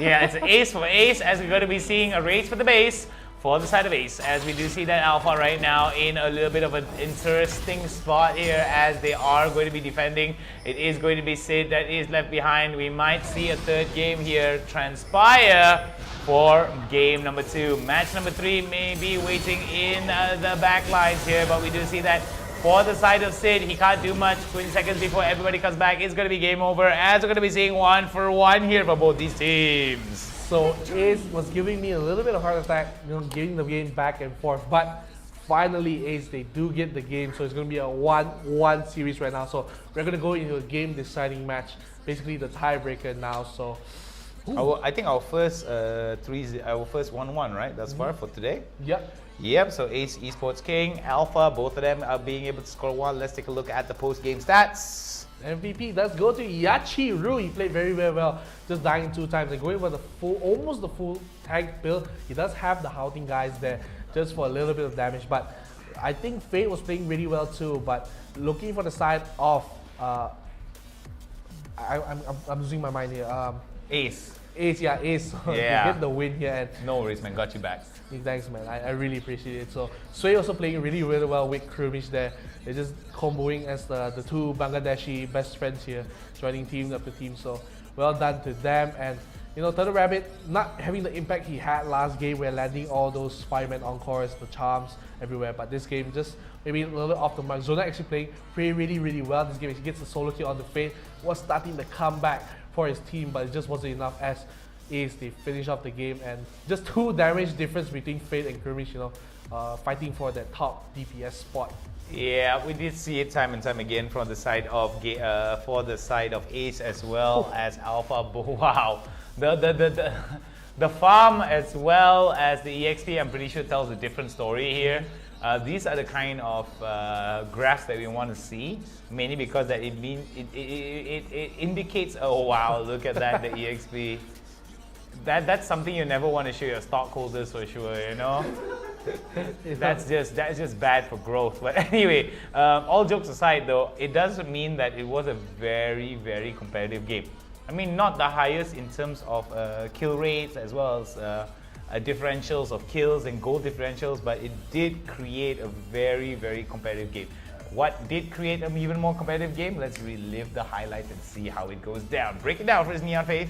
Yeah, so early on we can see how well that Ace played the lane. So even though that they look for a potential gank here for the side, Sydney is nearby. He has the level 5 already. So a flash here will be counter Mystic. I keep forgetting the skills, but he will just evade it here, and very well done for the side. Actually, they could get pretty low, so well done for the side of Ace. Even though they do avoid the gank, they still get the push on the layer. And this is the Mountain Dragon that they start on the side of Alpha. They get the Mountain Dragon pretty low. The nice Howling Gale comes in. The nice Moonfall will hit, and the Encore does not really land on anyone else, and just really everyone just goes really low for the side of Alpha. They do try to turn away the fight. He's going to try to get the kill on the Krimish, but Jin will not be able to get the last hit, but they will trade it away for Sydney, and the rest of the team, they have to back away as they already lost the mountain. It's going to be a 1-for-1 here in this fight.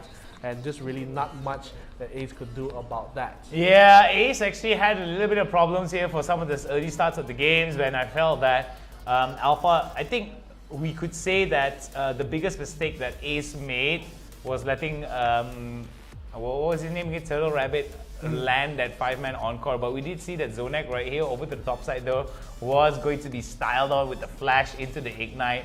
But it was just a little bit bad that coming in for the side of Ace when we look at how that is going to be working out. So I do see that over towards the bot side as well, they are going to be very, very much a fight that is going to be very, very hard indeed. As we're going to be seeing that over towards the Baron here, that was where going to be Ace. Ace actually turned around the fight really, really well. I think this was the Baron that they were able to secure the first time around, right? Yeah, it was just, everyone was just too low for the side Alpha. They do take it away, and just taking around a little bit too long. Instead, he does get away at the end, but just a little too far forward. But right now, we thought this was beginning of the end for Alpha, you know, so much speed. But look how deep Sydney goes with the Wukong. He does have the GA, of course, but just a little too bit. A nice encore finally lands for Turtle Rabbit, and they do turn around the fight. They get Fate early on in the fight. Sway also goes down. They chase for the Wukong, and he also goes down. So there's going to be just 3 kills returned, and slowly, eventually, they do slowly crawl back. The Cromp actually helping finishing off Sydney, basically the frog does not like the monkey here. So once again, they do catch out Jin here, and we thought, oh my god, it's going to be so bad. But look at your minimap. Looks like Zonak is soloing Fate here. So Fate will go down to Zonak. A nice encore will just delay the engage just a little bit. And you know, the fight does break out. They try to get the kill on Jin because he still has J. He doesn't even proc it, and they get the kill on the Yachiru. So 2 members down means that it was a go ahead for Alpha to start the Baron, I feel. But after this, you can spot there was a little bit of problem happening here. They do just camp in the bush, and you know, I thought they want to fight for this, but Krumish had no ulti, so he had no execution ability to pull this off. So very well about that. And look how strong Kaisa is in these late game fights. Of course, he does trade his life for the Seraphine, but it's just, I would say Krumish is at this point so much stronger than the Seraphine, so trading his life was not the best thing. And we thought for sure Alpha would have gotten the Baron here, but later you can see just as Fate spawns, he shoots out his barrage, and look where he hits. Just right about now, he fires the barrage, and look, Tinker goes down. Beautiful. The Baron hits him, and Galio just goes in for the taunt into the kill, and that's going to be no more Kaisa. Even though they get the Baron, look who is going to come in for the fight. Fate is already here, so he just goes in for the fight. Arcane shifts into the back line, just deals a lot of damage. The Cascade just pushes the rest of the team back, and they just basically was just run, time to run, time to run. We can't give away the Baron. So even though the 2 members survive, for Alpha with the Baron buff, it just wasn't enough as Zonak and Jin get away with the Baron buff. Yeah, this was I think the beginning of the end for the side of Alpha, as Ace was already knocking on Alpha's door. They were able to actually manage to get that Elder Drake. I think it was the Wind Drake, right? Yeah, I think it's the Wind Drake. So that's going to work out wonders for the side of Alpha as they're going to be closing it out. As we do see that time and time again, it was going to be a huge problem for the side of Alpha here as they were going to be closed out. I think this was the game-ending fight that actually put members of Alpha on the back foot and immediately knew for a fact that, hey, you know, Odysseys is around, we're just going to push out and end the game. Look how fast Sway just walks up just to throw a Winds of War onto Sid. And they just finish off the game 1-for-1 here. Ace, they bring it to a game 3, and we will see the deciding match right after this. So I'm excited for game 3. I mean, we had basically Ace and Alpha being very equal in both games at the point, and suddenly one mistake from either team just turned it all around. Yeah, we said it again, we've said it here. We don't want to be wasting any more time because we can't spell fun without you. So let us go right into the picks and bans. So Alpha now on the blue side, Ace King on the red. So Alpha, they lost, so they pick on the blue side, and they immediately ban out Krumish's Ziona. Don't want to deal with it anymore, tired of it. They say enough is enough, they take it away. So finally we're going to have different pick and ban. Jafira once again is banned from Ace King, so maybe they'll stick to the same things that they banned out earlier. Let's see if they change it up just a little bit. Yeah, let's see whether they do change it out. And I'm pretty sure that we might actually see the Akali run through. So we did see Gragas actually come into play. We did see Camille being banned out for the side of Ace King. So this is going to be very interesting indeed here. I might actually see for the side of Alpha Pro that they might actually pick up the Akali on the first rotation. Oh no, or ban it out. Okay, so probably they have something else in mind to pick. That's why they're banning on Akali, because they say, huh, you got first pick, so we're going to get 1 pick. So they say, let's get that one pick, which I don't know what they're going to pick. So maybe they prioritize Kaisa again, I'm not sure. So they do better the Akali to make sure that Ace King cannot get it. So let's see what Alpha Pro decides to prioritize in this match. Kaisa was doing really well, and it's already Fate wanting to play Kaisa, saying give me the Kaisa, give me the Kaisa. It's already hovering over it. So let's see what, I'm going to predict maybe a Galio or a Kaisa here. Oh, Gragas. Alright, so Ace's Sway says, hello NeonFaith. Hello for NeonFaith, but no hello for me? Like really? Is it because he's cute? You don't like guys with mustache and beard? Why, bro? Why? Why? Where's the love? Where's the love, Sway? Where's the love? Come on, man. Is it because I'm new? Give some love to Hong, guys. Give some come love on, to man. Hong. Come on. So anyway, okay. Ace King right now going to be responding with Fate as well as Sway. Going up, yeah, Sway. Insufferable. Anyway, Fate and Sway are going to be going for the Kaisa as well as the Braum pickup. Zonak there onto the Lee Sin. Turtle Rabbit onto the Ziggs. What do you think about this? I like Ziggs. I really like Ziggs. So it was banned out the few times that we were watching. So finally letting the Ziggs go means that it's time for Ziggy to make his entrance here. And Lee Sin, of course, also let through into the picks, means that they'll be able to go for Lee Sin. But Krumish and CD will pick up the Garen and the Wukong. So I'm assuming that Yachiro at the top will be playing the Garen, and Sydney, of course, will be going back to his very comfortable Wukong that he picked earlier, and Janna and Ezreal, the classic. Yeah, the classics are going to come out here for the set of Alpha Pro, whereas Ace King right now are going to be responding quite a bit. Okay, I don't think so. I really don't think so. Go. If they do it, I think there's a lot of specificness that comes in with it. Do it. Come on, Yachiro. You're going to bamboozle us. Come on. Bamboozle it like how you bamboozle every... Oh my lord. Oh my lord. The most... Wow. What do you think about this though? Is that going to be an Evelyn top? Because Yachiro is playing the Evelyn and Yachiro is a top player. No, so. I think it might be... It is going to be an Evelyn top. Yeah, because they're going to bring Krumish in Garen as mid, and I don't know. Like, I'm as confused as you are, and I'm as cold as everyone else in the room. So I don't know about you, but okay, like seriously, it's really cold here. So if you guys start to see me shiver just a little bit, so yeah, just give me a little bit of leeway for that. But all of the jokes aside though, that Evelyn is just cold-hearted perfection. I think it could work in the top side, but they have to really funnel in quite a bit of resources for it to work out wonders, right? So I don't know about you guys, but we're gonna have to wait and see. That is a sign that we are ready to go into the game, guys. Let's go. Woohoo! Lights are on. We're gonna see. We're gonna zoom in really close. And here we go. So they're gonna go for a very cheeky start here. They're gonna go all the way through the red side and invade the blue jungle here. So maybe they're expecting someone to go into the blue, but they see no one. Like, all right, guys, mission over. We failed.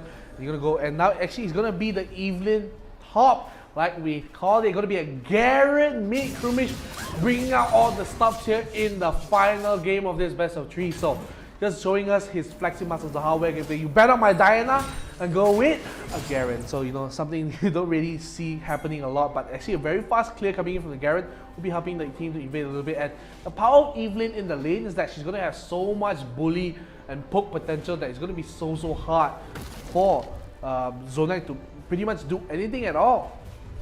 Yeah, so we're seeing that this could actually be a bit of a turnaround session for them, as we do see that Ace King right now taking in a little bit of damage over to the bot side here, and this could be a bit of a problem, as we're going to be seeing Alpha right now trying their level best to actually get in some really good shots onto Sway as well as Fate. Fate immediately going to go for the Honey Fruit, trying to sustain it out. I really like how they play right now for Ace King, because they send basically a curveball to Alpha. So think, Alpha, we're going to deal with this. We have the Garen, we have the Evelyn top. So Evelyn top, the thing about Evelyn is she's going to be so strong with the charm later on. It's basically like having so much pressure just with the charm. But look at Sydney, he's going to be caught all alone. Has to burn the flash just to escape. And I don't think the follow-up, actually they tried to go for the follow-up, but I don't think it's enough to kill. But it's basically just forcing the flash away from Sydney is good enough, as already Krumish just taking a lot of damage actually from Turtle Rabbit here onto the Garen. So let's see how he deals with it so far. Yeah, there's going to be a big no-no there coming in from the side of Alpha and Ace King. They are going to try to, for what's happening over towards the mid side here, priority is starting to be built up for the side of Ace King. As we do see over to the bot side though, it tells a different story. Oh my goodness, Fade right now in a lot of problems here as Jin and Sid right now very cheeky indeed. They've got to be careful though, because we do see that from the mid lane is going to be Turtle Rabbit that comes in, but look at that Fade coming in. Beautifully done there, but it's got to be careful. But oh my goodness, almost getting it. It's not going to be enough coming in from the side of Ace King. First blood going to go over towards Alpha. Very well done for Fade, trying his best to get a return kill at least in that fight, but it will not be able to, as Korean will survive with just a sliver of HP, and Kumish went all the way from mid to the bottom lane trying to help out his team, but just wasn't there in time. He does lose a little bit of farm in the mid lane, but I don't think it'll be deterring him that much. But now you can see about a 1000 gold here, Alpha, just from that first blood. So let's see how to deal with it. Look at the spinning from Garen here, just trying to clear the wave. I think that was the idea coming in with the Garen mid, just clear the waves as quick as possible and get a lot of roaming from Kumish here. Yeah, I think that's going to work out wonders for the side of Ace King here. Actually, for the side of Alpha here. It is 1-for-1, so all the stops are being pulled out here. Kumish taking a little bit of damage, negligible damage in my opinion. Yeah, and already the thing is, even though we see the lead is like still maintaining about 1000, the problem is that if you let Ziggs and Astral scale up into a poke comp, it's going to deal a lot of damage. But still, Evelyn is just bullying Gragas quite a lot, but Gragas has to sustain to stay in the lane. So not the worst of situations for him. He'll just be able to sit back and relax for now, just farm up, just chilly Billy here, as we say it all the time. And still, even though that Fate died once, he's still looking pretty comfortable about it. And Kumish will be actually pretty low here. So if he's not careful, he might get ganked here by Jin here. So you gotta be careful. So he will now back away as the Inferno Dragon will be spawning in about 5 seconds. Yeah, 5 more seconds is going to take. Is all it takes for the game to turn around as the Inferno Drake is going to come in. We do see that Alpha right now very much looking to work it out wonders here as Ace King are going to basically try to jostle for the positioning, as we do see that the pokes are going to come out very well from Korean here. Turtle Rabbit is going to be positioning themselves. There goes the True Shot Barrage that hits onto 4, right onto the Mega Inferno. That bomb is not going to be enough. Look at that in the middle of everybody there is going to be Zonek. Right, beautiful Monsoon, but it is going to be taken away. Cancelled away, excuse me. As we're going to be seeing it. Oh, wait. It seems that we're going to be having a bit of a visual doo-doo right there, but it's not going to be enough. As we're going to be seeing a little bit of action there coming in from the side of Alpha. Alpha right now pushing it out really well. Sly right now, actually Sid right now, trying his best to actually poke a little bit of damage onto Kumish. Not going to be enough, as we're going to be seeing a beautiful Inferno Drake going over to the side of Alpha. And they push the goalie to about a 2000 lead right now. So very well done from Alpha. They are going to set up the Rift Herald that's coming up in about a minute here. So Kumish still, he has the lane priority, but he really has not been doing much in the team fight, as he's basically just kited away by the Ezreal, by the Ziggs, by the Janna, and a lot of disengage coming in from the Gragas and the Lee Sin. So really hard for him to get into the back line here, and Fate will just be happily farming away in this lane. And Sway is trying his best to help Fate out here, but slowly but surely, the game will go towards the favor Alpha, as you know, with Ziggs and Ezreal, they can just siege a lane pretty much with no issues whatsoever. So we're going to be seeing that coming in from the side of Alpha here. They are, excuse me, for the side of Ace right now, they are going to be responding with a bit of a very strong push-up, but I don't think that there is going to be anything else aside from that, as I feel that that's going to work out wonders for them. Because as we're seeing it here, wait, over to the top side now. Oh, the True Shot Barrage that works out for the side of Alpha is just working out wonders for them. Yeah, and well done, they get the kill again onto Fate. So that's 2 times Fate has died already, and Kumish is trying to deal a lot of damage to the front line, but it's already so low. But look at Sid, he's going to be pretty low, but they will be able to walk away. Finally now Sydney will try to look for a fight here. Ace, they're trying to look for something else different. Jin on the Lee Sin, trying to look for something else, but at the same time, Ziggs does get the kill onto Evelyn, so it's going to be another dead body here onto the map. It's going to be a 4000 lead here. The top turret is going to be so low. Looks like they're going to be able to take it down. Just a little bit, few more hits. They will take the first turret, and there's going to be so much gold. But now, Ace are not happy with that. They're trying to look for a fight here. They look for the Cyclone on the backline, but Monsoon will heal up the rest of the team as You can see Zonak going in on the Gragas, gets the kill again onto Faye. He fades away into the fountain one more time, and that's already 3 deaths in the span of 6 minutes here into the game. Yeah, it doesn't look very good for the side of Ace King. 4 kills for nothing in favor of Alpha. Alpha right now definitely pulling out all the stops as they're going to be going for the referral. And it seems that Alpha right now has identified what are the strengths for the side of Ace Kings is some of their rotations as well as some of their pickups. So we do see that Alpha right now, with the fact that Jin is going to be working out wonders here, despite the fact that they don't have the same level of lockdown that they had in game number 2. It seems that game number 3 seems to be working on wonders here because of Turtle Rabbit as well as Korean being able to do a tremendous amount of damage from a considerable amount of range. Yeah, I agree with that. And right now, still Ace, it's really difficult for me to say what they're doing because they're looking maybe for a fight onto the Ziggs, but Ziggs is going to be very, very happy here. And still, Fate is still not getting the farm that he needs since he has died so many times. And still, Korean is just farming on the Ezreal, just getting the lanes everywhere he goes, getting the farm. They are funneling almost all the gold into his back pocket. So now about a 6,000 gold lead coming in for Alpha. Look at how Zonak is playing so well in the top side. Yachiru not able to do much. And look at the goal here. Look at Faye, he's down. It's just a difference of about 2,000 gold. Most of the difference is just between the ADCs. And if you don't get Fate rolling, it's not going to be the best of days for him. And look how much Fate is punishing Gurumi. The tank of the team has him to back off after that. And look at that Cloud Dragon coming up in 5 seconds means that this team, they have to fight pretty soon. Yeah, there is going to be another fight here, but looking at that, Yachiru almost in a bit of trouble there, as we do see that could be a huge problem for him, as we're going to be seeing over towards the mid side here. Ace right now going to try to push it up, but the Herald is going to be pushing over towards Alpha. Alpha right now hitting with the Mega Inferno. That bomb is not going to be enough. There goes the kill coming in from the side of Ace King. Ace King scoring their first kill of the game, might be able to score out another one, waiting for the GA to pop.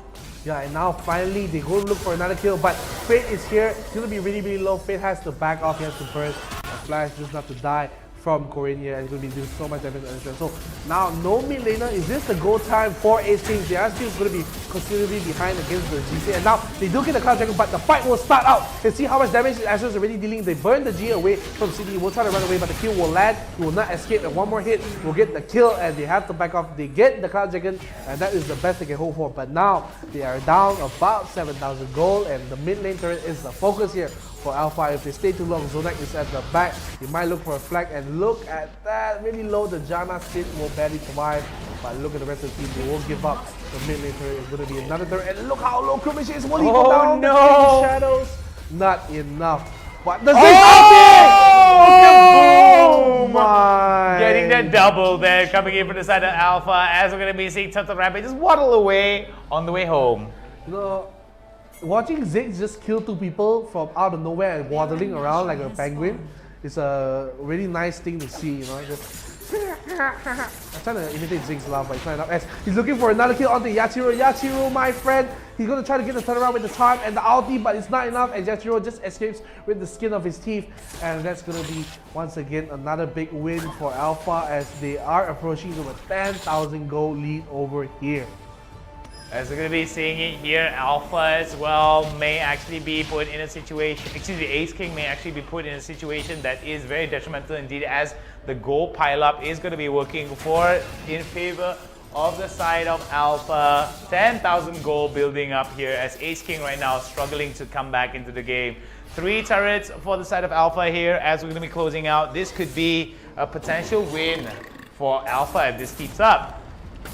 And you know, I really like how the nice cascade lands for Zonak, and Yachiru does not have the flash nor the ultimate to escape. He does land the chop on Zonak, but I don't think he is long for this world as he tries to kite around the minions. But they got like Krimish coming in, maybe trying to get a return kill, but then Zonak is like, hey, wait a minute. He turns around for a second, I think I win this. So he just turns around for a split second and says, I think you're the one having to run away, buddy. And now Alpha, they will start out the Baron as one member is already dead and they see Krimish on one side. I think they're confident to win this 4v4, and you can see already so low. Sydney has the blast code. Now it looks like they're going to get the kill onto the Kai'Sa is going to be so look at Brom's HP. The 6 ulti will land on him one more time. The barrage will hit onto both of the carries, and look at Korean. He's going in with the Ezreal, trying to get a kill on the Kai'Sa. Kai'Sa will eat on different, but he will not survive as the ulti will land. The Ignite will finish him off, and the finish off from Janna. Look at Wukong trying to run away. They spot Krumi. The ulti does land, almost gets the kill on the two members. Does finally get Ezreal, but he will forfeit his life in the meanwhile, and that's going to be 4 kills as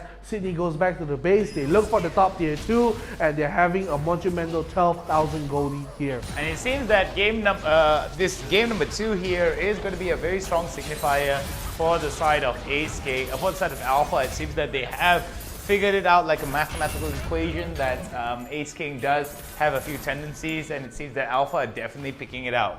Very, very good early game from Alpha. Just shows when they get the lead. Finally, when they got the lead earlier from both games, they didn't have a really strong lead, but when they have the lead, they're very, very decisive in their calls, and it just shows in this game where they are just basically demolishing the side of Ace King. So very well done from them. Even though the Ace King has the Cloud Dragon, they have the Inferno with an extra damage, so it's not the best showings here from Ace King. Ocean Dragon will spawn about 25 seconds here, so will be a point of contention for both teams, but I think Ace King, they will be more conservative, because if they lose this fight, they will lose the Baron as well. Yeah, conservative is going to be what's happening for the side of Ace King. Oh, but over to the top side there is something not conservative about the fact that Alpha just bonked Yachiro out of existence here. It may actually free up the dragon, the Baron over to the top side here, as we're going to be seeing Ace King right now may actually contest this. Could there be an opportunity for them to steal though? I think so. Today he's trying to look for a steal. He does have the flash, so might try to look for the steal here, but President, they do pick him a little bit of this ulti will force the J to come out, so now no jungler means they'll pick the Baron here, and look for the Kai'Sa. Where did she go? She disappeared right into the fountain, and now they're just cornering the rest of the team. The Conic Wave does not land. Lee Sin gets the hit on the Wukong, and finishing off by is the Ezreal, and now looking to end the game. I'm not sure as 5 members. It's going to be an end of the game. It's going to be the end of the game. I mean, we only have Yachiro, Fate. They only have Yachiro, Fate as well, Krumish as well as Sway. You can't do much about this, as 5 men are going to be doing the push of the century here over to the top side, but no, they're not going to actually go for that engage here. Rather than that, they are going to actually push over to the mid side. Yeah, they do go back reset to the and push. Yeah, reset. They are having a 15,000 goal lead, and they look for the Ocean Dragon, playing by the book, taking it slow and steady wins the game. And right now, just how tanky Zonak is, even Kirby spinning to his face, deals no damage, just laughing it off as the Gragas here sinking onto his casket. And right now, it's just really, really hard to come back even Ace King, because it's just down too much gold, too much damage, and you saw how fast Fate just disappears, and off your screen, they just took the dragon in the blink of an eye. I didn't even know they started it, and they take it away already in a matter of seconds. And now this might be the death push they're looking for, as all the members here, they do spot the Wukong into his sword, and look at the damage that he deals, and the 6 ulti just pushes it into it, and my goodness, look at the Jin's damage. He does go on the turret, he does pop his turret, just escape here. The fissure will land at the city, but he just W's away. Resonating strike, tries to land, but not enough. So once again, they do pick the mid-turn so quick with the Baron buff, and it looks like the good night push for Alpha as they end the night for Ace Kings. Ace Kings, they're trying their best to defend. Look at the Brock going in the front line, tries to shield up, but there's a lot of damage coming in. Kai'Sa does finally just escape, but it's going to be just a J fucked away. And look at Ezra just jumping in with the shots, and now Mystic Shot does land, and look at that, Zonak will go in, and finally the Draxus will be taken away by Alpha. that was just wow. Yeah, he approves. Is it a he or a she? It looks like a he. I think it's a he. Yeah, it's a he. It's a he.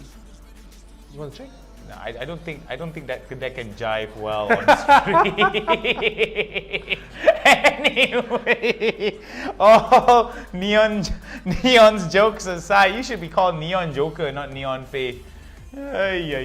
We're gonna go into the post-game stats here. Very interesting coming in, as we do see that Korean is gonna be the MVP. For the side of the SVP, it's gonna be Sway.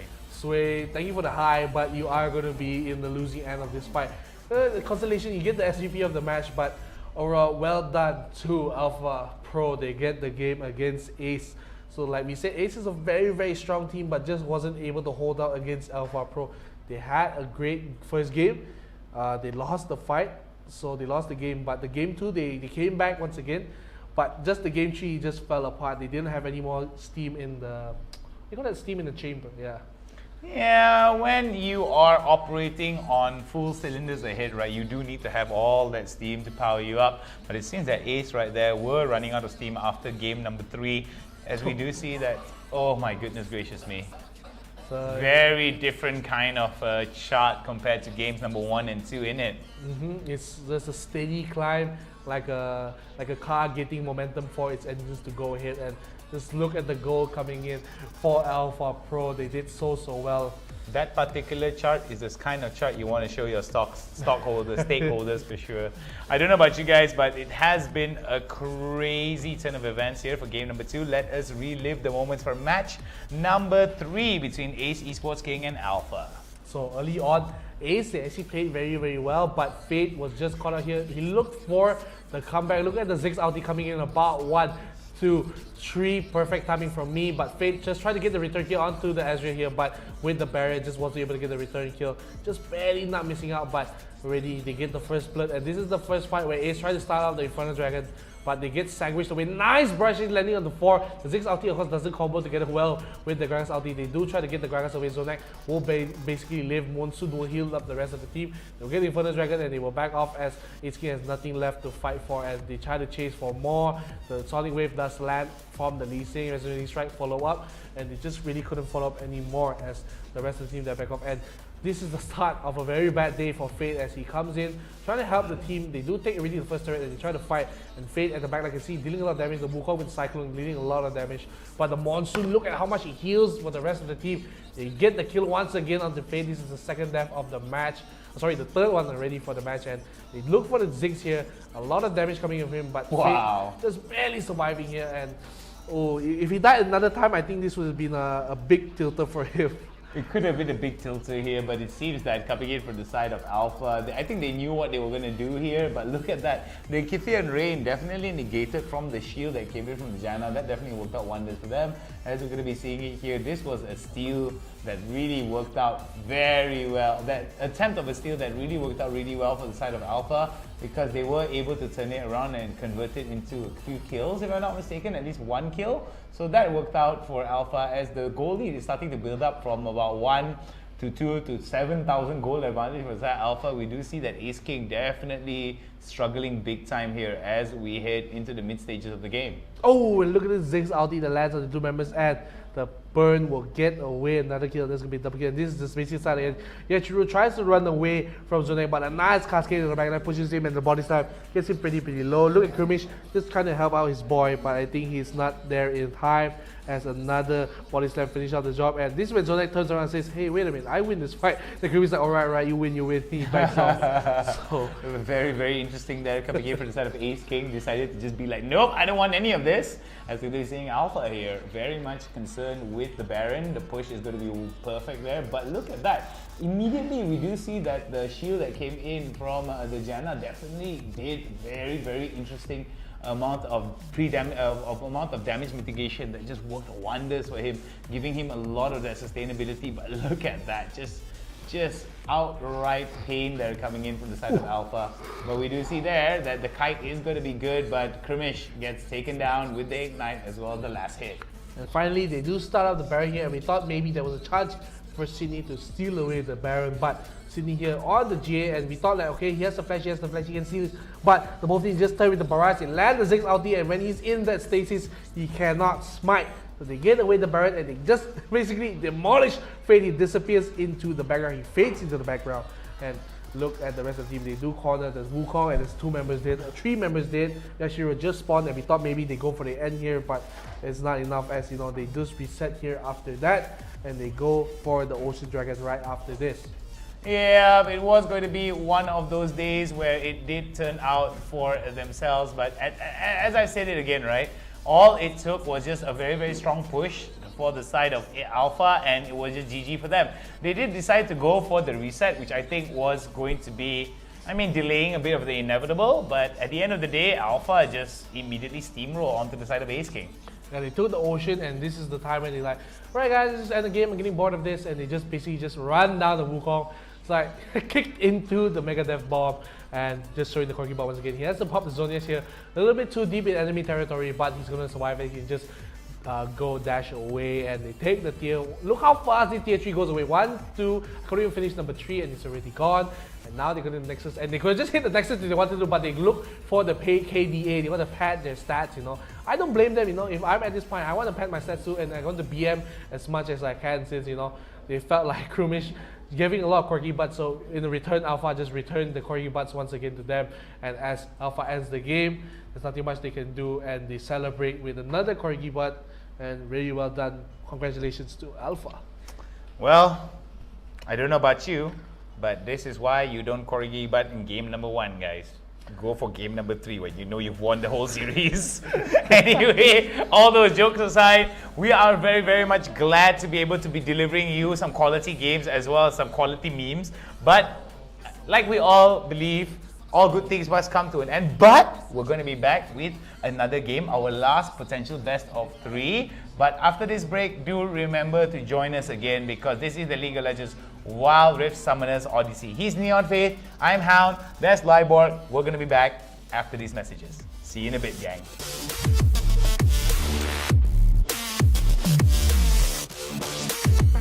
Smoke it up.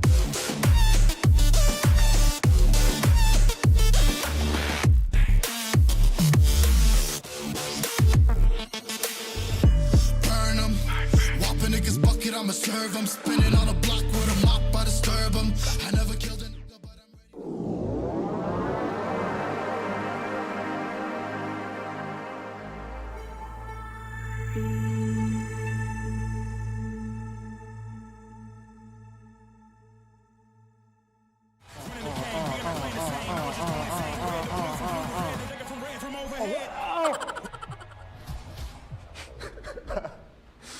Can I turn off the fail?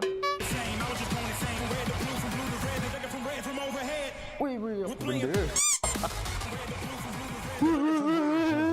Apa benda tu?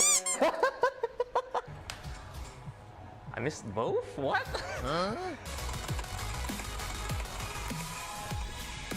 Hey. Whoa, sorry. I'm a dirty. Alright, let's play some Beat Saber. Let's go. We're playing, yo. I got the power. Itu easy lah. I got the power. I got unlimited power. Game.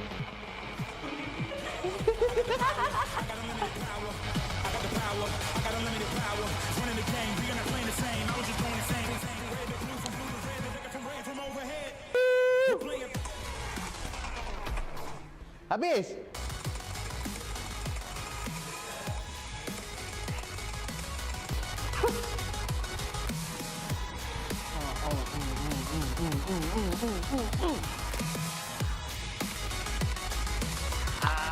Missing way too many. Okay, I'm missing out. Okay.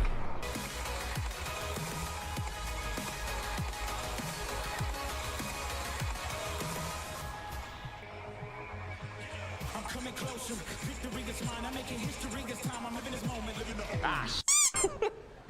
I'm a dirty. Okay. I'm a dirty. I'm colorblind actually. That was hard, but nothing too hard. It's way too hard, man. Too confusing. That was challenging. Yeah. Good game, good game. It was good. I beat Lionel. Wait, sana. Asal aku tak lulus, man. Serius ah. Tapi serius, susah. Tak boleh. Sebab dia bagi aku hard. Aku tak boleh nak main. I'm a dirty. Okay. I'm a dirty. I'm a dirty. Bulk accelerator. I'm a dirty. Look, ma, that's a dirty. Nah, you ain't never heard me swerve. Swing by the swing.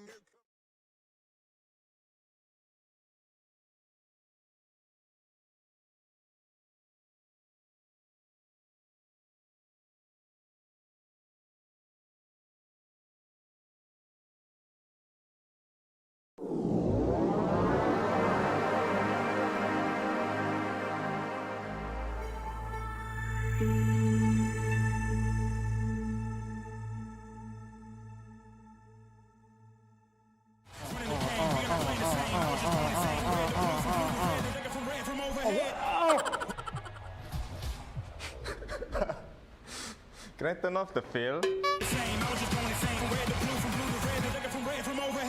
Wih, apa benda? Apa benda tu? I missed both? What?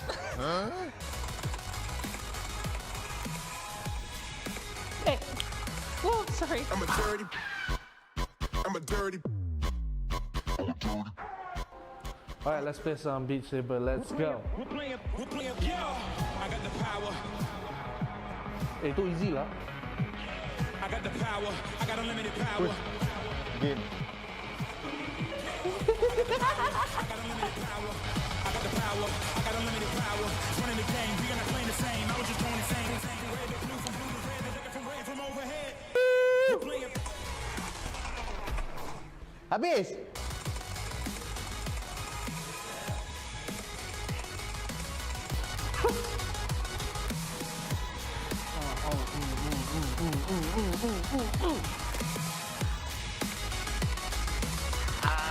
Missing way too many. Okay, I'm missing out. Okay.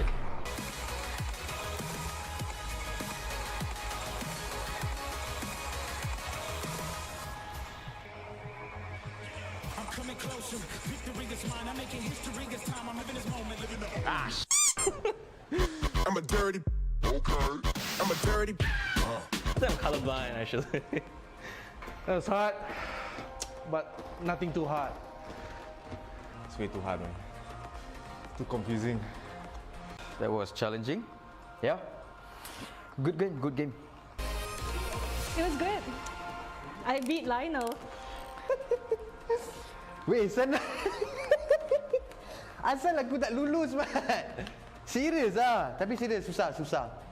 Tak boleh. Sebab dia bagi aku hard. Aku tak boleh nak main. I'm a dirty. Okay. I'm a dirty. I'm a dirty. Fuck accelerator. I'm a dirty. Look, mom, that's a dirty. Nah, you ain't never heard me swerve. Swing by the swing.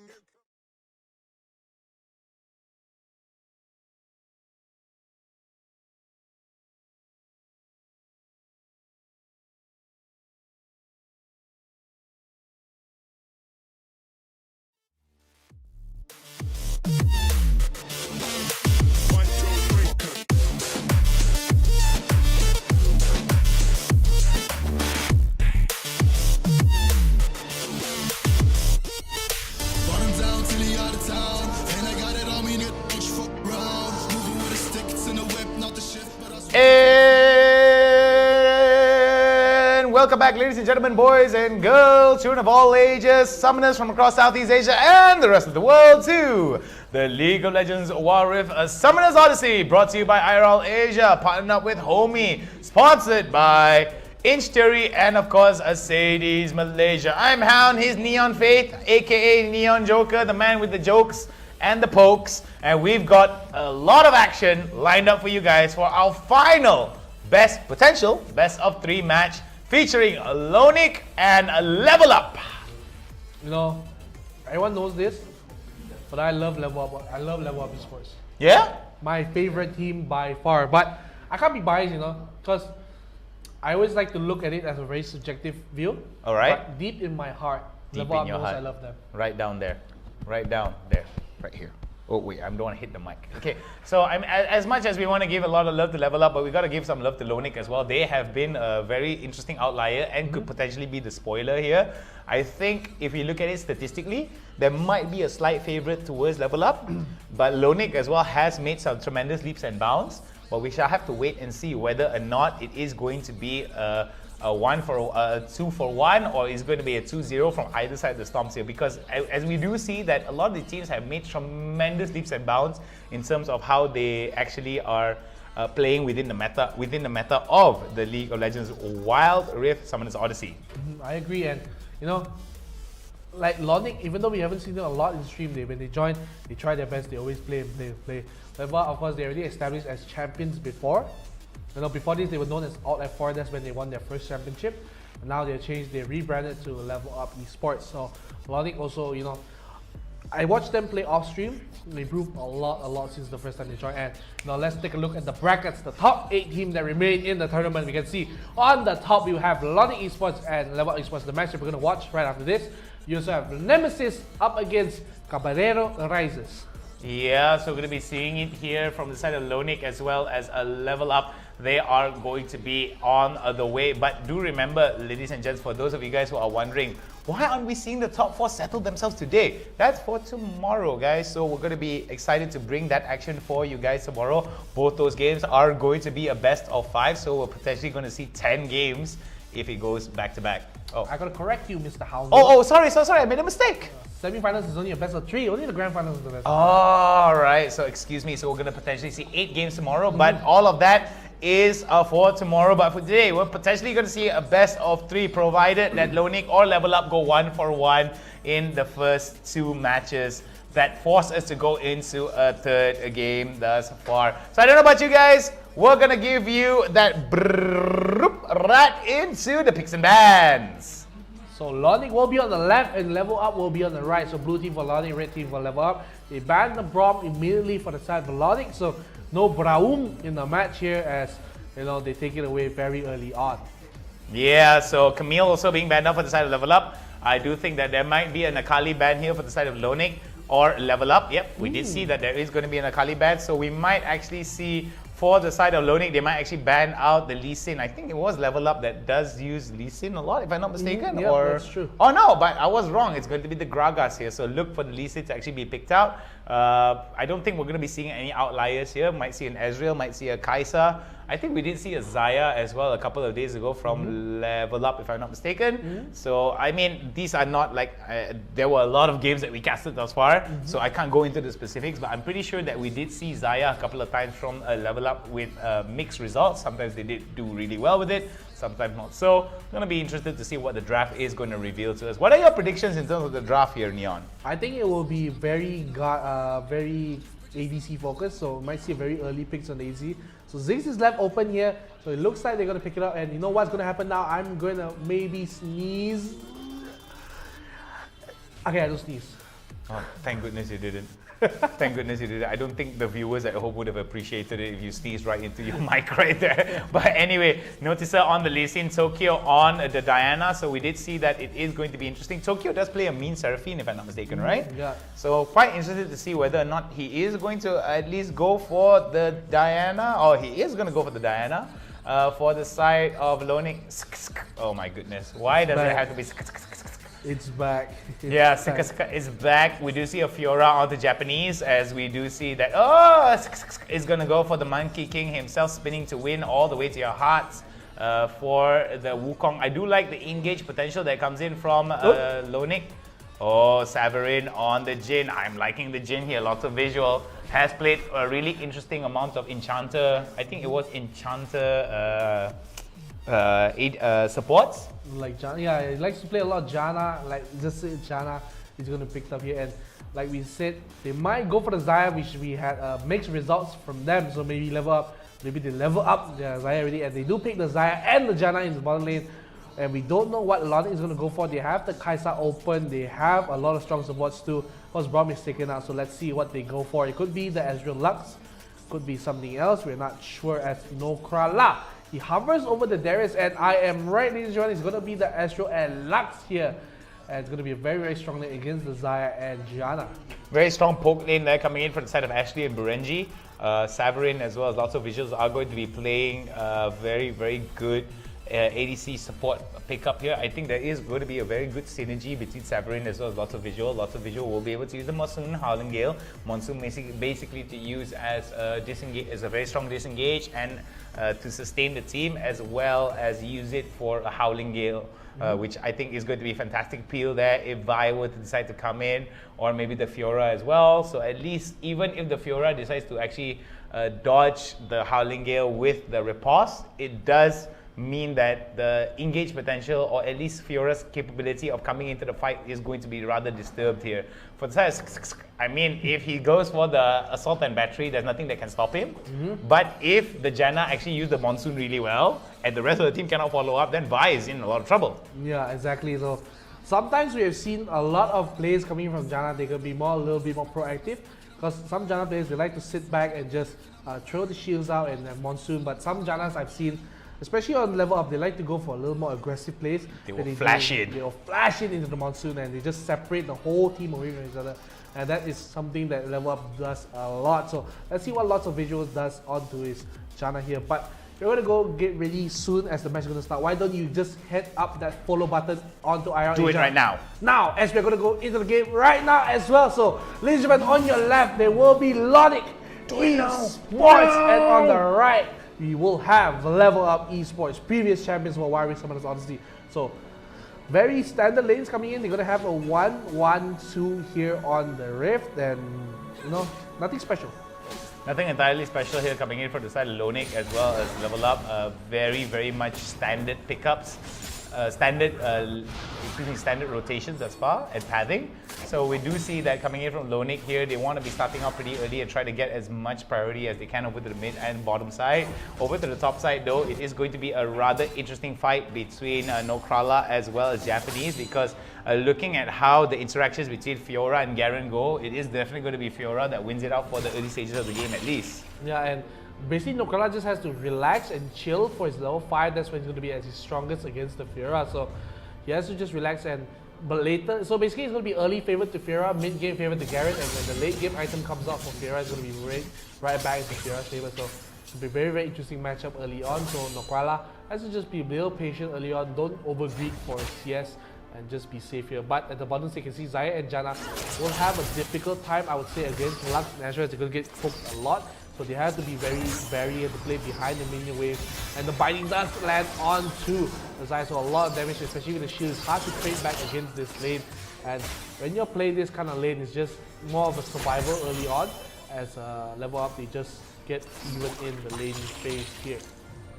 Alright, so as we're going to be seeing it here for the side of Lonic as well as Level Up, both these teams right now very much even across the board in terms of goal differential, but I do see that for both. Oh wait, over to the bot side though, we might see that Noticer comes in. Noticer's an opportunity to come for. There goes the Blade Caller there, will not be able to land a stun, however will force the back coming in from the side of Lonic. Yeah, and look at the dimension coming in, but Ziggs here won't spot them out, but it's going to be really low. He has to back off, and the kill does land onto him, but he has to back off here. And look at the side for Level Up 2, they're also going to be really low. So both sides, they have to probably back off here and reset, as they're not able to fight at all. But look at Lee actually trying to land the kill one more time. But the top side of the map, they look for a fight one more time on the Garrett. He's going to be really low, but he's going to be fine there as they don't get all the procs onto him. Two more procs would have meant that they get the ultimate, but it's not enough. And one more time, notice the go to the one lane, they spot the Vice, the Lux solo, gets the finish off, and he will survive with a sliver of HP. And Noticer, are you noticing him now? Are you, ladies and gentlemen, are you noticing Noticer him now? being noticed for sure with some flashy plays. They're very much calculated indeed for the side of Level Up. Level Up right now showing up with so much potential there. Over to the bot side though, we're going to be seeing Berenji as well as Saverin may actually just be alone onto the bot side there, as we do see that Ashley is going to come back into the lane, as well as Lots of Visuals are going to give in as much assistance as they can, maybe creating a potential fight there over to the bot side, as we do see that Lonic is going to be pathing, the jungler of Lonic is going to be pathing to the bot side. Yeah, and still, even though that Vi tried to go for the gank at top, is Garrett, it's going to be really hard to finish off the kill onto him. So very well done from the side level, understanding that they have a strength at the bottom side. Zai is pushing up the waves, especially with the feathers pull back, and you know, it's really strong. And once again, Noticer is in the mid lane trying to look for a gank onto the Ziggs. So you have to be a little careful. The Ziggs finally go in here, and the Moonfall will get the kill on the Ziggs. He tries to flash away, had no flash earlier, and he will go down. So there's going to be another kill going to level, and with the help of Noticer, they get another one. Noticer just being everywhere on the map, and one just showing how strong he is. Even though on the bottom side of the map, Cloud Dragon is spawning, they do take away the Rift Scuttler. I don't think they have the strength to start it up immediately. They're now going to reset here. They do have the vision here. They do spot them or recalling. So is this go time for level up to start? The dragon we will see as Jana does now start hitting the dragon here. We'll also try to clear the ward inside the pit. So let's see how Lonic responds to this dragon start. Alright, Dragon is going to be started off for the side of level up right now with 2 kills in their pocket already. Doesn't look very good for the side of Lonic here, as it is going to be a 1.2k goal advantage in favor of level up. As level up right now may be focusing on the push towards the bottom side, towards the mid side and bottom side, but priority is slowly being taken away by them. For the side of Lonic there, struggling to actually try to get as much as they can. Right now, Lonic is they're actually falling apart in the scene here because they gave away another dragon here and a lot of feathers actually building up. Oh, wow! The root, but a nice counter engage coming in from Lonic on the bottom lane. Looking for the kill. The Jana will barely survive, dodging out on the missing shot. But the final spark will not hit. And the kill still lands, even though he dodges the wrong way. The feather storm will come out, pull back. That's not land on the Ezreal, and they will have to back up. Very, very close. Twice Noticer will not go back. But once again, look at this. They get the last hit onto the Ezreal. And are you for real here? They get another kill onto the Fiora. And now he's left all alone. Push back at the back. They get another kill. Noticer. Notice him, Senpai, as they look for the bottom turret as well. Yatta, yatta, yatta is what you hear on the anime for sure, as it is going to be Noticer that did it all. A beautiful, beautiful Dragon's Rage that worked out wonders for him as they were able to push it out. As I see it time and time again, it is going to be a strong one here coming in from level up. Look at that goal advantage, 5,000 in their favor. Yeah, and already so early on, it's basically a 1,000 goal lead every minute they are on the game. So let's see how they do respond here. He's going to be so strong, especially for Tokyo. He already got 2 kills in his back pocket, so going to be especially strong against Ziggs that doesn't have a lot of escape per se. So if Tokyo gets a 1v1 against the Ziggs here, is going to be a lot of damage coming into his back pocket. And now they do set up a bush here. He does be spotted out by Lux, and Ezreal also will spot out the Janna in the area. So now they're going to be really, really careful if you're on the side of Lonic. You don't want to walk into an empty bush here and face check. But they are going to walk together, going to put a vision here. The binding does land onto Odysseys, but he's just so strong and tanky at this point that you really can't kill him. As all members of Lonic are near the mid area, level up does start the Baron immediately, and they're so confident. But the binding does lie out the Garen, but it is a Garen. How are you going to kill this man as he's just so tanky? Alright, we're going to be seeing here for the side of Lonic. Oh my goodness, look at that beautiful spin there coming in from the side of level up right now. Again, another one. Beautiful Blade Caller comes in, and we're going to be seeing one go down for the side of as we're going to be seeing another attack here coming in, but beautiful Monsoon there will be able to sustain out, but it seems that there's going to be one kill there coming in for the side of Lonic, but it could be a very, very strong indicator for the side of level up that they want to be pulling the trigger, but it is going to be level up that decides to back away. Very good discipline there for the side of level up. Lonic still trying to stay in the fight. Yeah, Lonic, they did get a 1-for-1 return, but they lost the Rift Herald. Vida immediately died when she got near to the pit, so does not survive to the initial fight. And even though they get a nice return kill onto Noticer, it's not enough as they lose almost everything. They lose the top tier 1 as well, and now they're down about 7,000 gold. Yeah, we're going to be seeing level up right now.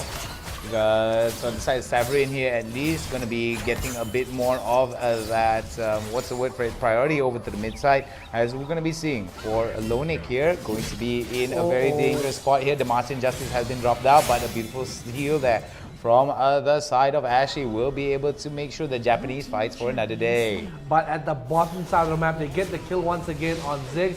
They drop the Rift Arrow, and that's going to be causing a rift in the map. And Lux actually walking up here might not be the best of things here. As Noticer, he still might be able to look for the kill. He does have the ulti still, and they might even escort Shelly to the tier 3. No, they don't. They just let her take the tier 2, and they'll be fine with that. And now settle up, they hold an 8,000 gold lead. The Ocean Dragon is spawning in about 2 seconds here, and really I don't think there's going to be much that Lonic can do. But at the same time, they look for the kick on the Noticer. He's going to do everything he has to flash away, but at the same time the Feather Storm does catch. The Feral are going to be really, really low, and they have to back off here as they know the strength coming in. At the same time, look at the top lane. Nochala is hitting onto the top turret here, and they're not sending anyone to deal with it. Fiora is a little bit too low, so you'll have a lot of free time with this turret here, maybe even possibly take it down. But on the side of level up, they they are taking away the Ocean. They're going to be really, really low, 100,000 HP. Bill is still coming from by, but a little too late from the dash in, and now going to get the steal.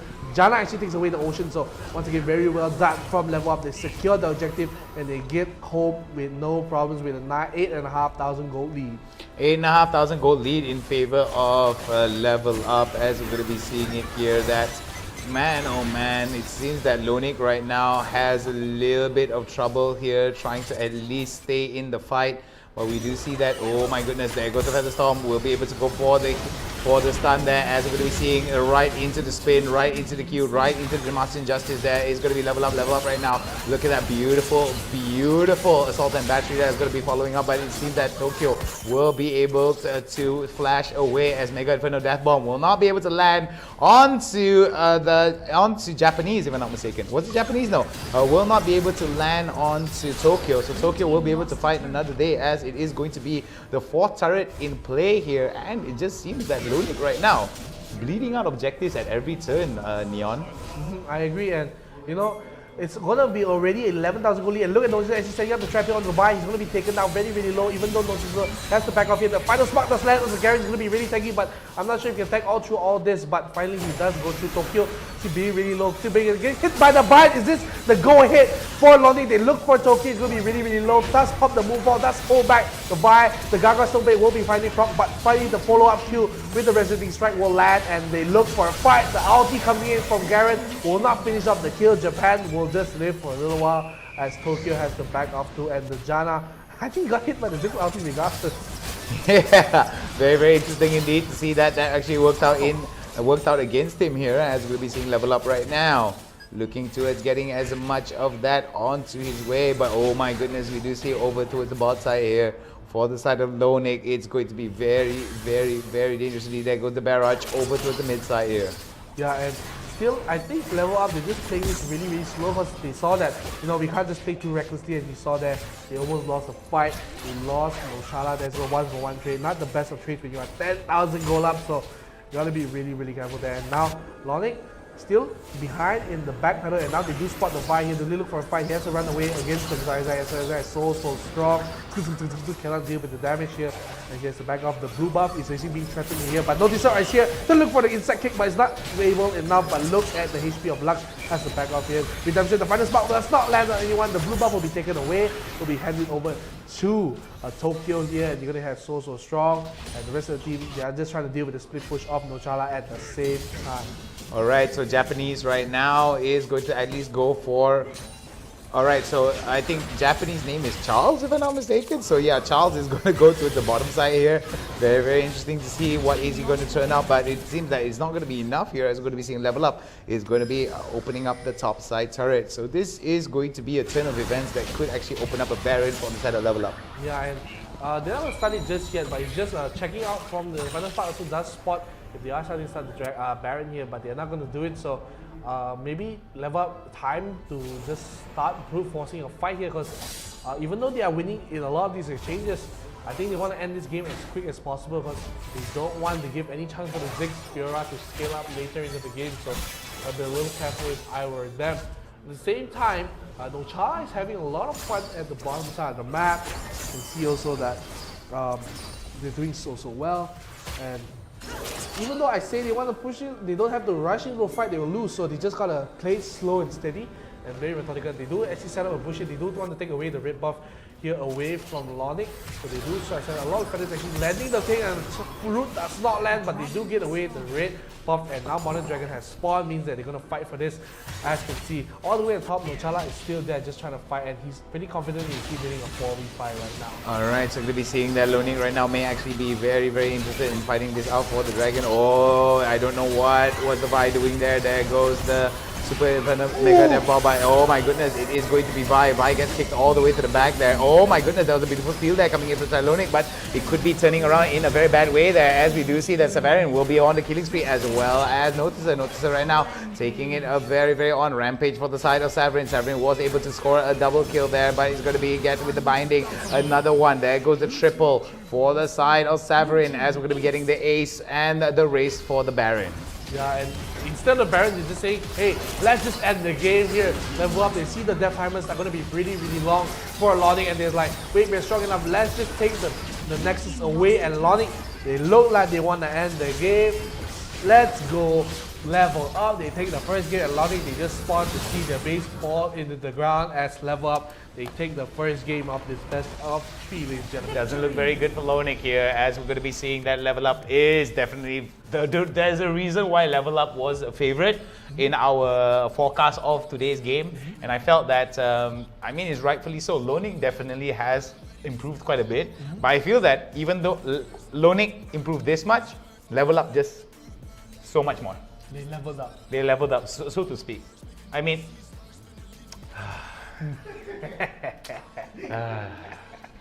I'm gonna have to make a complaint to HR after this. Hostile work environment. Anyway, all jokes aside there, and of course NeonFaith's bad puns, we are gonna go into the post-game stats. Break it down for us, Neon. Yeah, so they get MVP on Severin on the Xayah. Like we said, it was a hit or miss, and this time it was a big hit. And on the side of I can't remember their name, I forgot. Lonic. I'm so sorry. Lonic. You know, the reason why I don't remember the name is because it's scaring me a little bit. Lonic, it just reminds me of someone else from a different game that I know. But anyways, so Charles on the Fiora does get SVP on his team, and just even though he got SVP, he's not the best of choice for them, as Skuzuka, even having 0 kill participations in this match, just couldn't find the footing so far. And just look at the amount of damage coming in. Even Burenjin will get the most damage in the game.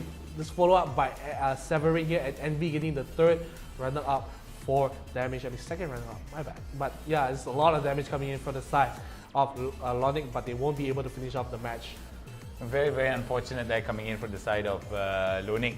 I think Level Up just had so much to offer, and Lonic was just in a situation where they just couldn't basically compete with them. And I feel that Lonic definitely has to make some major adjustments in game number 2 if they want to stay relevant in this game and try to force out a third match between themselves and Lonic, between Lonic and Level Up. But at the end of the day, it all really depends. Let us take a look at the replays, ladies and gentlemen, and at least relive all of those moments. Break it down for us, Neon. Yeah, so early on we saw Odysseys just going in for the kill. He stayed very, very long for this, and finally his patience pays off, and they get the kill. And once again, at the mid lane, the Monsoon finishes off. So Odysseys setting up 2 ganks for his teammates, and this is what the ball got rolling here. So they start out the Cloud Dragon. It was attempted steal, but the nice Howling Gale stops the Vi from coming into the pit. They get a Cloud Dragon, and slowly the fight does turn, and this is how aggressive they are playing on the side of the Level Up. They try to go for the kill onto Lux, and look, a lot of feathers, but they don't get it in the correct angle. But a nice return binding into the barrage. He almost gets the kill on the Janna. He dodges the last one away. The final spark does not land, and Odysseys is back. Even the flash coming in from Burenji is not enough, as he gets caught into the Feather Storm, just barely surviving once again. Just how are these people surviving so little HP, but stepping up a little too forward as he gets finished off by the last of the deck, flowing all the way through his jump, and Arcane Shift was not enough. And once again, I don't know why Ashley stayed here, but he or she was punished for that play. Ashley was definitely not in a very wise position there, and I felt that the mobility of Noticer was just a little bit too much for him.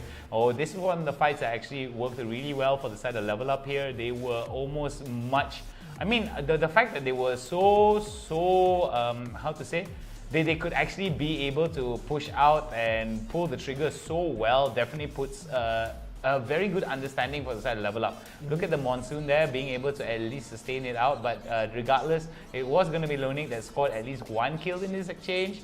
But at the end of the day, I don't think it was going to be a good one here, but we do see that this was going to be a very interesting turn here as they tried to actually come in for the steal, but this was where the surprise Death Brush actually turned it around for the side of Lonic. Yeah, and Lonic here, they did try their best, and look how tanky Garen is. He tanked for so long. On Nochala, he's going to be fine here. He gets hit with a binding at the side, and Tokyo has to back off. He does not have the flash nor the barrier, and he uses the Monfall to pull back the Vi just a little bit. They get the trade kill, but now walking a little too forward is the Garen. He will be taken out with a lot of damage, so it's not to say they don't have the damage, it's more that they need a little bit more time. And the Ziggs he does still hit on the Janna, but at this point Ziggs doesn't have damage, and this is how aggressive they are going to go on side level. They just want to secure the blue buff. Just want the blue buff, they're going so deep. And Lonic, they want to give it away. The attempt of an insect kick coming in for Noticer doesn't get it, but just forces them away. The final spark will not hit onto anybody. And they take away the blue buff away from Lonic. I really like how Level Up actually paths in this game, right? They do have a very good understanding of what they needed to do in terms of fighting for some of the objectives. But I think this was where there was a bit of a blunder here coming in for the side of Level Up, as I think there was going to be a successful steal that worked out wonders. That assault that battery in the middle of it, but even though was kicked away, he was able to at least get that off. But look at that, the killing spree as well. Lonic, despite the fact that they did give quite a bit to actually secure that kill, secure that Drake, I felt that Level Up was like, yeah, you take the Drake, but we'll decimate your team. Yeah, and this is the point where they were like turning for Baron. Look at the rest of the team, like playing for Baron. Hey, wait, let's just end the game as they all. Like, let's just end the game, man. So Level Up, they group up, they say, alright, that's quite enough. Lonic, you had your fun, but Level Up, they're here to claim the first game. But it's not over yet. Lonic, they still have a chance. It's a best of 3. So even though we said that Level Up improved a lot, Lonic improved a lot, it's not over yet, as maybe they go to Super Saiyan, as Lonic maybe they look for a comeback against Level Up. Alright, for those of you at home, remember, take out your phone or take out whatever device that you got, whether it's a pad, whether it's an iPad or whatsoever, or even your laptop. Go over to our IRL Facebook page, drop us a like, because if we hit 10K followers and subscribers or wherever you like to watch, right, it is going to be imperative for us to grow in that way. We're ready for picks and bans. As you can see, right, the more you guys like, the more the production improves. It gives so much spirit to those guys out there to work hard for you guys at home. So I don't know about you guys, Level Up Esports right now on the blue side, Lonic Esports on the red side. So Lonic deciding to go for the red side, so something maybe they prepared earlier, because usually we see teams picking the blue side, but of course it's more of a preference for a team. So they ban out the Gragas here from Level Up Esports, and you can see what Lonic is looking to pick ban away too. Okay, Gragas being banned out here, so I'm thinking Lonic may actually be banning out the Lee Sin and Akali. I'm really thinking that Lee Sin and Akali are going to be banned out. So as I can say it already, Lonic are going to be banning that out. So maybe we might see Level Up actually go for the Camille. So Camille is left open, but they ban out the Diana. Don't want to deal with Tokyo's Diana. A little too strong for them, as they might say. So have to see what's going to happen, and we're going to see the last ban coming in here. Akali is banned out away, so that's really well done. Alright, so we're going to be seeing here that coming in, that for how that's going to be working out. We do have a bit of a cameo here that's going to be working out apparently. I don't know how that's going to be working out, but anyway, Gragas as well as Akali being banned out for the side of Level Up Esports, as we're going to be seeing how that's going to be working out here. Alright, so we have a cameo here from one of our guys here, so we're going to give a little bit of love over to Charles right there. So make sure you win this out, Lonic. Make sure you win this out. Yeah. So I think Neon was actually very. I think Neon and Shark have a bit of had a bit of hostility right there. No, it's because Shark. The thing about Shark is that he promised me to make a TikTok video. All right. But he hasn't made the TikTok video. Oh, so it's all a scam then. I'm disappointed in you, Shark, but I'm not disappointed in the pick so far. Camille. I'm disappointed in your puns though, but let's continue forward. Lonic right now going to go, wow, Burenji going to go for the Draven as well as Ashley going for the Braum. We do see a Graves as well as the Twisted Fate. What do you think about this? I think these are all pocket picks here. These are all pocket picks. Lonic is like, you know what? Drop the meta. Let's just pick up the most comfortable picks that we can go for and smash. Oh, okay. So you might be right. It might be like drop the meta, screw it all. Let's go for what we're comfortable with. And you have Wayne, Graves, and Braum. If you ask me from a coaching perspective, I see there's this no is a correlation. disaster. There's no correlation. It's like you know when you go into solo queue, I was like, I'm gonna play what I want, man. I don't care about the LP. I just want to play what I want. I mean, this is not okay. Look.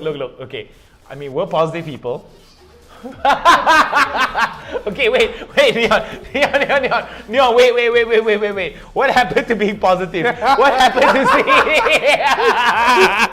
Okay. So, okay, wait. What are the merits of this really off-the-wall pick coming in from the side of Lonic though? You confused Level Up, I guess that's... Wait. Right. You not only confuse level up, you confuse yourself, you know? And you know what's the most scariest thing? At a pro level, you can predict because they stick to some kind of meta, they stick to some kind of thing, right? But if you can't even predict your own strategy, right? How are they going to predict you, you know? You know, there's a saying for that. If I don't know what I'm doing, how would they know what I'm doing? Exactly. I mean, there's okay. Alright, okay. This is in no way trying to insult Lodik because at the end of the day, right? I mean, it's all about comfort picks. It's all about the capabilities because we do see the Graves coming into the play.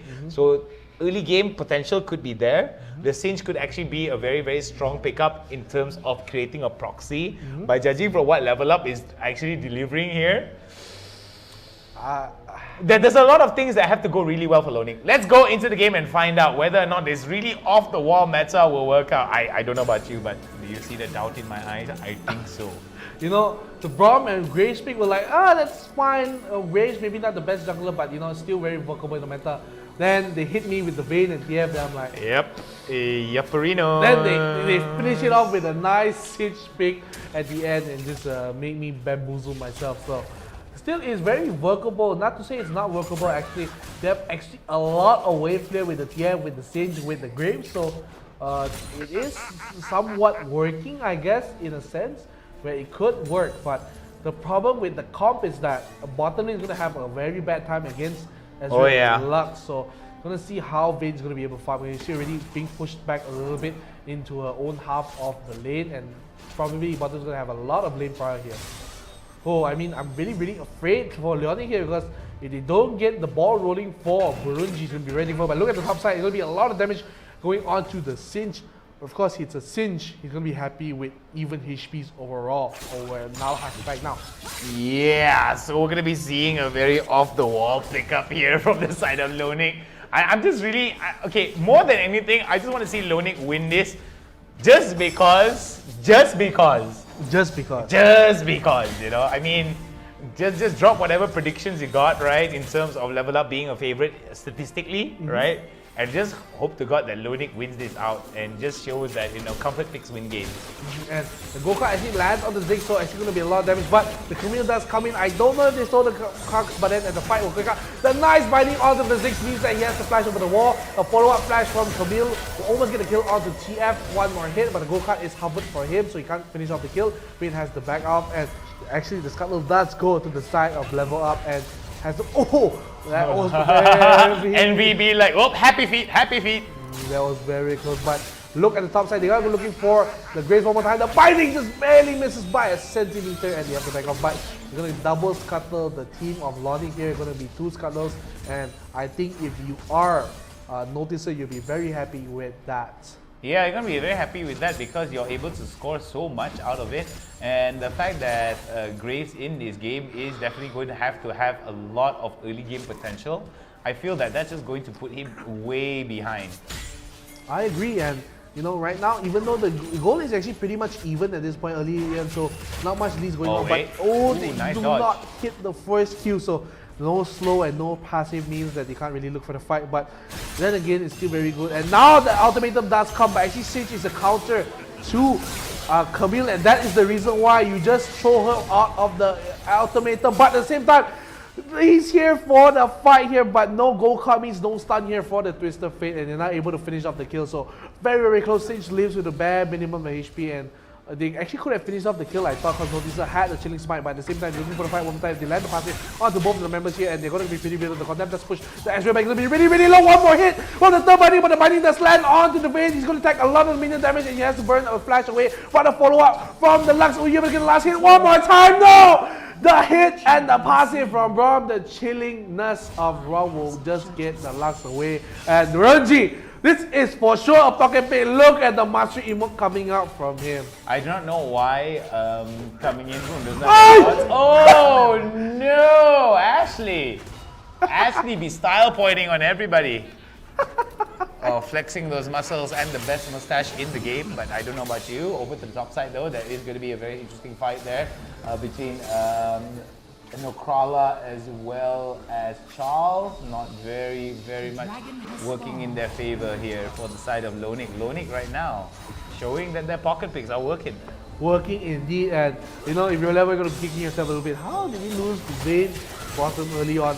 But at the same time, they're going to be studying out the Cloud Dragon. Maybe seeing a lot of first Dragon Cloud here. I don't think they'll be in time for the steal if they take it away already. TF will be here, Grace will be here. They all just escape out of the pit. And it's going to be a Dragon to the side of level up. And now, Six will be just farming, and Tokyo will be fine with the farm and mid. Just figure out the ways. So it's going to be pretty much equal farm here. But at the top side, this is the main problem. Look how far Nochala has pushed his turret in. It's already down to about 666 HP. Whoa. The devil's number right there. Yep, that is the number of the beast itself, but it seems that Lonik right now, despite the fact that they are 0 and 2, the numbers in terms of gold is not too far different here. It seems that Level Up are going to be putting a lot of their money in just funneling out as much as they can and making sure that they don't make too many mistakes and giving too much of a lead against Lonik here. Yeah, Lonik here, you gotta be very, very, I'll say happy, because even though they're equal and they have the kill advantage, it's just that having the extra kill. But right now, the Ziggs is actually going to be chased boy, grand challenge once again. But the big Ziggs bomb does out of the backline. TF ulti does come, try to help the teammates out. The final spot will just zone the TF just a little bit. Won't be able to get a kill. He does pick up the honey food. A lot of damage coming in with the dainty gates from Morocco. And look at the final damage coming in from Ziggs. Flash in from the Fiora, but he will go down. Axis all the way. The top side will flash on to Tokyo. Tokyo will knock out. And now the stun comes in. Grace will deal the ulti, the damage all done in Duster. It's going to be a 2-for-2 at the end of the day. But look at the mid lane. They will take away the first turret. They cannot do anything to stop that. But at the same time, they want to try to trade away the top one as well. So overall, going to be a pretty even trade here from both teams. Very even trade for both teams, as both teams right now are going to be at least securing one turret in their favor here. As we do see coming in for the side of Level Up, excuse me, for the side of Lonik, they are pinging towards the Herald here, and that's going to be a turn that could work in their favor. Look at that, beautifully done there coming in, as we see Kala in the middle of it, as Savarian as well is going to be with there, trying to drop in as much of those missing shots as he can. Has to be very, very careful that he doesn't get spotted out by some of these shots, as we are going to be shooting it out for this fight. It is going to be a very, very good one there coming in from the side of Lonik. They were able to get the Herald out, as we do see that coming in. Oh, the final spot comes in, not going to be enough though. Ashley walks away. We'll be able to fight another day. You know, that was a nice blind final spot coming in from lots of vision. There's lots of vision for him, so you know, very well done for him. And really, really still, it's pretty much even, and I'm surprised Lonik is surviving. They're playing even better than they played with their good meta picks. So Lisbon, this is why you go for your pocket picks. But as I say that now, Level Up, they get about a 2,000 goalie here. Going to be performing really, really well. It's going to be really, really strong. It's going to be really, really strong indeed here, as we're going to be seeing quite an interesting one for the side of Lonik. It seems that all these pocket picks are working out in their favor, but it does show that there is a 2k goal advantage for the side of Level Up. Could be an opportunity for them, even though that there is going to be a kill lead for the side of Lonik. Level Up still very much strong into this game. Yeah, very, very strong indeed. They still maintain the 2,000 goalie. They will take away the blue buff, but they're not happy alone. They're going to sandwich them all the way. There will be 4 members here. The ulti from them will come. They will stun up the Ashley here. They will flash away from the wall, but look at Nocista in the backline. They'll try to get the kill, and now to be stunned up against the wall. We killed up immediately. Goodbye, Nocista. We will not notice you anymore, as he's down, and now NB is the one all alone. But that was really, really bad coming from Nocista. He actually gets caught out for no reason, but at the same time, they're looking for Nokrala here in the mid lane. He's running away. Singe is also nearby, but just one kill will be happy for the side of Lonik, as you know. Not sure what Nocista was trying to do, but tried his best. Yeah, that's the thing I'm seeing for the side of Level Up here. Very, very interested to see what Level Up is going to turn around. But as we said, regardless of how many kills, you can have 20 kills, but if the objectives are working in your favor, I feel like there is no way for the side of Level Up to lose this, because they do have quite a lot of objectives already secured here, Neon. But we do see here coming in for the side of Level Up, this could be a battle of beautiful binding onto Two, but they got to be careful. The Brenji is in the middle of the fight there. Another gold card could be bad. Right into the Trusha brush. Beautiful ulti there, as we see it Level Up right now, turning the fight around. Severin gets hit with the gold card. The stun is going to be good. Tokyo now coming in, right into the Hexa ultimates up onto Envy, right into the tactical screen. It's going to be a triple kill there, going in for the side of Severin. That was really well done from Level Up. Even though it was a little dicey in the mid game, come back with a beautiful fight, and it's just really, really well done for their team. So I gotta say, man, Lonik, they tried their best, but it just wasn't there for them. wasn't there for them, but Lonik right now, losing out the lead that they had in terms of the kill, level up, tying it out, and pushing it out with the objectives that they have. Tokyo right now holding on to the mid lane, might actually go for the Baron very soon. They're going to set it up. They're going to push out over to the top and mid, try to get that tier 2 turrets opened up, giving Lonik a lot of less breathing space for them to operate. Yeah, no breathing space for them. But now, about a 4,500 gold lead coming in from level up. The Baron is spawning in about 25 seconds here. They're looking to maybe find a way to start this up for the side level up, because they didn't have the lead they had early on in their first game, but it's still a substantial lead here. And I don't know what Severin was doing, just chilling inside the pool of glue. I think it's pool of glue. I don't know what it's called. It's a glue. Hang on. But that's all not important right now, Neon, because we're going to be seeing that the Baron is going to be coming into the game, and we might see another fight there. Technical Suite is going to run through. Oh, what was that flash? What was he doing? What is he doing? What is Charles in the middle of the fight? The tank is gone now, and it seems that Level Up will be able to pull it off again. It seems that the Baron is going to come into play here too. Drake's in their favor, and potentially the Baron comes into play, as we do see Lonik right now struggle for it. Could be an all-in here from the side of if he decides to go in, but he's not going to go for it. Not in time for them to steal it out. Yeah, and they will just give up the Baron to the side of level up. Is going to be about a 5,500 gold lead. And another fight happening in the mid lane. You can see Odysseys just going in for oh my goodness, Burenji. Burenji is going to be really low. He has to splash in the back line. Now he's going to finish off the kill. The Vice Barrage actually comes in to finish off the kill, and he has to run away very, really low. Severin will be front with the Astral, and now the final spark wall almost kick out the Burunjin, but he will survive with a silver HP with the lovely eyes from the Penguin. For the Singe is not glue, it's mega adhesive, so same but different. But anyway, we're going to be seeing, oh beautiful right there, right into the mega death bomb. But he thought it was going to be a flash, but it's not going to be enough, no problem. The zoning is going to be good. We do see that the pokes are going to be working off on the side level up. Alright, as we're going to be seeing about 8,000 gold advantage in the side of level up right now, leveling up at every turn. Lonik struggling to stay relevant in this game. Yeah, they are going to try to look for a bigger fight here for the side of Lonik, but it looks like it's going to be very difficult for them as level up. They're getting a lot of leads here, as you know, the mega adhesive. See, something I learned everything. You learn something new every day from Hound, you know. So mega adhesive coming in from the siege does slow the Fiora just a little bit, but not enough, you know. A lot of damage coming in from Tokyo as well. So once again, look at Nokrala going under the turret. The mega adhesive does not land onto Nokrala, and he will walk away very, very safely from that. If you get flinged onto the mega adhesive, you will be rooted, and if you are on top of the mega adhesive, you won't be able to use any of your mobility skills. I think that works out wonders in the fact that it denies someone like Severin as well as Tokyo and Nokrala to use their mobility skills.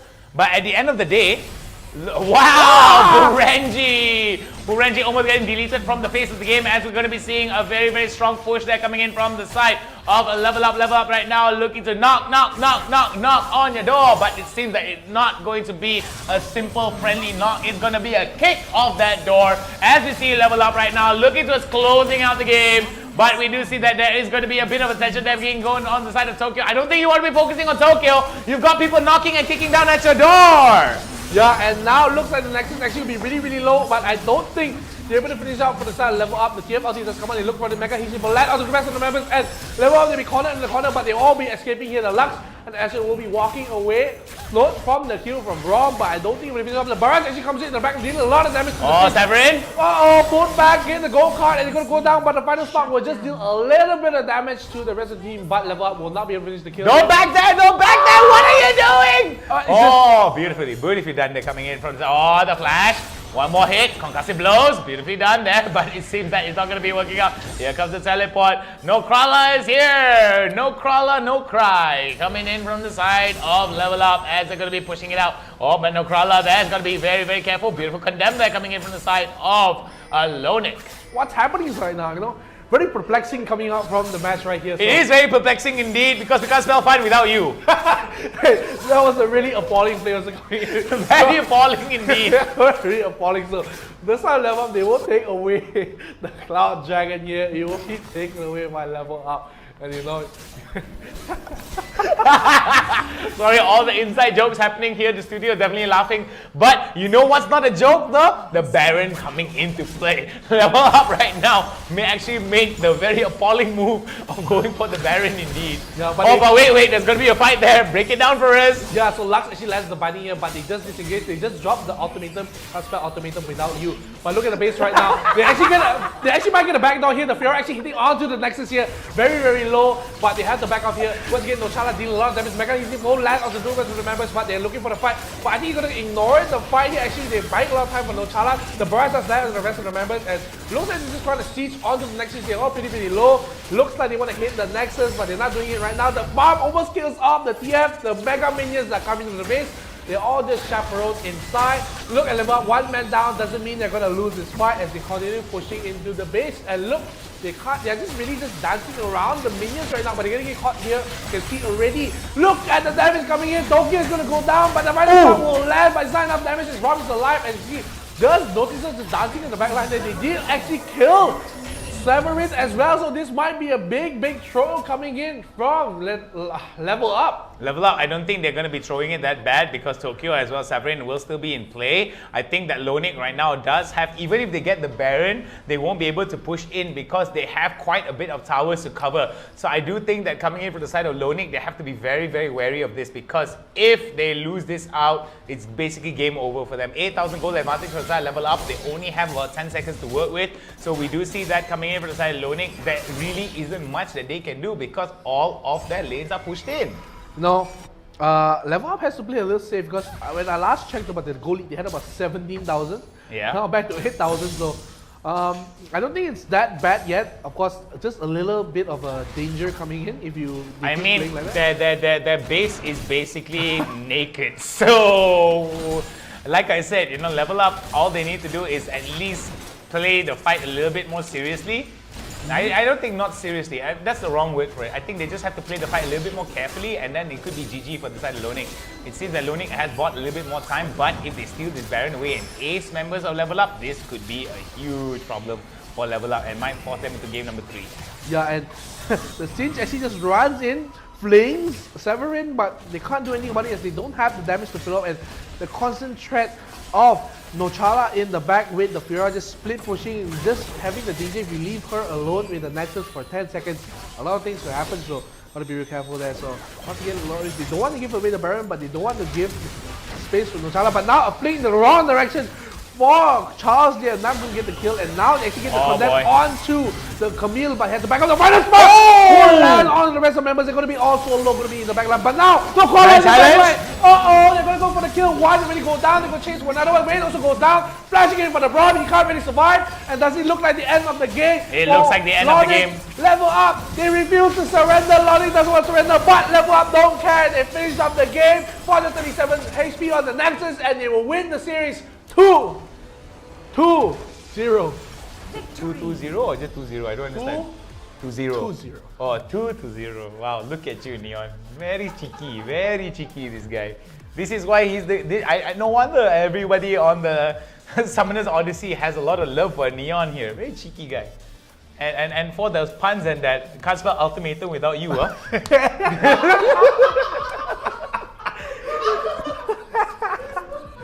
had to a little bit of banter here between NeonFaith. Nothing but love for NeonFaith. Nothing but love for NeonFaith. But man, oh man, okay. Let's take a look at the votes. So MVP will go to Severin here with the Azrael, and SVP does come into Ashley having the most kills in the team as the Braum, so a little bit of a, this really really proving the I don't know what to comment anymore, man. I give up. Okay, alright. Okay, alright, for Lonic as well as Level Up, I mean, it was very much Level Up that turned the fight around. I'm not gonna actually take away the fact that Lonic actually were able to turn some of these fights, at least at the Nexus part there, for themselves. But I mean, the lead that Level Up was able to accrue for themselves was gigantic, tremendously gigantic. So I felt that Lonic was just caught out of their depth today. Yeah, and Ashley actually has more gold than support, so not the best of days for Skr. I'm pretty sure his teammates will let him know this for the rest of his Warrior career every day. Remember that time? I had more gold than you, so not the best of days for Skr, but I wish them the best of luck for Lonic. They improved a lot since the last time we saw, but it was just really well done for the... So anyway, we want to be reading your comments, but sadly we didn't charge the laptop today behind the scenes, so I'm very, very sorry. So you know what I'm going to do? I'm going to turn on my phone and I'm going to read the comments from my phone. All right, so let's see how this works out, yeah? Man's going to be looking into IRL Asia right here. Sorry, guys. While we wait for Han to get to the comments, let's watch the replays of the match. Let's go. So early on, we saw the replay here. Notice once again, this is not the game. This is the first game, actually. This is not the second game. This is a blast from the past, you know. It was a blast from the past. Okay, now we're back to the current timeline. We had a little mix-up with the time machine. So now we're going to back here to the second game here. So again, very, very aggressive start coming in from level up. They tried to get the kill at least onto the Twisted Fate, but he would just survive with a bare minimum HP. The rest of the team, they had to back off as there was nothing to fight for, and I'm gonna sneeze, right? Excuse me.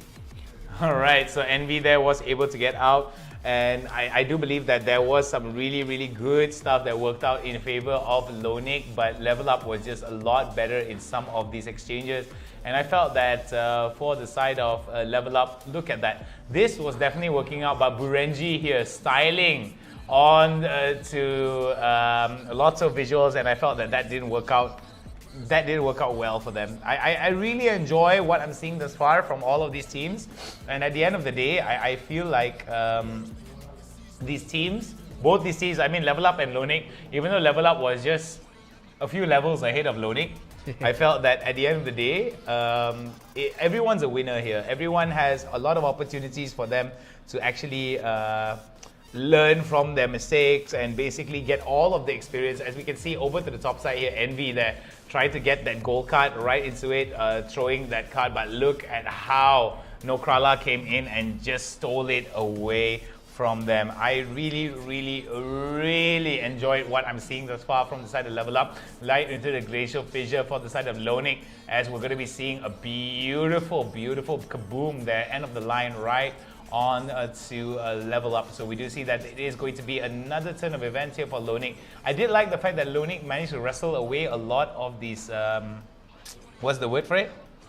A lot of these points of control from them, but at the end of the day, it is going to be Level Up that was a little bit more consistent.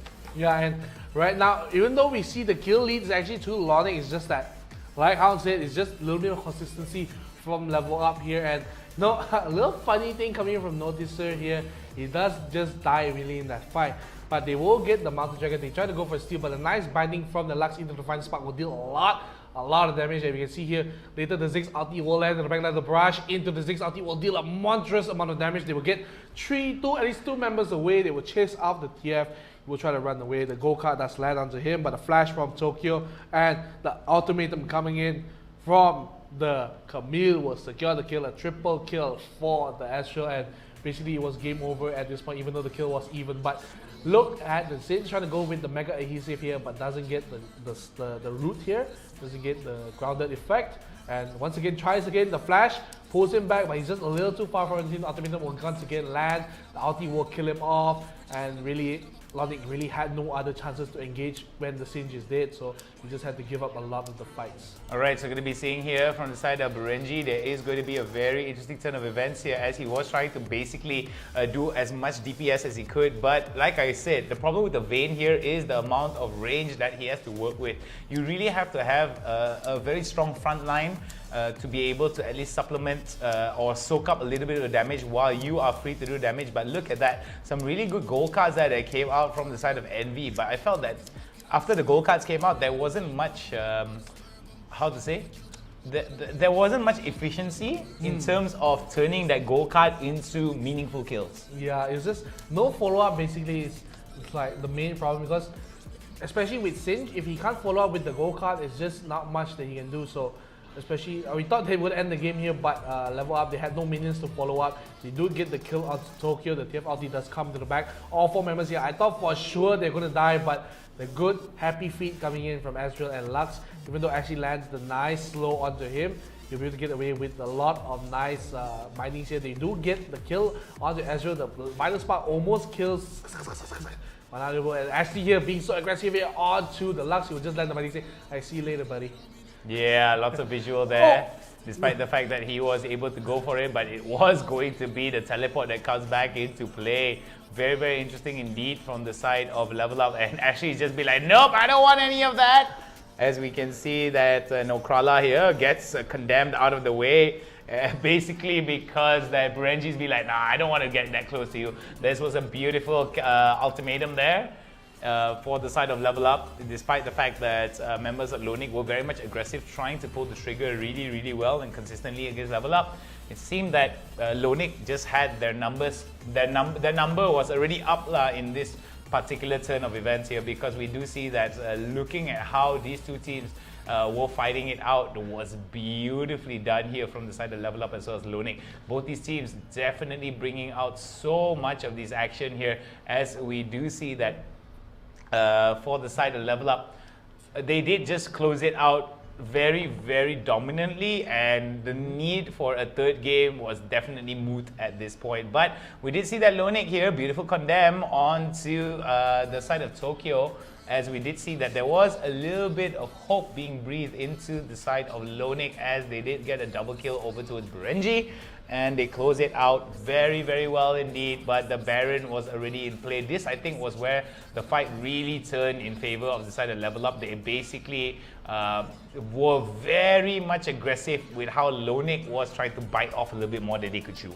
Yeah, I agree. And also now, even though, like we said, they were losing a lot of gold, it doesn't matter, because the base is open for the taking. There's nothing to defend it here. And Level Up, they were just basically toying around with Lonic at this point, because they know that they had to pull them away from the Baron, from the base, from the Baron, from the base. So it's just pulled. And this flash fling, not the best. Maybe we landed correctly into the correct direction. Maybe this is a different story, but they don't get the kill. The Ziggs ulti just the final sparks will hit onto so many members. It will be so low. Look at Nochala at the back. Will go in. We'll get one already. Get a second one onto the Vayne. Metro members will try to survive, but Braum is nowhere near healthy enough to defend. They don't have the damage. They refuse to surrender, but doesn't matter. Level Up, they say, you don't want to surrender, it's fine. We will end your misery right now at the 70th minute. With a 2-kill deficit, Level Up will take the game away from Loric. Lonic. Alright, so his confusion aside, we would like to thank Raymark Bagyao. GGWT, it's a Notices a wedding tomorrow. Can you guys shout out to him and his wife? Well, lots of love to Noticer and of course his wife. We will wish you a very happy and merry wedding, and may have happiness all the way, from start to end, all the way. Happiness. Yeah, nothing but happiness. Let's hope it's not perplexing kind of happiness, right? I'm gonna lodge a complaint about Neon after this. But anyway, all jokes aside, I'm Hound, he's NeonFaith. Thank you guys very much for joining us. For those of you who joined us from start to finish, we would like to thank you. If you haven't liked the page, do it right now. We have nothing but love for you guys at home. And of course, this has been an amazing Saturday with you guys here at the League of Legends Wild Rift Summoners Odyssey, brought to you by IRL Asia, partnered up with HOMIEE, sponsored by Inch Theory, and of course, Odysseys Malaysia. Until tomorrow, we shall see you again. Never be game over, baby. Never be game over.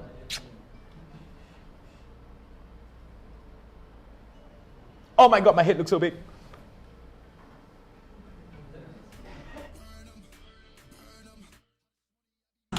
Wild Rift.